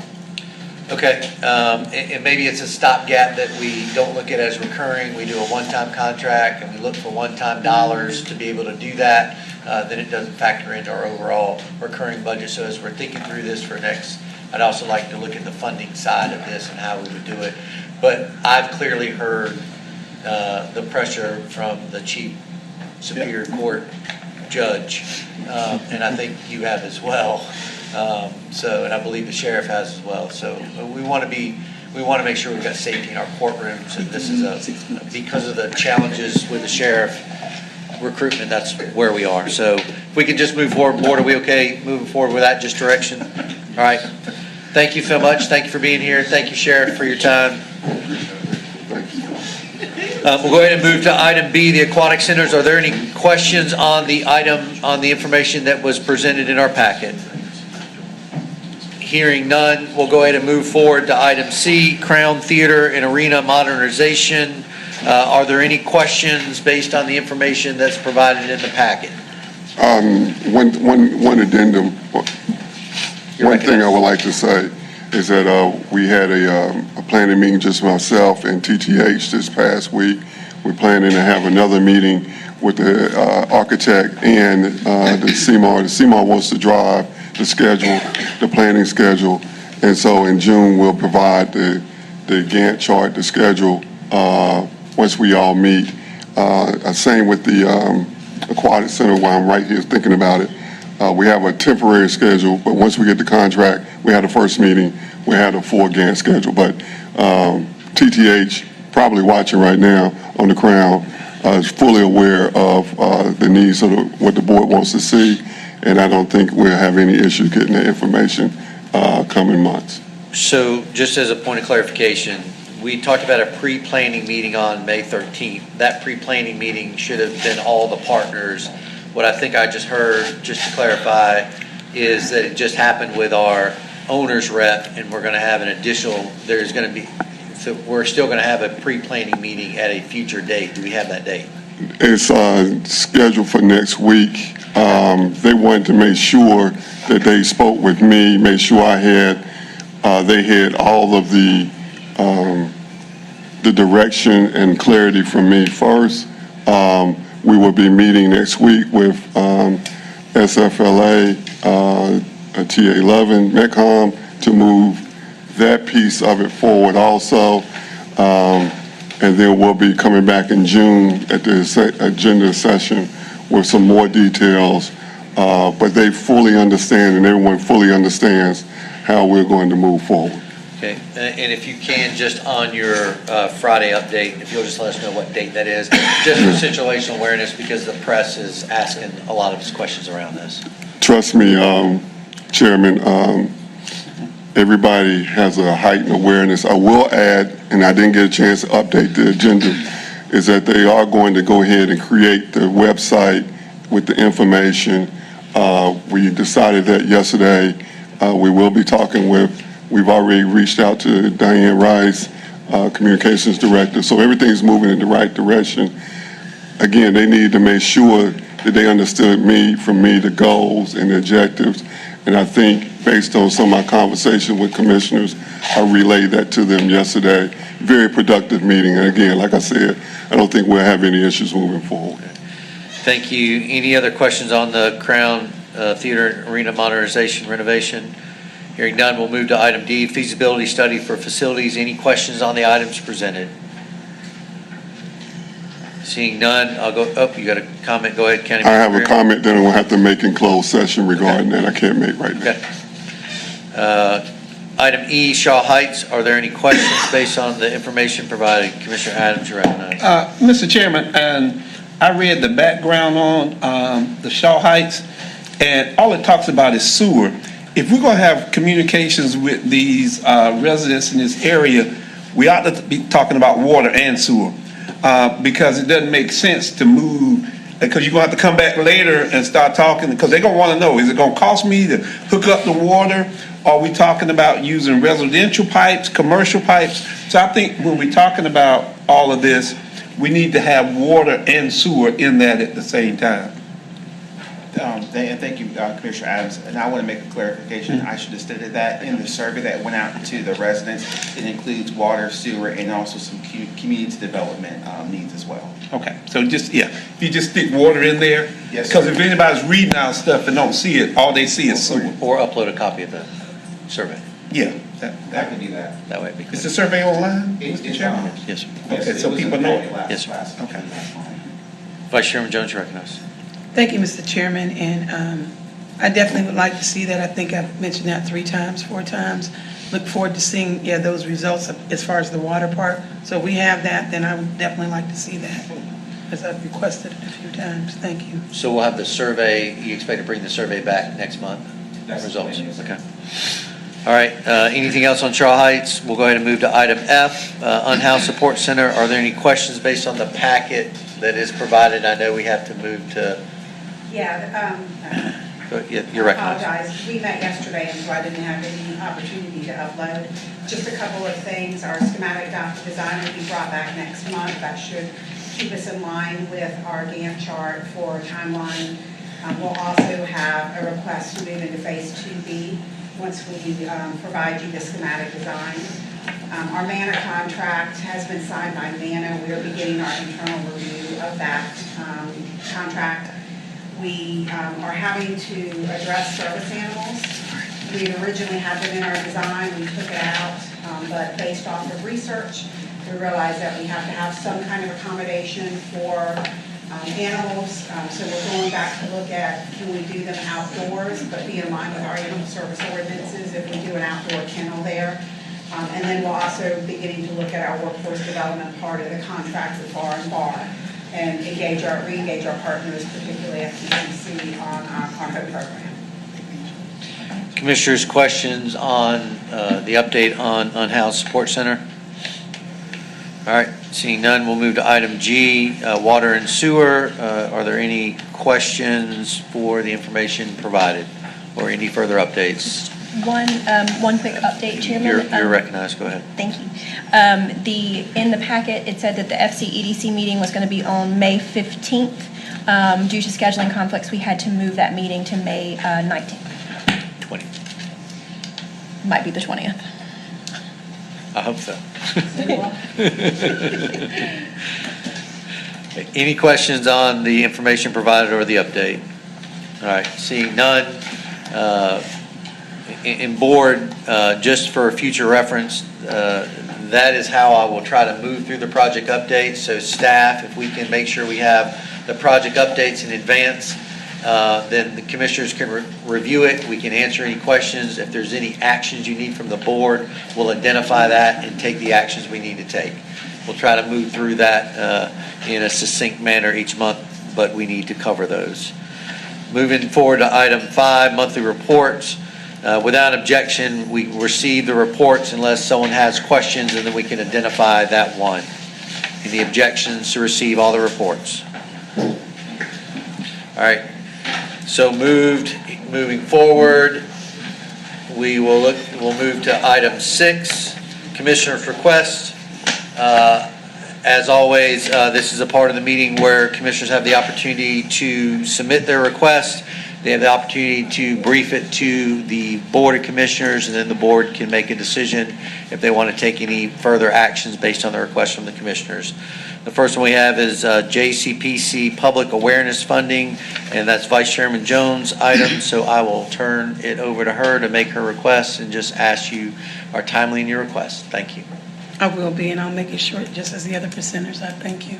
First, let me say this, as the liaison for JCPC, appreciate the time, because as we all know, that our youth investment programs are critical strategic, no doubt, and so we want to make sure that the investments that drive long-term economic growth, improvement, no doubt, in this city and in this county, it makes sure to improve our public safety, also breaks cycles of poverty, as well as that if it helps to improve education, health, and social development.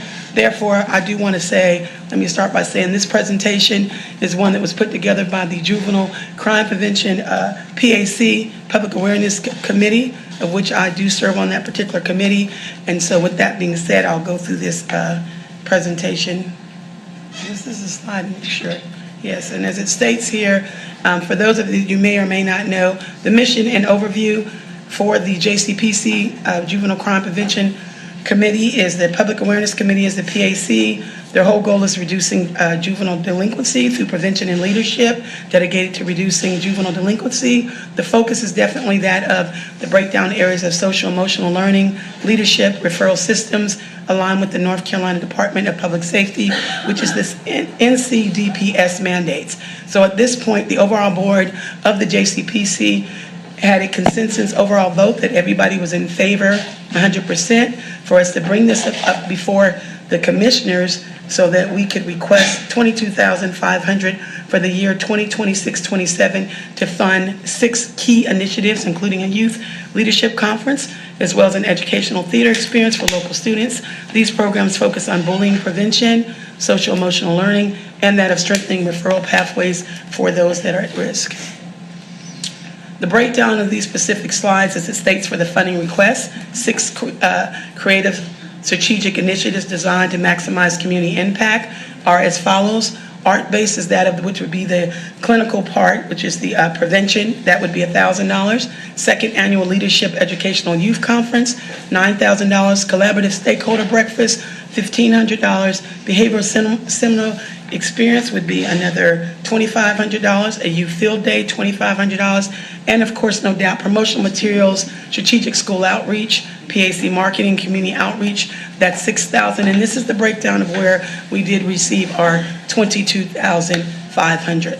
And the next slide, as we talk on here, just want to talk about a little bit, I'll make it quick, the different initiatives. And the first initiative, which will take place, the art-based prevention on July 31st. This is an educational theater experience. Mean Girls is the play that will be held. As we know, we already do provide fundings for the Cape Fear Theater. So this is hosted at the Cape Fear Regional Theater and it includes structured dialogue, guest speakers, as well as a luncheon of which we've already been initiation to talking to the staff members, and they're very excited about this. Afterwards, all participants that go to this particular event, they will have a chance to interact with the staff members that are in the cast in itself. Target audience, 150 students and chaperones included. So then, as we've already stated, the investment of $1,000. The next initiative, which is our youth leadership conference, date is scheduled at the same place, September 24th. As we are all aware, in December, I do believe it was the 4th of last year, very successful youth conference, of which was at Kiwanis. The first initiative for our youth conference, no doubt, was that to connect stakeholders together to know that of who is doing what when it comes to providing youth services here between the city and the county. This second year, we're going a whole different direction. As of now that we've made the stakeholders aware of who's doing what, our goal is this year is to focus more on the students. With that being said, program description and alignment for the second annual Educational Youth Leadership and Violence Prevention Conference, held again. It will be held at the same place, as we found that was a very central location to all areas, Kiwanis Recreation Center. It will have features of panels, workshops, decision-making, violence, prevention, and positive peer engagement. We are going to, when I mean we, the PAC staff and that of the JCPC, are going to allow this to be led by the students themselves. Target group of the participants will be that of middle school, and that's going to actually run this particular program, we're pleased to announce, would be in partnership with our very own Fayetteville and Cumberland County Youth Council. Target audience, 125 students, 50 adults, investment $9,000. Break up more in detail, of which we will discuss at another time. The next initiative, let me go back here. There we go. Yes, stakeholders. These are our significant, the stakeholders breakfast. This is the crucial area, as we know that when it comes to education, no doubt, the program description, collaborative session for school administrators, counselors, because we know we need to bridge the gauge and make sure everybody's working together. Therefore, at this particular, and by the way, we've got the buy-off, they're very excited too, as far as those at the school system. Those that will be in, it's elective, that would be invited to this particular breakfast would be the administrators that work hands-on with students that are at risk, also are the counselors, social workers that work at the school system, and I do believe they're called the safety resource workers.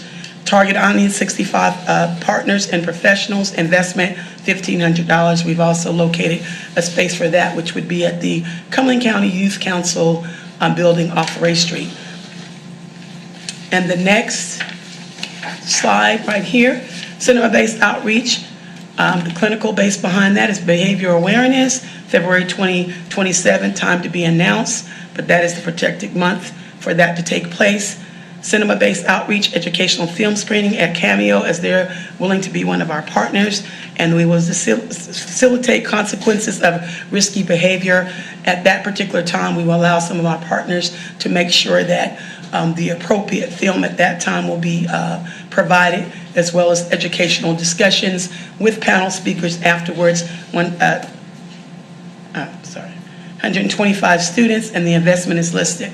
And then I do believe this might be one of our last initiatives, Youth Field Day. As we know the importance of health and wellness and pro-social wellness, to make sure that our children stay active, because that impacts them daily, mentally and physically. Program description, Youth Field Day, active engagement, Kiwanis Rec Center, promoting teamwork, physical wellness, and a safe space for that of pro-social behavior, productive factors, collaborative with the city police department as well as the sheriff's department, teen court students, JCPC program, clients and selected school partnerships with Cumberland County School. And to the next slide. Our school-based engagement, which we're very pleased about, this has been moving forward just for his consideration to the superintendent and those that are in their appropriate place. Strategic outreach ongoing, the year of 2026 and 2027.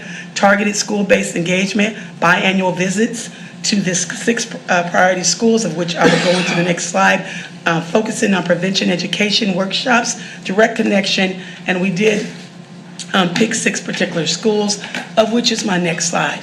These significant schools, as we did our research data, are schools that had high risk range, some of them, which is Westover, in that of prevention. 71st Classical, no, they do not have a lot of high risk range, but we want to be very intentional about making sure they have a lot of students there that have different risks, meaning that sometimes we forget that if you are high achievers, that can also be that of you deal with other issues like with pressure of that of making sure you're making all A's instead of C's or D's. So we wanted to make sure that those students as well, although their significant areas of stress might be different, are definitely included. Southview, same concept. Lewis Chapel, high risk in regards to behavior. Howard Learning Academy, some of you may or may not know, but that in itself is a alternative school. And so and the same with Spring Lake, they're very at risk. So the combination of making sure those stress factors are different for individuals, we wanted to make sure to balance that out. School engagement ongoing as we identify some of our stakeholders that are engaged in this, and as we stated, the whole goal of the school system is we want to be able to make sure, as a backtrack to when we were talking about the breakfast for the stakeholders, we need to make sure that when we are doing our resources that are out there, and when it comes to that of making sure that we have referrals, the 6 programs that are already underneath JCPC, building and developing a strategic referral program to make sure that students that are already involved in the JCPC or those that we can recognize that might need the programs through JCPC can be developed. That's why it all goes together. We also had talked to Assistant Manager Heather Skeens was telling us in regards to how can we keep the collective data. Please forgive me, but what was the name of one of the Pacific? If you can chime in quickly here, I'm trying to be mindful of time. Unite Us or NCCARES 360. Yes, and that is a system already that Public Health Department utilizes that, as well as one of our other strategic partners, which is the Department of Social Services, because no doubt we want to make sure that we collaboratively keep of that of research data of how everything's working. Strategic partnership development, these are our facilitating formal partnerships. Many of these partners, as we know, are already investment from the county, Fayetteville State University, Methodist University. We have engagement with many of these people, Fayetteville Technical Community Colleges, Cumberland County School System, Cape Fear Health System, Fayetteville, Cumberland County Youth Council, of course, the Cumberland County Sheriff's Department, Fayetteville Police Department, North Carolina Behavior Alliance, and as I stated before, that of Department of Social Services and Public Health Department and Public Works Commission. So of course, no doubt, these individual partners, where it's needed with all that of what's already been described, they will have their, no doubt, part in being able to collaborate or their part in being significant with the breakdown of the individual 6 initiatives. They won't work on all of them, but these are our supportive partners that can be engaged with 1 or 2 or just that of where they qualify for those engagements. You getting close, man? Yes, I am. We need to, go ahead. Respectfully, I've been looking Go at my ahead. time. Go ahead. And as I stated before, Please youth go ahead. investment is important and no one else was rushed. So I thank you all for rushing. But if we're going to ask our volunteers to come every month Go ahead, man. and sit and work, then give us the same courtesy because our youth's important. Thank you, Mr. Chairman. I have 2 slides left. Please proceed. Thank you. I appreciate that and I appreciate the support. And as I stated, now for the JCPC Juvenile Crime Prevention Counselors providers, we have Fayetteville Urban Ministry, SQUAT, which is Youth and Family Services. We also have the Group Theory. We have Maggie's Outreach, Cumberland County Dispute Resolution Team Court, because this is important as the summer comes and for our community listeners. We can't talk about putting down crime if we're not going to take time for this.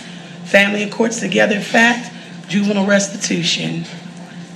Our core impact areas is there's only 3 slides left. Direct youth engagement for 225 students or more, capacity of 86 to adults, as well as the alignment priorities. We are trying to make sure that violence prevention, youth development, positive peer engagement, so that we don't have people in the system and calling the sheriff's department and anybody wants to cry about what's going on, we have to put things in place.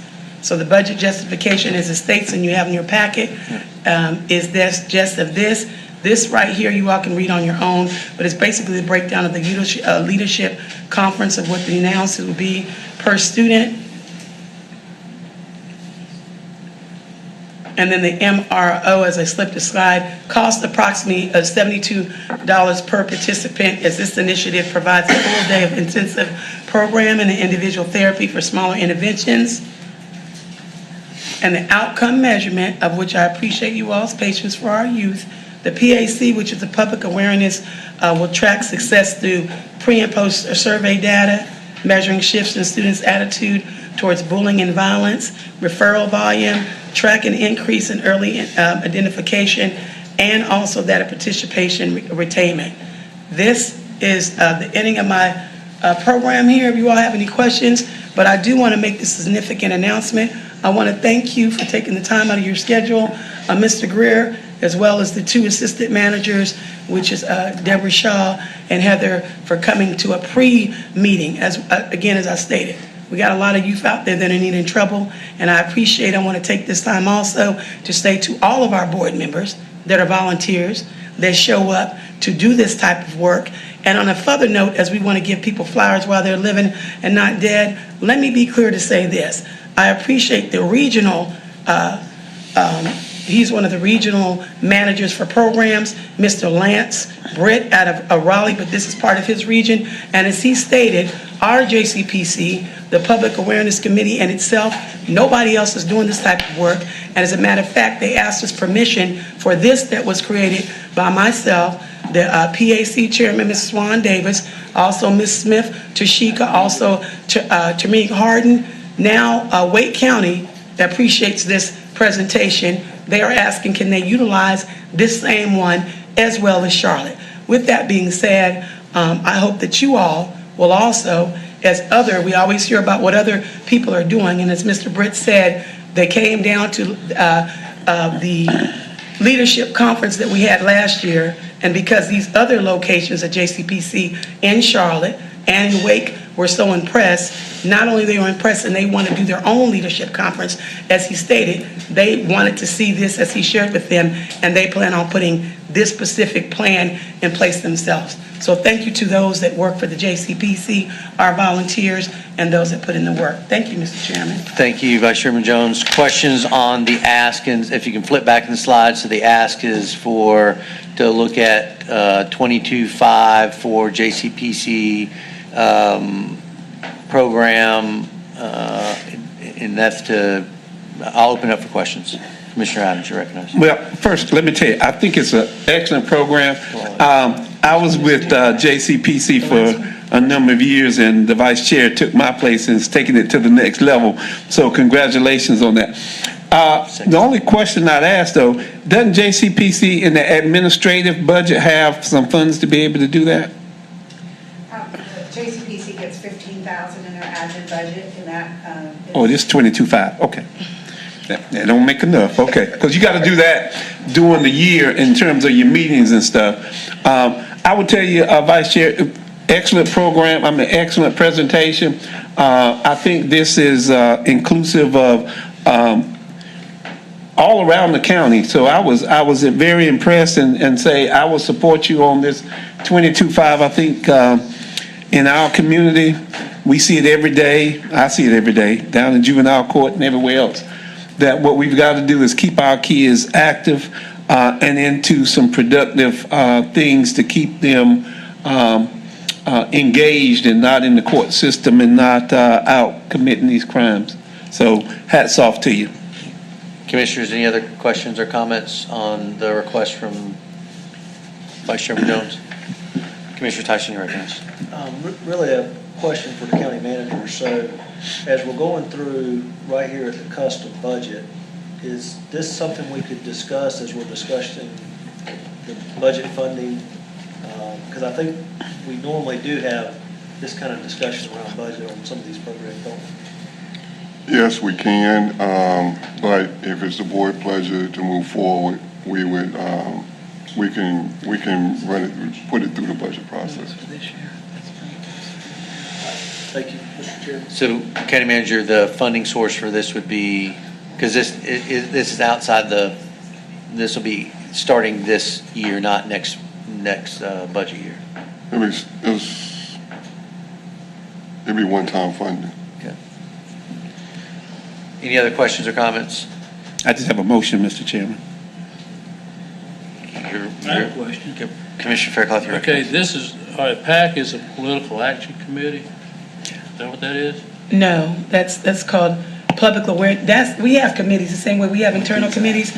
Juvenile crime prevention, they have like several committees. We have a finance committee, we have a public awareness committee. So they're the ones, and I serve on the committee that's in charge of how can we get outreach out there, how can we make people aware of JCPC. So the Okay, so- ask is coming from actually the overall board, JCPC. So it's not a political action committee? No, Okay. oh yeah, Okay. let's please clear that up correctly. All right. PAC, Public Awareness Committee through JCPC, Juvenile Crime Prevention Council. The overall committee of JCPC is moving it forward. It's had nothing to do with political. Let's make sure we get that straight, y'all. Commissioner Fairclough, you're right. Okay, the rest of my question is, who will be in control of these funds if they're granted? And who, what, is this going to be, will the county disperse the funds, or will this be turned over to some committee or something? The county would disperse the funds, but it would be reimbursement basis. To the JCPC, correct? JCPC. So it'd be under JCPC budget. I'm sorry. Okay. The county would get the funds to JCPC and it would go through that way. Any other questions before I move and give some direction or board consensus? Commissioner Tyson, you're recognized. Thank you, Mr. Chairman. And I would just note, whether we approve this one time or not, all the dates in the presentation are in next year's fiscal cycle. So it wouldn't be in this year's current allocation. So I just wanted to make that footnote, unless there's a program in here that's not listed, that's going to be sometime There's a before July, June there's actually 30th. one. Yeah, July, well, that's next year.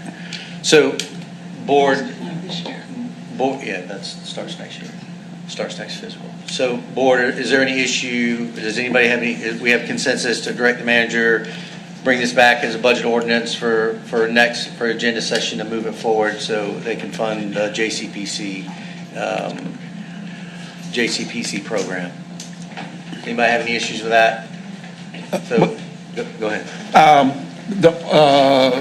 The only thing I would say is that they do the whole balance, but the July one would probably have to come out of JCPC, but then reimburse from the amount of the 22.5. How do y'all need it if we want to move it forward? What do you need from us? Just approve, we'll bring back the budget amendment and everything. But if it's going to be in this year's fiscal year budget, we've already, the budget's done. Yeah. So it would have to be an adjustment to the budget and probably one time. All right, so any change to what I propose as direction? So bring it back as a budget ordinance in the June agenda, and move it forward.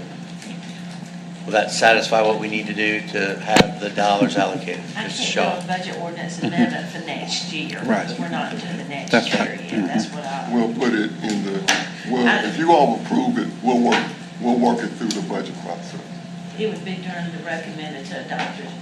budget adjustment. Will, if we put it through the regular budget process, like in community support grant, then will the money be available to JCPC in July based on the timeframe? Yes. Okay, so then let's move, then the direction would be, if the board's comfortable, move it into community support inside the budget, add that additional one. We know we're gonna move those numbers anyway, and that satisfies the 22.5 that JCPC needs at Vice Chair's request, and we'll see it in the budget document, and it'll be available for JCPC for their programming on time. Does that work? Vice Chairman, would that work for you? That works. All right, any issues with that? All right, we'll move to the next item. Human Service Strategic Alternative, Vice Chairman Jones, this is your issue again. Again, just, Now, this one will be a lot shorter Okay. because I think we've all addressed, we've pretty much addressed, and I just have some recommendations that I want to, I don't know what's going on with this. if you can move Danny, through those. yeah, it's real quick, this one. Is it anything different than what you've uploaded? Or you've got a It's gonna, presentation? Yeah, I'm just gonna, this is a quick, but I want to be able to, since it is a concern of our community, I want to make sure that we are transparent. And are you prepared for this, Danny? And we can just, I definitely don't need that. What's this? Not this one? The next There was one, two please. of them. Thank you, I appreciate it. We've got the document. All right, and so been a lot of questions and answers if we did a follow-up. So because we did, basically, I'm just asking that of the board here, as it states, to preserve operational integrity and maintain public trust. This request proposes a strategic pivot from the current human services consolidation research towards a data-driven collaborative model. So here's just a proposal of some recommendations of suggestions that I would like you all to consider, which is for the board to have a discussion and consider regarding a mandatory session of all activities related to the consolidation, maybe putting that on pause. And number two, a 5-year consideration of a moratorium to be put in place, strategic pause to see about other alternatives.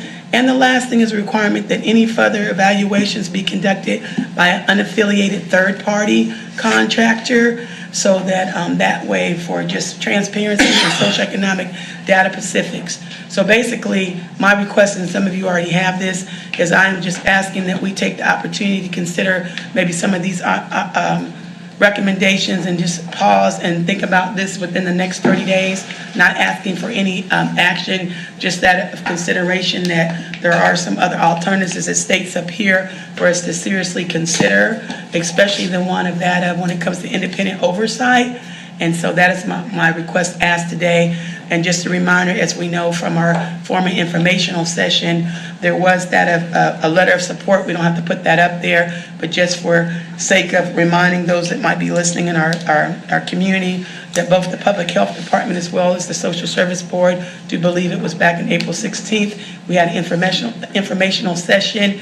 And so with that being considered as well, as they had concerns about not wanting a consolidation, appreciate that we did get to hear from the UNC government individual today from the School of Government. So this is just another more additional information to say, will the board consider this along with information we've already been presented and put a pause and then revisit it in 30 days is what the request ask is. And that screen is black, but any questions? That's what my ask is. Board, any questions on this? I think, based on what we heard earlier, as well as this information that's presented, I think it gives the board 30 days to determine kind of next steps, if there's any next steps around this request, and we can come back and have those discussions in June. Commissioner Adams, and I'll go to Commissioner Tyson. My memory's short. But I thought that the last meeting, was for the manager to put together a task force with some of our partners to be able to do that, for them to be able to get this information. Was I? So there was a request for the task force. We wanted to receive the SOG information first before, thought we were working on and then it. let the staff, let the board digest that information as well as the vice chair's information, and then make any decisions before we put any more staff time into that work group. That was the thought, to give us 30 days. Oh, I thought it was to start the committee. I'm sorry. I tell you sometimes. So that we were doing that in conjunction with her coming back, giving that information, so that it wouldn't prolong the process. Well, I think part of the problem is we had a delay on the SOG brief. So we wanted to get the briefing from the SOG, and then receive the information today, and then decide if we want to continue, how we want to continue to move forward. Give ourselves 30 days to digest it. Vice Chairman Jones. Oh, sorry. I'm sorry. Commissioner Tyson. Thank you, Mr. Chairman. Mr. Chairman, my concern is this. We still have some due-outs from our last discussion we had on this.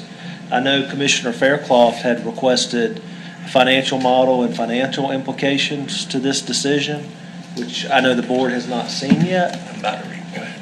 And so my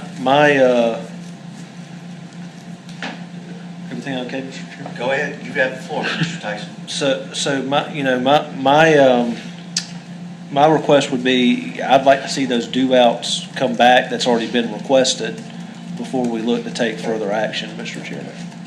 I don't hear anybody requesting taking any action, but, okay, Commissioner Tyson, anything else? No, sir, that's it. Vice Chairman Jones, you're recognized. I know that screen is kind of blurry to read, and I did want to take in consideration, because again, I just want to reiterate, on April 16th, we did have the letters of support as a liaison for the Department of Social Services and the Public Health Board. So again, as you were stating, not really an action, but I am asking that we would consider or recommend, like I said, consideration of policy that would allow us to refocus on our energy, on stabilizing internal moral and reinforcing the trust of the public we serve. Number two, that way we can take in also consideration of strategic pause on governance reconstructuring for the necessary bandwidth to prioritize two critical areas, as was discussed at that meeting in April: successful execution of child welfare reforms and achieving total compliance with the federal mandates of the H.R. 1, the Big Beautiful Bill Act, Public Law 119-21, which was a concern of that of some of the individuals that work in Social Service Department and the Public Health Department, as well as that of the Social Services concerned, their board, and the Public Health Department. And then number three is stated, definitely we want to make sure the commitment to independent oversight, I want us to really strongly consider that to ensure the highest level of objectivity. I propose that any future organizational evaluations be conducted exclusively by unaffiliated third-party contractors, because these evaluations also can make it a prior collection of, very equal and neutral, as we did hear the concerns that we have to take care of our own, meaning our employees, and not to put our staff, meaning that, it was kind of putting Mr. Greer and his staff in an uncomfortability situation and tension with the, also the employees. I don't want to reiterate that, but some people didn't see that April 16th. So I thank you all for that consideration, that a pause for, again, I'm not asking for long-term or direction, but all the collective information, and just as Commissioner Tyson stated, other information still has not been put back in place. It's going to take time. Staff has other things that they have on their plate other than this issue. So that is why the request for 30 days of consideration before we revisit this, and I'll just leave it there. Thank you, Mr. Chairman. Board, if I can, I'll capture the request from the last meeting of what was requested. Look to bring that back in 30 days, and then that gives the board time to digest some information that we've heard today and decide any next steps coupled with the information. If it can be sent in advance of the meeting, I'll talk with the county manager to see if we can provide that in advance of the meeting. And that gives us all time to digest this information and look at where we're going. Is everybody okay with that? Commissioner Adams, you're recognized. I am, Mr. Chairman. I think I would say more than 30 days. Staff is in the middle of budget, and so now we're going to pull them off to do this. I would say 60 days. We don't have we don't have an agenda in July. But that's true. Mr. Adams, or We Commissioner can have a Adams. call meeting, I mean, but. We're going to have a meeting on the 20th of July. 20th of July, what's 20th? Yeah, we have a regular scheduled board meeting on July 20th. Yeah, that'd be fine. Yeah, that's more than 30 days. Yeah. On July 20th? Why? A regular scheduled board meeting. So do you want to have it 60 days? Yeah, I just think that, I don't want to put staff in a position, we working on budget and we all gonna send stuff that we come back in 30 days and we don't have anything. And so 60 days, I think is. We're still in the middle of budget, but okay. Right, well, but I Vice mean, Chairman Jones, you're we're in the recognized. budget, each have. Anything else, budget there. Commissioner Adams? No, sir. Vice Chairman Jones. Thank you, Mr. Chairman. I'm going to bring this to a close in about 2 minutes. I'm gonna make it real quick. I was gonna say, if it's not 60 days, is there any way that if we see in 30 days we need to extend it, is that an option? Either way that the board decides to go, I think those are two great options. I just want to put that on the table too. Thank you, Mr. Chairman. We'll look to not to exceed 60 days with staff. And County Manager, maybe you and I can have a conversation, and we can provide that information back to the board on timeliness. Again, just trying to, look, board, I know this is a very sensitive subject, and I'm trying to get us to move through this in a way that is respectful to all bodies. So with that, I'm going to move on to the next item, unless anybody has an objection. All right. Item 7, we're going to move to the closed session. Vice Chairman Jones, I'd entertain a motion to move into closed session. Thank you, Mr. Chairman. I move that we go into closed session for three different individual needs. Attorney-client matter pursuant to NCGS 143-318.11A3. Also, that second item would be real property acquisition pursuant to NCGS 143-318.11A5. And the last closed session matter will be that of economic development pursuant to NCGS 143-318.11A4. Is there a second? Second. Got a motion to go into closed session for the items listed. It's been properly seconded. All in favor, raise your right hand. Unanimous. And we're in closed session. Please prepare the room.